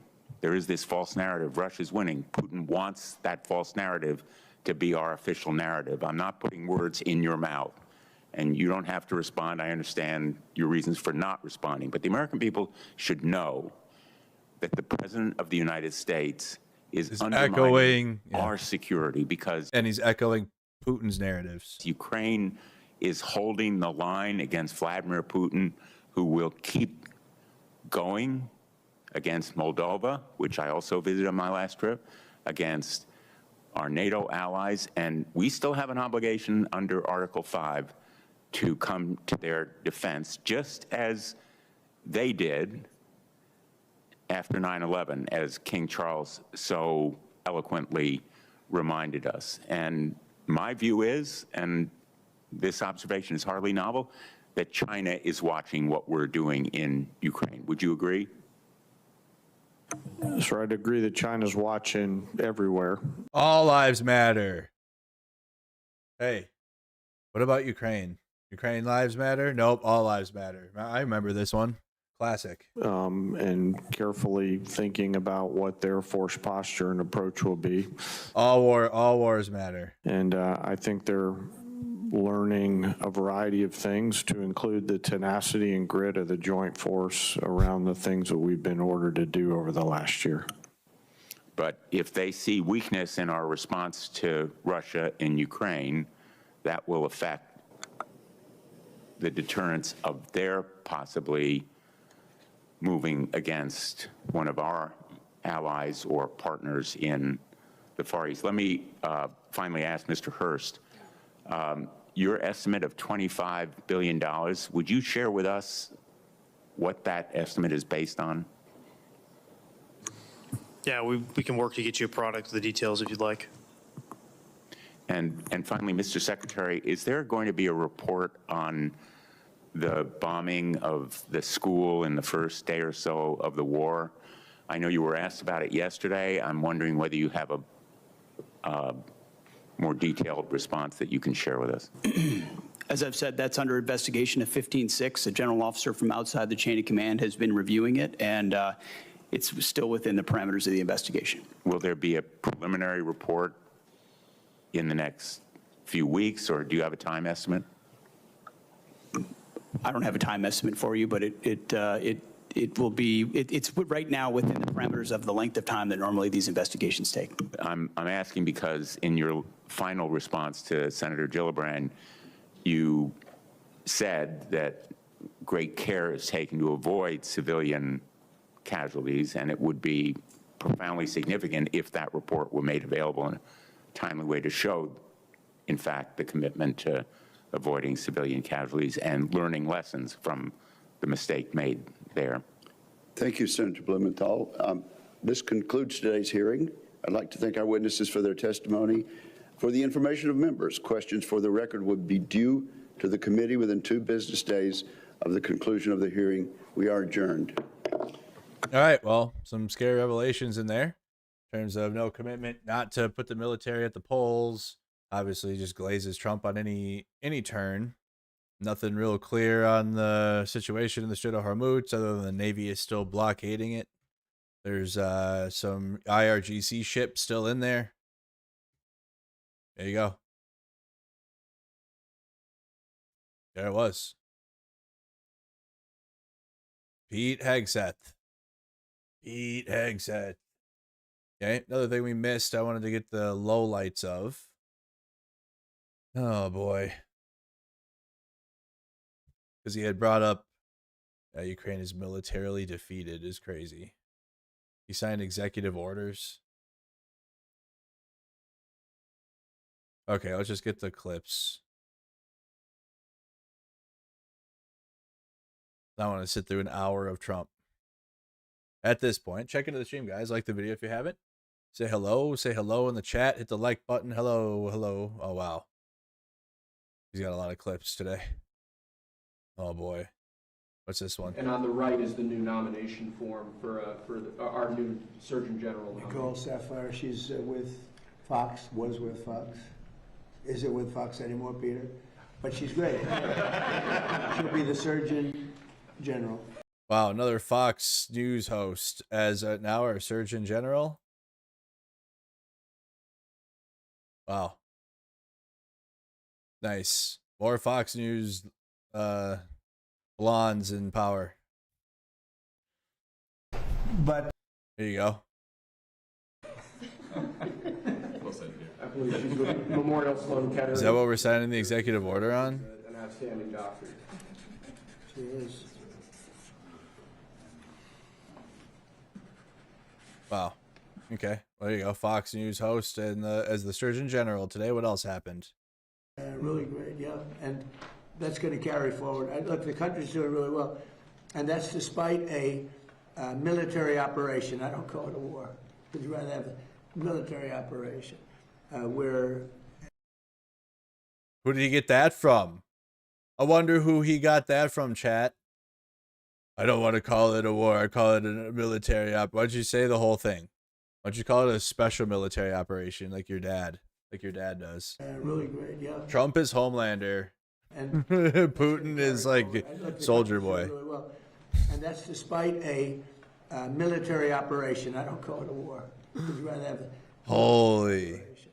where really, I mean, Iran is dying to make a deal. I can only tell you that. I don't want to get into the, but they cannot be nuclear other than that. But their Navy's gone, their Air Force is gone. Every ounce of any form of equipment practically is gone. You know, their drone factories are about 82% down, and their missile factories are almost 90% down. And many of their missiles have been knocked out. They used some, but we knocked out more than they used. And it's pretty amazing what's happened. They want to make a deal, but despite the fact that we are in what some people would call a war, we just hit a new high today on the stock market. We have S&P is through the roof. They're through the roof. Everything's through the roof, you guys. Including gas prices. What else happened? What else do you say? President Trump says the U.S. obliterated Iran's nuclear capacity last year. All built in America, which is very nice, right? But if we didn't have... Here, we'll have Donald in his little video here. Little Donald. Bomber, if we didn't go in and do what we did, we obliterated that nuclear capacity of theirs. And so they didn't get the nuclear bomb.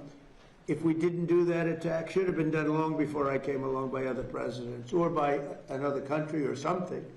But it should have been done long before I came along. But they are in very bad shape.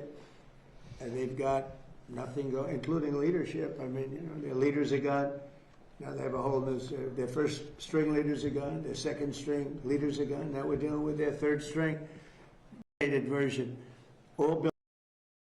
Holy. What else? What other crap did he say? What other crap did he say? Leaders are gone. Now we're dealing with their third string. I always used to say Victor belonged to the spoils, but we paid the attack, which is always expensive. But we'll see what happens. It's been an amazing period of time between Venezuela and where we're doing great. We're getting along with them great. We're working very closely with them. They're doing more oil now than they've done in many, many decades, actually. And they're making more money, and so are we. You know, it's like a joint venture, to be honest. It's like a joint and venture. We paid for the attack many times over. The attack, something you've never heard before, probably. I always used to say to the victor, belong the spoils. But we paid for the attack, which is always expensive.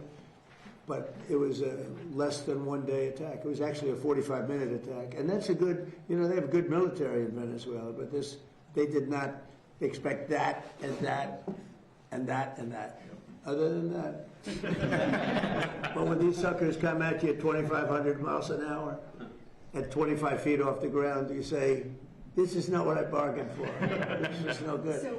Anyway, so, and now, you know, Venezuela was amazing, but now we're doing essentially, it's larger, but we're doing essentially the same thing in Iran. Can't let Iran have a nuclear weapon. And they're... It's the same thing every day. Every day. What's this one? Attacked Hakeem Jeffries. Called him low IQ. He calls all black and brown people low IQ. That's his thing. Trump, what about the price of gas? Bad things would happen. One of the ideas, the average price of a gallon of gas is now $4.30 in this country. And you it's know, all right. And we're not going to have a nuclear weapon wow. in the hands of Iran. The gas will go down. As soon as the war's over, it'll drop like a rock. There's so much of it. It's all over the place, sitting all over the oceans of the world. And it'll go down, but... All over the oceans of the world, the gas prices will trickle down. You guys are just about to learn about Republican trickle-down economics. What won't happen is if Iran had a nuclear weapon and used it, then the whole world is a different place. What about You're the not going to have to pictures? pay. Yeah, I know Americans, I know your gas prices are high, but have you thought about Iran having a nuclear weapon? Small price to pay. Gasoline. The gasoline, the oil will go down rapidly as soon as the war is over. It'll go down rapidly as soon as it's over. As soon as it's done. Heading back. It was a big deal. They've been trying to get this for a long time. Trump wants to withdraw troops from Italy and Spain. Okay. Polyphrase, you said the other day that our fragile people need to own water fountains. You nailed it. Anything but complicated. Yes. Thank you for the gifted sprinkles. Appreciate that. With this one. Porter, you've called in the new regime, but I speak to Iranians on a daily basis. They tell me that these are the same people that have them murdered. Oh, Mr. President, you said that the new regime is good. Has decimated them. Yeah, please go ahead. Mr. President, two questions for you. Leah Shirazi from the Daily Mail. You have called this the new regime before in Iran, but I speak to Iranians on a daily basis, and they tell me that these are the same people that have murdered them, executed them, repressed them. I talked to them through the blackout, and they wanted me to ask you this question. And second of all, Secretary of State Marco Rubio, how come he's not involved? In Little Marco. Very much involved. Marco is he's negotiating with them all the time. Now look, Iran killed 42,000 people over the last 2 months. Even the 10, Adam, says, ugh. They were going to kill 8 women whose lives I saved, and I appreciate that they didn't do it. I asked them not to do it. They didn't do it. They were. I saved 8 AI-generated women.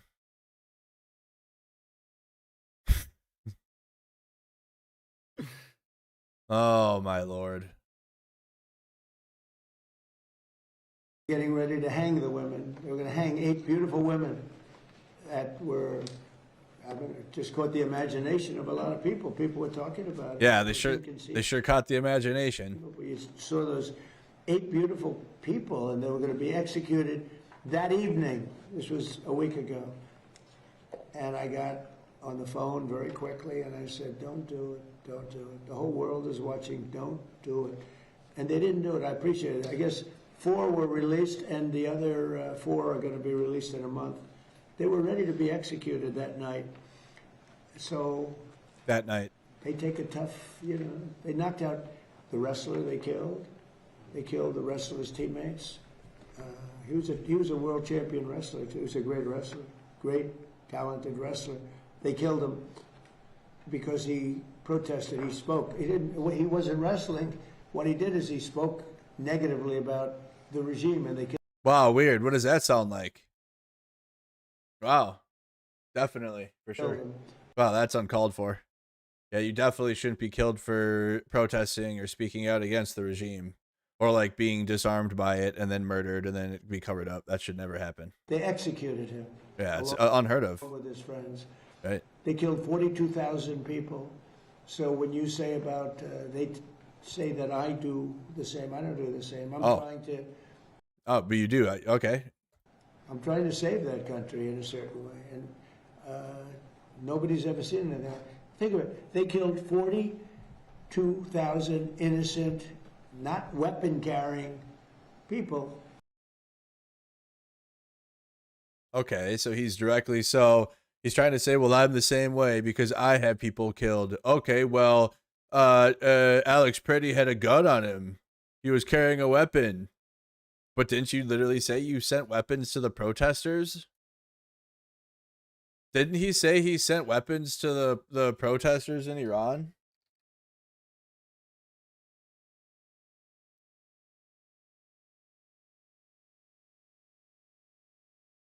Iran protest.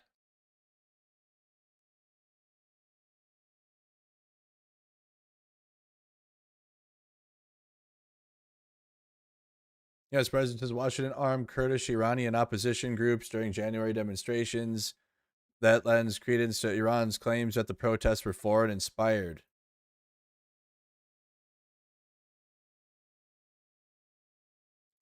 United States President Donald Trump said Washington had Iranian opposition groups and protesters during mass anti-government demonstrations in January, in which thousands of people were killed. So the U.S. was, why? No wonder. The regime killed people. They had weapons from the United States. Speaking with Trade on Fox News on a Sunday morning phone interview, the president said the U.S. had been directly involved in efforts to destabilize and overthrow the Iranian government weeks before the strikes were launched. On February 28th, by the U.S. and Israel across Iran, as American negotiators were engaging with senior Iranian officials in Europe. Literally like doing regime change bullshit.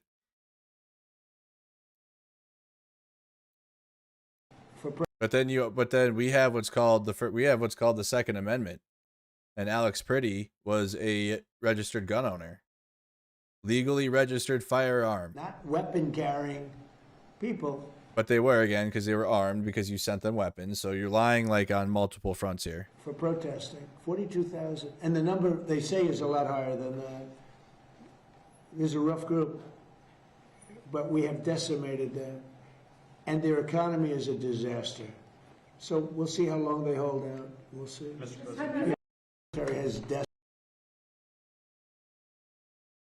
see how long they hold out. We'll see. I don't care about the PGA Tour. As it does. Okay, and he hasn't been charged yet with that. Trump, are you going to wear a 20-pound vest? As it does. Okay, and he hasn't been charged yet with that. Of course, that could come. I want to follow up on the security changes. Is there talks about you potentially wearing a bulletproof vest moving forward, given you have now been shot at? I don't know if I can times? handle looking 20 pounds heavier. These guys, they look so good. Some of these guys are physical specimens. Some of these guys are trouble. Get him away from me. I don't want to be near him. Trump's like, why the fuck y'all laughing so loud? Did I say something funny? Did I amuse you? Everyone's laughing because, yeah, you're a fucking lard ass in that chair right there. Have you informed of the Secret Service who shot on Saturday, if that was from friendly fire, if it was a suspect? Okay. What happened? Like, how was the Secret Service agent shot? Follow up on my question earlier. Have you been informed if the Secret Service agent who was shot on Saturday, if that was from friendly fire or if it was from the suspect? Well, they say it was not friendly fire. So you're hearing that it's from? Well, that's what I heard. I mean, I heard that. They said it wasn't friendly fire. Okay, It was actually reported. You read the reports because it was actually reported. Yeah, do you even read? Yeah, but, well, then why do you ask me the question? I don't believe it said that the agent was struck by. I'm just saying they said it wasn't friendly fire. And he hasn't been charged It wasn't yet. us. Okay, and he hasn't been charged yet with that. Of course, that could come. I want to follow up on the security changes. Is there talks about, follow up on my question earlier. Wow. I'm not saying it wasn't just us. Wow. We're not sitting through hours of Trump today, so just the clips. Trump says if they remove the filibuster, Republicans could act on the Save America Act, which would ensure Republican-controlled government for the next 50 years. We wouldn't lose for 50 years. Okay. This is a 4-minute clip. Trump on walkway. I don't care. What was this one? President Trump says he has been briefed on the missing scientists and there doesn't seem to be any major connection between the cases. Okay. There you go. There was your Trump for the day.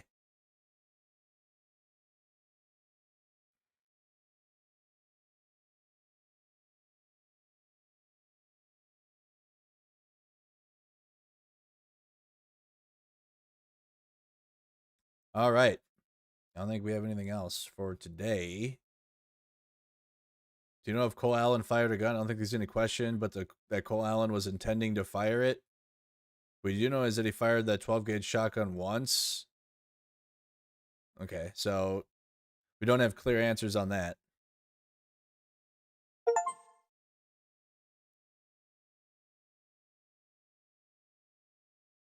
Yep.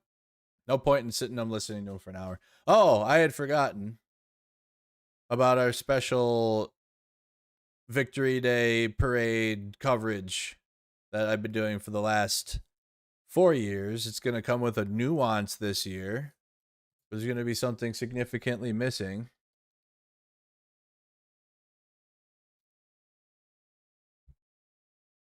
It's going to have something significantly missing this year. Russia to hold Victory Day parade without military equipment this year. for the first time in nearly 20 years. Damn. No, we're not going to get to see the we're not going to get to see the last remaining vehicles that they've had. It's over with. Russia's traditional military parade marking the defeat of Nazi Germany in World War II, which is now like not that at all. Like it's literally just become their rallying cry for their invasion of Ukraine. And if anything, during this, they basically claim that Russia and with the help of China were the sole victors of World War II. I've listened to it for 4 years in a row now. It is literally just a self-glaze session for Putin. Say the Russians did it all by themselves. GG's China. Thanks for helping us against the Japanese, I guess. That's what he says. And then he doesn't really lay the wreaths. I think he did it last year. I didn't really lay the wreaths down anymore. But every year it's been less and less military equipment because obviously they show their ballistic missiles and their... Here, hold on. Been doing it every year now.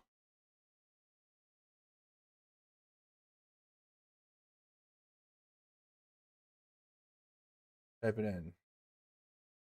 Mercado Media Victory Day Parade. There you go. 2025, 2022. This one was 2023. There you go, 2023. When we first started it. So they're not going to have any of that stuff anymore.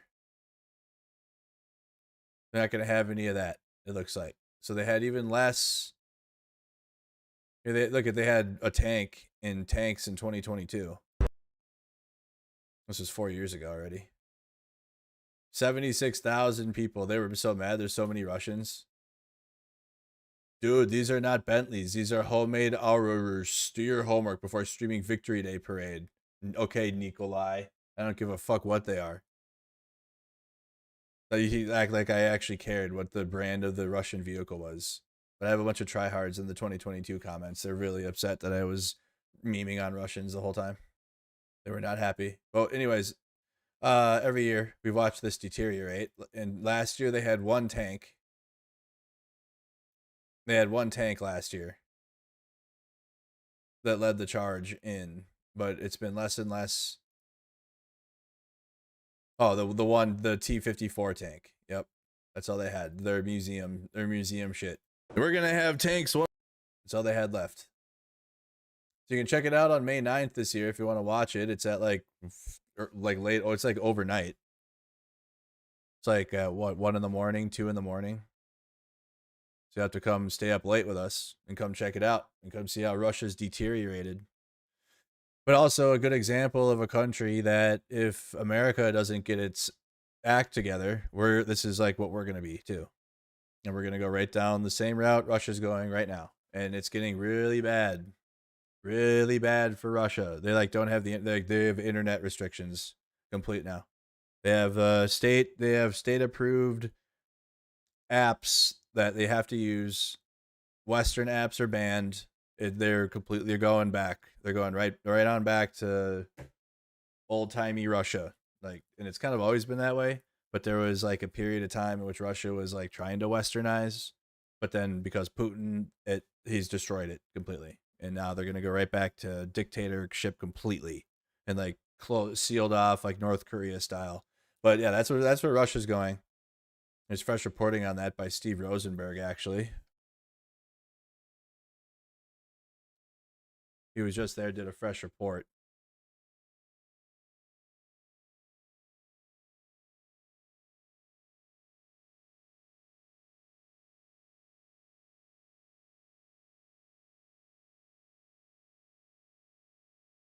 Hold on. No, it was on Twitter. I don't know if it was on YouTube.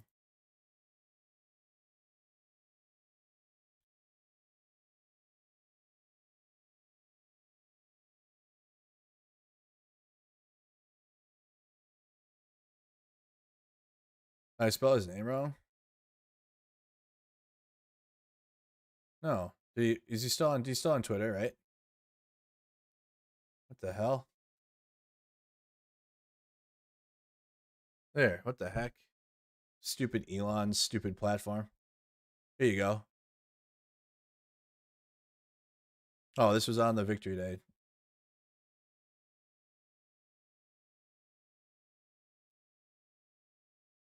I think I had saved it. He was asking about the internet to Russians.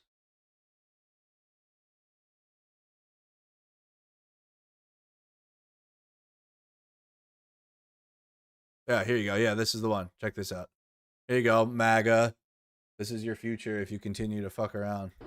There used to be an iron curtain. Today, Russia is building a new wall. And this one is digital. Встречайте Max. Meet Max, the state-backed messaging app the Kremlin wants Russians to use. Many here doubt it's at all secure. Access to global messengers, WhatsApp and Telegram has been restricted. And in many parts of Russia, there are curbs on mobile internet, limiting which sites will load.